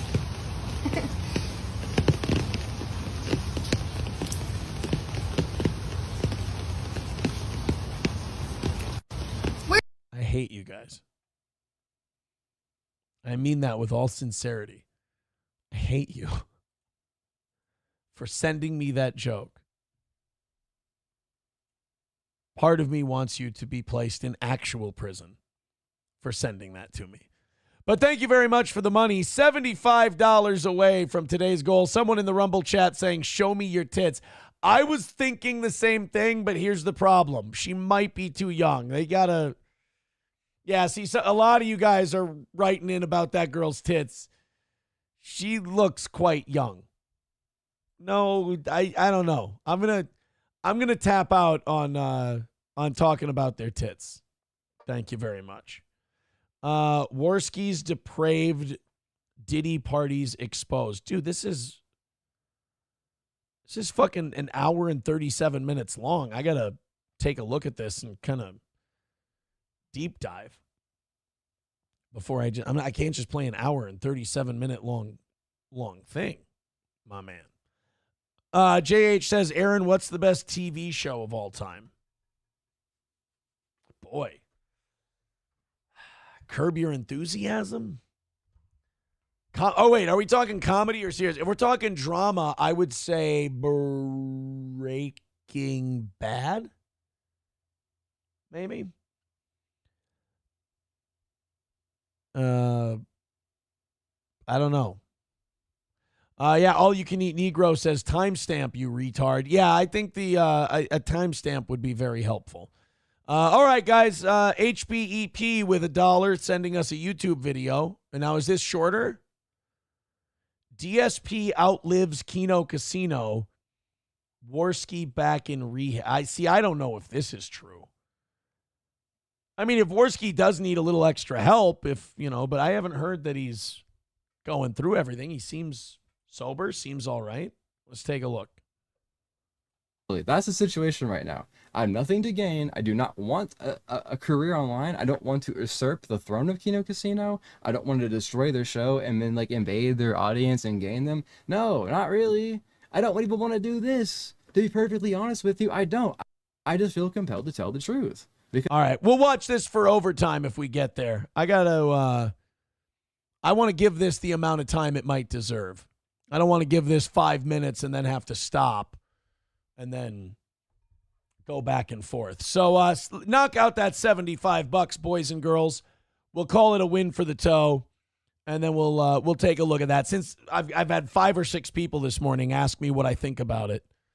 Let's see. Oh, and if you guys have any backstory to any of this, is that Kyler? Is that person I'm watching Kyler? So that Kyler person has an axe to grind, so I should take this with a grain of salt. All right. Sounds good. $75 away. We got 5 minutes until we rattle the cans and start begging. An ex-middle school teacher, a sex teacher, is going to jail for 30 years. Holy shit. That doesn't happen anymore. I mean, it didn't really used to happen, but female teachers don't typically go to prison for a long time. I mean, maybe 5-10 years, but this one's 30. Former Maryland teacher pleaded guilty in June to illegal child sex crimes with a student and was sentenced to 30 years in prison. Here's the catch. However, she'll only serve a year behind bars after a judge suspended the vast majority of her sentence. Okay. On June 20th, Melissa Marie Curtis pleaded guilty to 3 counts of third-degree sex offenses with an underage middle school student. During her sentencing Friday, Curtis also was given 5 years of supervised probation by the attorney's office. So she decided not to fight the whole thing. Well, I remember her. I feel like I remember this story. I feel like I remember this particular sex teacher. Either that or they're all just starting to run together, basically. Oh, let's get out of her way. There we go. I mean, it is, especially if it's a middle school student, you got to send these people away. That's super fucked up. Kyler with $3 says, nope, you're definitely not watching me. No, we don't mean that. See, you know what? There's been way too many Kylers in today's show, and we're starting to get confused. We're starting to get confused on all the Kylers. Thank you very much. That's going to put us $70 away from today's goal. Thank you, guys. 3 minutes until we start rattling the cans. Keep knocking it out. $70 away. We've also got a... Oh, wait. Oh, this was supposed to be about the Russian missiles. That link didn't work out. So apparently the Russians are using some pretty heavy-duty shit when it comes to the war in Ukraine. I have this weird feeling that Biden's trying to start World War III so that Trump has to fight it. Or that like Trump's going to inherit this at least regional, if not global conflict.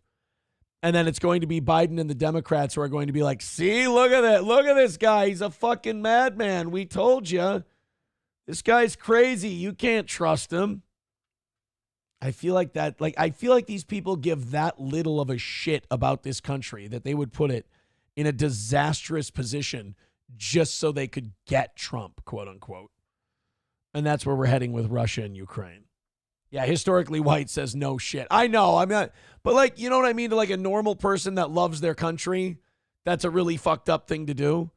And you would like to assume that the people who run for office, like at least love their country. They may want themselves to run it and they may want to run it in their image, but to do something so destructive and spiteful is really kind of discouraging. Wow, someone says Rust, the movie that Alec Baldwin killed someone filming, is out. Are you watching? Yeah, I'll probably check out Rust for sure. I'll check it out. All right, guys, we got 6 minutes to knock out the rest of today's goal. Let's do it. Let's do it right now. And then let's just get right into overtime. We don't need to take the whole 6 minutes. Everybody throw in a couple of bucks. Streamlabs, PayPal, Venmo, Super Chats, Rumble Rants. We've only got $70 left this morning. I got to say, you guys had a full goal today. And you've done a fucking marvelous job. Let's finish it off. $2-3 at a time, $5 at a time, $10 at a time, 20. Doesn't matter. Let's get it done. Let's get back on the winning side of things. Last night we took a $120 hit, but Steel Toe is finally in a position to absorb a $120 hit, but we don't want to take 2 in a row. So let's call it another win for the Toe, and let's get our W right here and right now. Everybody throw in a little bit of money. We'll get this thing knocked out. We'll call it a victory. We'll get our pride back, and then we'll do a half hour of overtime for you today. 5 minutes to go. Everybody throw in. We'll also finally check out this fucking Kyler thing. Everybody keeps talking about. You got a Texas land commissioner that wants to donate land to Trump for deportations. We'll go back to Minnesota. A hospital is apologizing for handing out free Chick-fil-A. Fuck anybody who wanted an apology for that. And we've got a lot more coming up on today's show. But we have to knock out that $70. So go ahead and throw in 5, 10, 15, 20, 30, 40, 50, 60, 70. It doesn't matter. Let's get that $70 taken care of. We appreciate you guys. You're awesome. You're the absolute best audience there is. Coming up next Friday, we have our 4th anniversary show. We're going to be on Black Friday. No goals, nothing like that. Just if you guys want to throw a couple bucks our way and we do a show for you, we talk a little bit about the last 4 years. Just a fun little celebration program. I'm looking forward to it. All right, 4 minutes left. We got nothing coming in. We're $70 short. It's not very much. Let's just go ahead and let's start hitting it, guys. Don't wait for somebody else. Just go ahead and fire away. And let's hit that last 70, and let's call it another win for the Toe. What do you say? What do you say we hit that last $70 and get to overtime? We appreciate you guys. We're going to throw in a lot of effort for you. We appreciate you taking care of this small show, giving it what it needs to survive. Rated R Superstar with $10 says, here's this YouTube thing about the Keno Boys. Thank you, Rated R Superstar. $60. There we go. Now we're jump started. $60 away from today's goal. Finish it off. Take care of it. Getting inside of 50 gets you the 30 minutes, but we got to get down to 0 to call it a win for the Toe today. $60 away. 3 minutes away from failing, sinking, or swimming. Everybody jump in. See what that $10 did? Got us real nice and close. Everybody throw in. Venmo, Streamlabs, PayPal, Super Chats, Rumble Rants. Let's do this. I'm your dancing monkey. I'm your can rattler. I'm your e-beggar. Let's throw a few dollars into the pot and get this thing done, baby. $60 away. We love you. We appreciate you. And we want your money. Got a lot of stories to get to. I'm not ready to be done yet, and my ego cannot handle 2 losses in a row. Yesterday, it felt good to be able to not have to worry about it. Still sucked to lose. Can't lose 2 days in a row. Especially when today's show went by so quick and it was so good and it was just moving one after the other. All right, 2 minutes left, guys. We're in the 2-minute warning. We're $60 away. I was being a little cool about it earlier, but now I'm starting to worry. There is absolutely no rally happening. This is usually where the magic is. Streamlabs, PayPal, Venmo, Super Chats. You got a couple of bucks, throw it our way, man. Jonesing like a crack addict over here for a W. Oh, Chips and Diff says, I'm your Cuckleberry. Dude, let's do this thing, man. Minute and a half left, $60 away. We at least need 11 to just stay alive. Oh, my goodness. Come on, guys. What do you got for the toe? Let's do it. Let's pump it up. Let's do this thing. $60 away. Minute and 20 seconds left. I'll lean in. If I die, I'm dying today leaning in. I'm not going to do the thing where we go, I'm worried we're not going to win, so I'm going to lean back a little bit. I'm leaning in. Throw us your 5s. Throw us your 10s. Throw us your 20s. Be generous. Knock it out. Let's do this thing. 1 minute to go. $60 away. $50 from Fuck You Dude. A pink little purple boy. Thank you very much. Whoa. That's 35 to the old toe. Thank you very much. 35 and 8 is 43. Thank you, Dive Bar, for the 10. That means we are $17 away from today's goal. Keep it going. Keep it going, boys and girls. Woo. Dive Bar with $10 says, fuck the world. 17. Now, this is where I want us to knock out the goal in $1 and $2 increments. So if we can do this $1 or $2 at a time, that would be awesome. I certainly don't want you guys doing that thing where we get to the 17, we start doing it $1 or $2 at a time, and then somebody throws 10 in and shits all over the whole concept. Fuck You Dude says, your shirt looks really good on those lunch lady arms. Thank you, buddy. Whoa. We got there at the last minute, but we're $17 away. Let's hammer it out. Rated R Superstar with $10 says, shut the fuck up.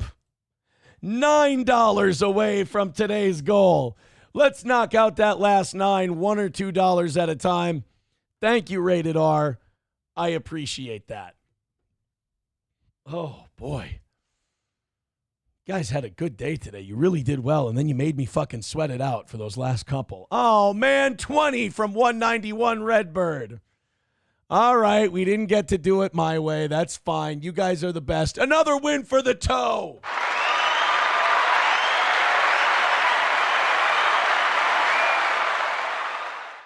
Thank you, Sam Young, for becoming a Baby Boot member and being a huge Steel Toe fan and supporting our show.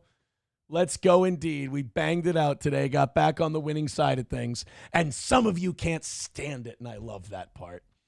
Needling you, just poking you. Vidam with $5 says, classic Aaron. Now, wait a minute. We missed by 120 yesterday. And now you guys are $10 over. So technically, we should offer you guys 60 minutes of overtime. Like Trucker 18 Wheeler just threw in $20. So now we're $96 away from doing 60 minutes of overtime if you guys knock out yesterday's goal too. Okay. I'm not going to let you guys go over and not put it towards this show's goals. I'm not greedy like that. I'm greedy to an extent, but not like that. Oh, there's $1 from Ryan the Garbage Man. He says, read my text. I didn't get it. Send it again. Or I accidentally swiped it. Von Kaiser with $2. Thank you very much. Whoa. What is it now? $93 away from doing an extra hour. Thank you guys very much. Boy, they came in late, but they came in. Jesus. All right. Well, if you guys want an extra hour today, $93 is the number. The links are up in the chat. There you go. If you'd like to click and throw in, I appreciate it. All right, let's take a look at this Kyler guy and what he had to say about the Keno Casino boys. Now, as you know, Andy Worski has been clean for a year, right? He's been sober for a year, which is great. It's an amazing accomplishment. A lot of people don't get a day. Andy Worski's got a year. Well, this guy is, I guess, throwing some shade at that assertion. Mizzle T. Shizzle gifting a membership. Thank you very much. $90 away from doing an extra hour of Steel Toe today. Thank you, Mizzle T. Shizzle. Let's take a look at what this... So let's see. That whole 1 year sober thing, not true, says the description. Not even 1 month sober. The writers for this season have outdone themselves.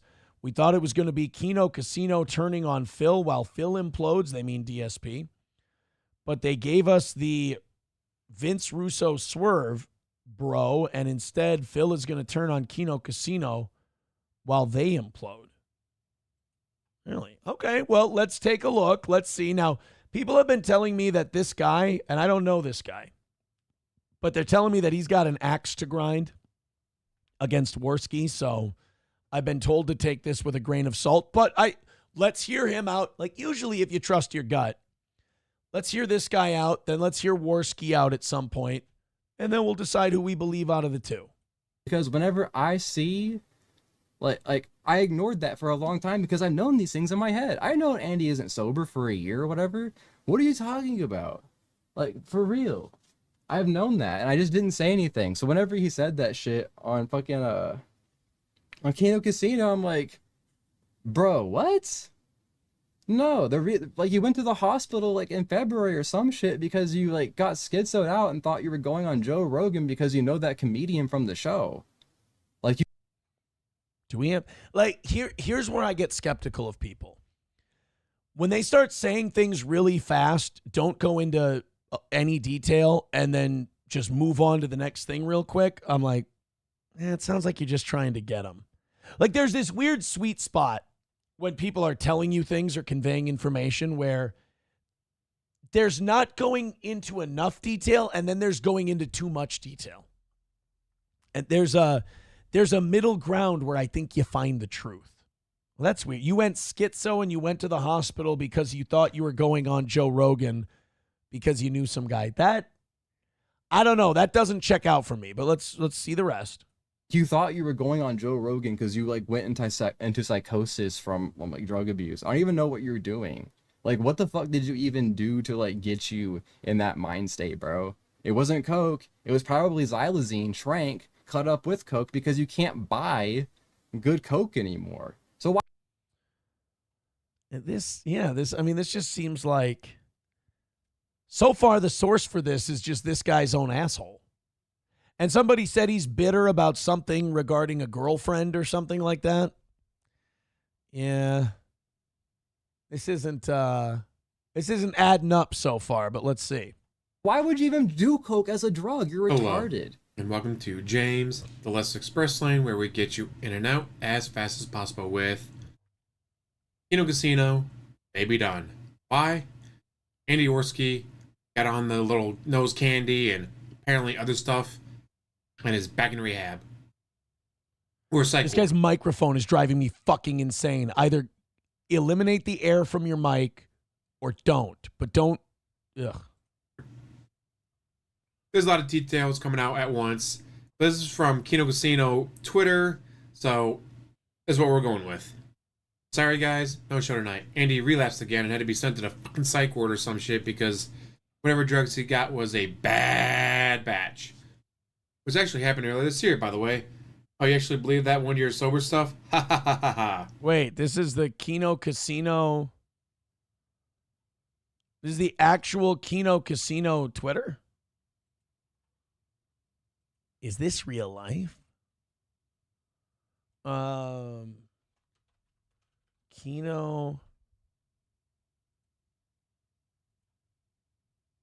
Casino clips, Keno Casino classics. I don't see an well, how about Andy Worski's Twitter? Well, we follow each other. Why won't that come up? Oh, there we go. It's just Worski. Last tweet 5 hours ago, he retweeted somebody. 3 hours ago, retweeted Jersh. Retweeted somebody about Nick Fuentes. He retweeted a clip about me. Yay.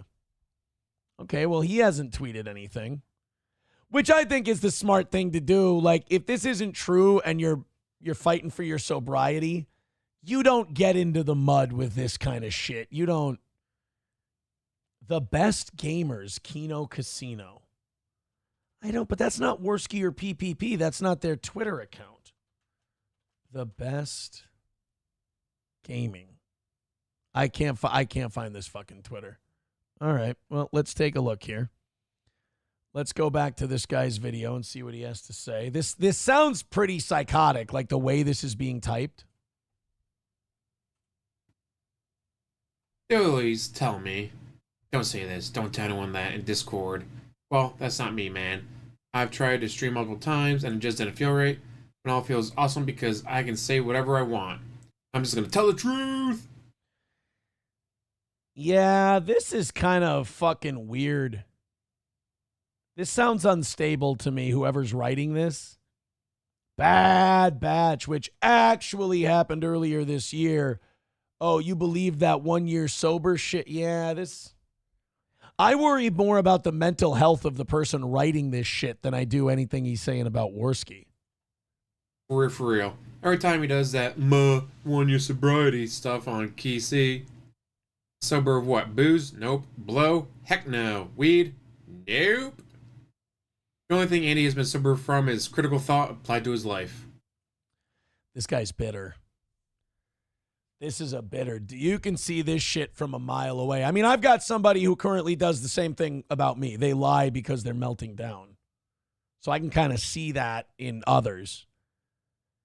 This is a guy who's bitter. This guy's got an... Let me guess. I don't... Again, this is me coming into this without knowing anything about this person. I'm guessing they have an axe to grind. I'm guessing there was a falling out with Andy and maybe someone else at some point because this strikes me as very personal. Andy hates someone because... Wigger is Sam Hyde. He big leagued him at his humiliation ritual boxing match set up by Daddy Keem. I can see why Sam Hyde big leagued you. You were coked out of your gourd and drunk the whole time you were in the UK. That's why you were wearing sunglasses during it. All right, well, him getting knocked out by Salt Poppy was more than a year ago. So that wouldn't have anything to do with his sobriety thing. So that, again, this is just a guy who's upset at somebody and he's just saying shit we already know. So if he was high out of his mind and fucked up for the Salt Poppy fight, that would be believable. He wasn't claiming to be sober then. Has been felted. Nope. Andy just let this stupid bitch girlfriend chase away the person who ran this account.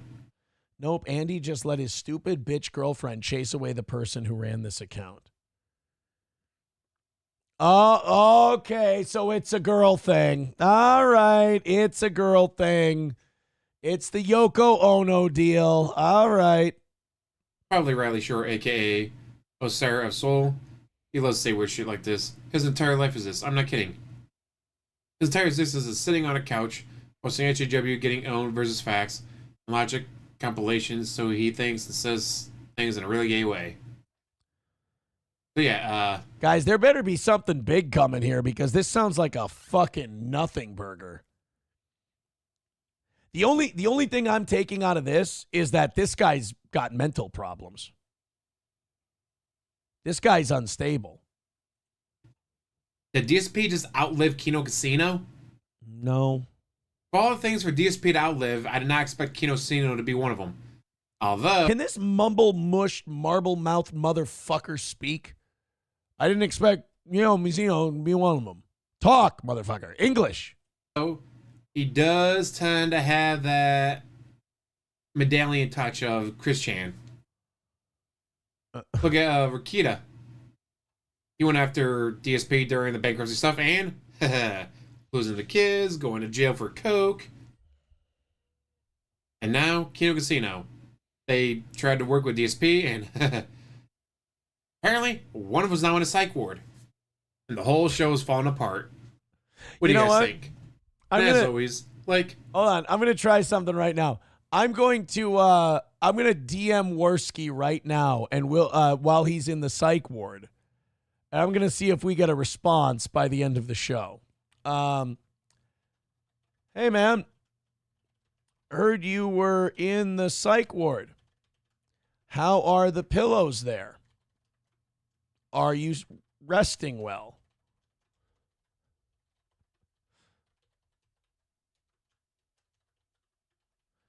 All right, there we go. Now we'll see if Worski responds by the end of the show, and then we'll know if Andy Worski is in a psych ward or not. There we go. HBEP says Kyler ran the account and changed it. Kyler did a 4-hour plus show on Kino Casino Tuesday night. Oh, so this is a bitter guy. This is a jilted ex-lover thing. This guy sounds unstable. HBEP says Discord drama. Yeah, this sounds like gay internet shit. Aaron, find clips of this Kyler guy on with the Ralph. Oh, he's a Ralph guy? Okay, here's what I think happened. Kino Casino fucks with a lot of people. And Kino Casino kind of outs people and accurately sort of depicts them and fucks with them and makes fun of them. So then some crazy retard Ralph associate goes out and says, oh, yeah, they do this, they do this. Didn't Ralph said that TV's Will Herron is having threesomes with prostitutes? Like, we're talking about pilled out losers. And they're tired of getting, as the kids say, felted by these guys. And now they're swinging for the fences and making shit up. I mean, come on. Look, I'm willing to believe that somebody with an addiction can relapse. I'm absolutely willing to believe that. But you got to come to me with something more than you capitalizing every third word and losing your mind and saying they're in a psych ward and all this shit. I need a little bit more than that. HBEP says, I believe Kyler was their editor at one point. MQ says Kyler used to be on heroin, I believe. Yeah, look, man, I'm willing to believe he's on heroin more than Worski's on drugs. Oh boy, and he was doing a tweet storm yesterday too. Worski calls Ashton's girlfriend a potato behind his back. She ugly, bruh.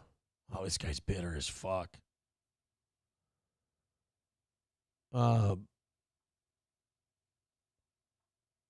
These are DSP outlasted Kino Casino. I'm pretty sure probably not. No, actually, just one weekend in Vegas, he spent $24,000. That's an IRL dono if I've ever seen one. Yeah, this kind of just seems like sour grapes. I'm not seeing anything concrete here.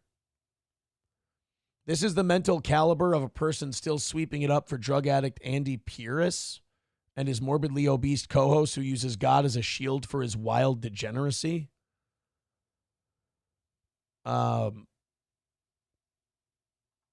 Yeah, this is so here's something from June of 2023. And Worski's tweeting about having sex on the dance floor with an Indian MILF. It was fucking wild. More happened, but honestly, we can keep it at that.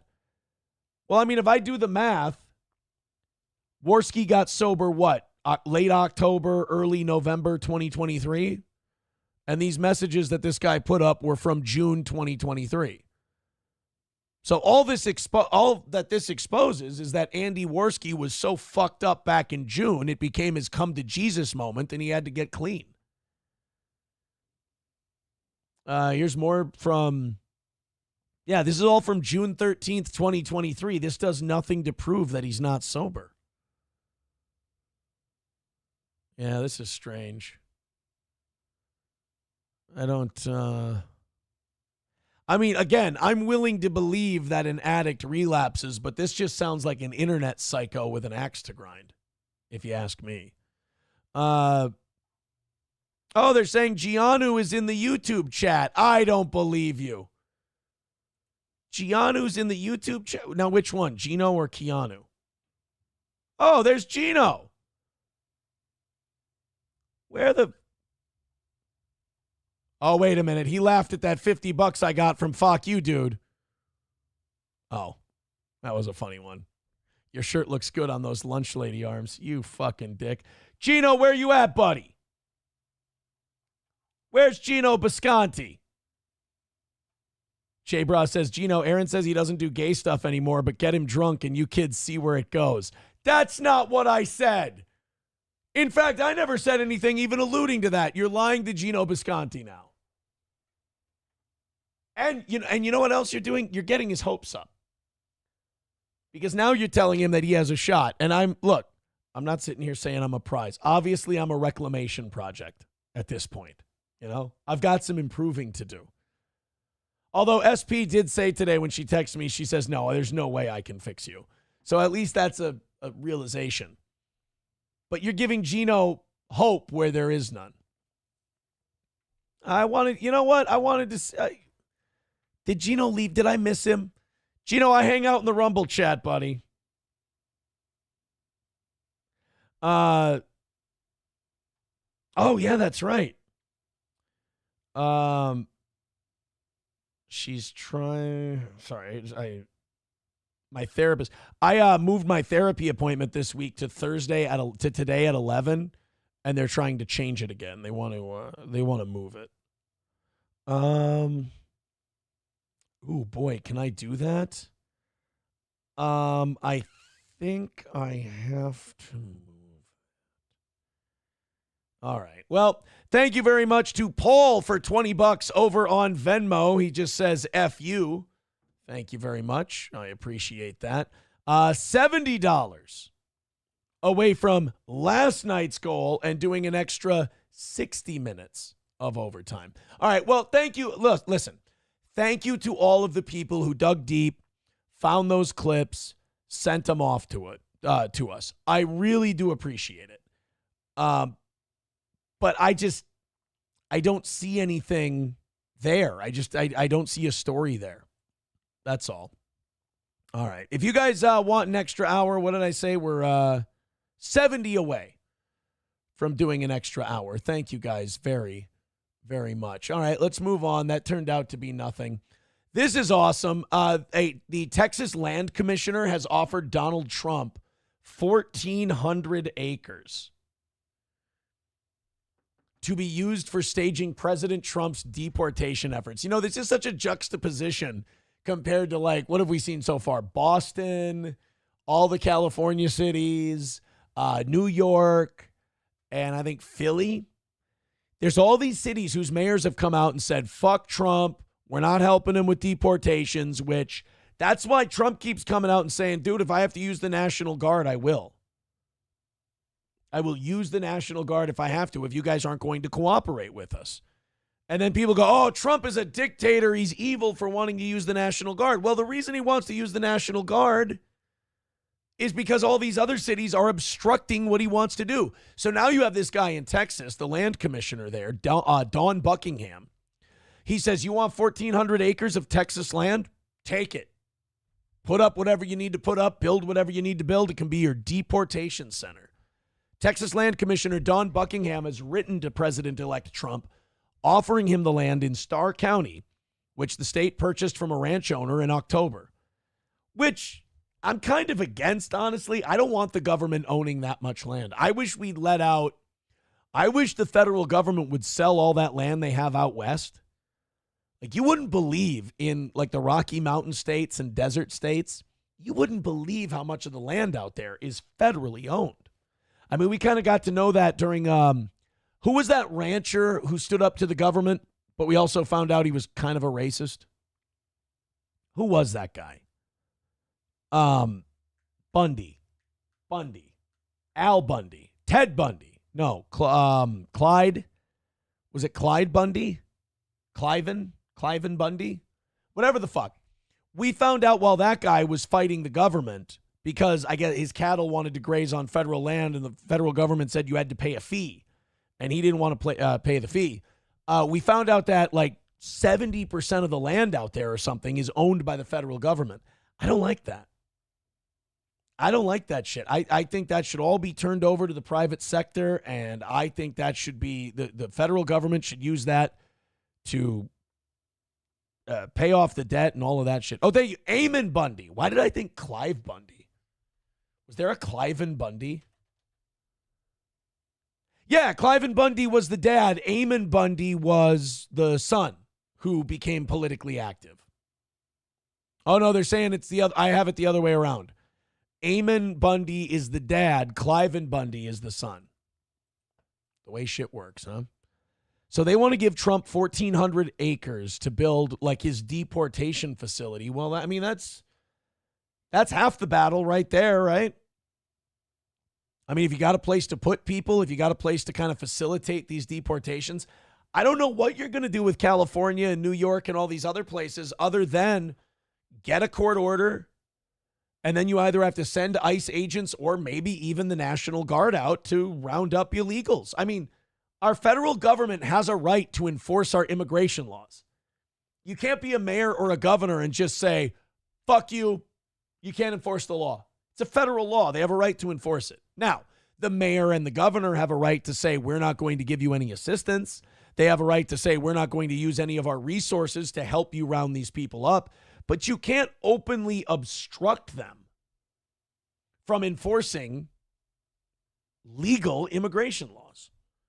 So it'll be interesting. I just love that all of these state and local governments, they get to obstruct Donald Trump, and then the minute Trump responds to them and goes, well, I'll use the National Guard, then they go, oh my God, he's a fascist. He's a terrible guy. Can you believe it? It's like, well, there is an alternative if you don't want to see the National Guard rounding up illegals. Help him out. Help enforce the law. How about that? Gustav with $9.99 says in Nevada, a huge chunk can't be sold because of the exclusion zone from nuclear tests. Well, Lord knows I get that. I mean, if there are areas of the desert that we've been nuking into oblivion. Isn't that that's where Randy Quaid cooks his chicken? Remember, he just throws it on the rocks, just cooks it out there. Works great. Thank you, Gustav, for the $9.99. Could you give Kevin a super chat today and let him know I said hello, and that I'm thinking of him, and that I love him and respect him? And I'll fucking kill you, you fucking faggot. $65 away if you guys want to add another 30 minutes of overtime to your tally today. Thank you very much. You guys really cut into that loss from yesterday. That's really appreciated. That's incredibly generous of you. Thank you. Hey, guys, I think we owe Ellen DeGeneres a round of applause. Look, I know you're thinking why. And the reason is simple. She's come up with a new way to finger and eat pussy that's going to be helping us.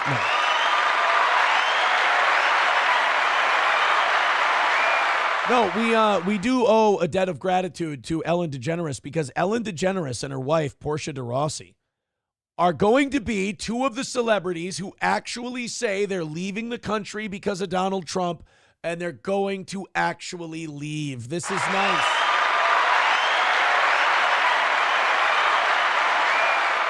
This is a good thing. They say that they are moving. They're dumping Trump.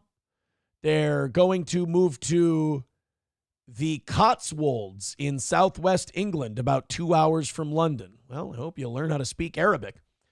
The couple scooped up a place before the election, but were very disillusioned with Trump's victory. And as one source put it, they immediately decided to get the hell out. You know, it's interesting. The closer any of these celebrities move to London, they're going to figure out why Americans elected Donald Trump. It's kind of a fun little catch-22. If you didn't hear, that London area is going to shit. I mean, the Middle Eastern and Arabic and Muslim migration, they have not done assimilation well. There's something about America that, like, to go along here, you kind of got to adapt to the culture. And we worry about it for a little while. I know in St. Cloud, we worried about the Somalis for a long time, but they were here they've been here for about a generation now, and we're starting to see the assimilation. I mean, they're so assimilated into America that the Somalis hate black people.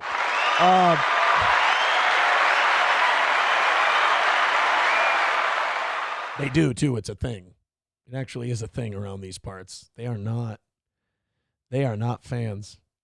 Black, gay, trans. I mean, in a way, the Somalis kind of fit in perfectly in Stearns County. But in the UK, for some reason, they just don't do the assimilation very well. And people in London are not happy. And so you're going to find out, you're going to go to these countries and you're going to go, oh, now I see why America chose Trump, because he kind of wants to keep some semblance of like a cohesive culture together so we don't become like these English countries. I get it. But you know what? I wish them the best. I'm not mad at all when these celebrities want to move to another country. Get the fuck out. That's fine.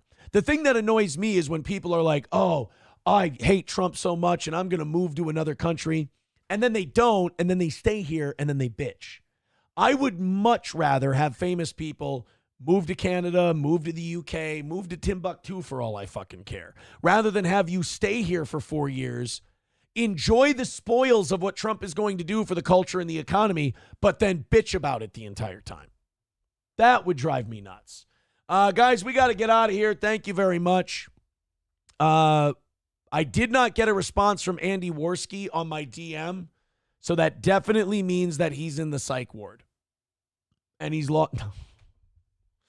I'm kidding. I don't know, man. That whole thing to me was just stupid. We got a great show coming up tomorrow morning at 6 a.m. Central. We've got Rumble Link Friday for tomorrow. I'm very excited. I'm also very upset that Gino Bisconti stopped in the chat and he didn't say hello.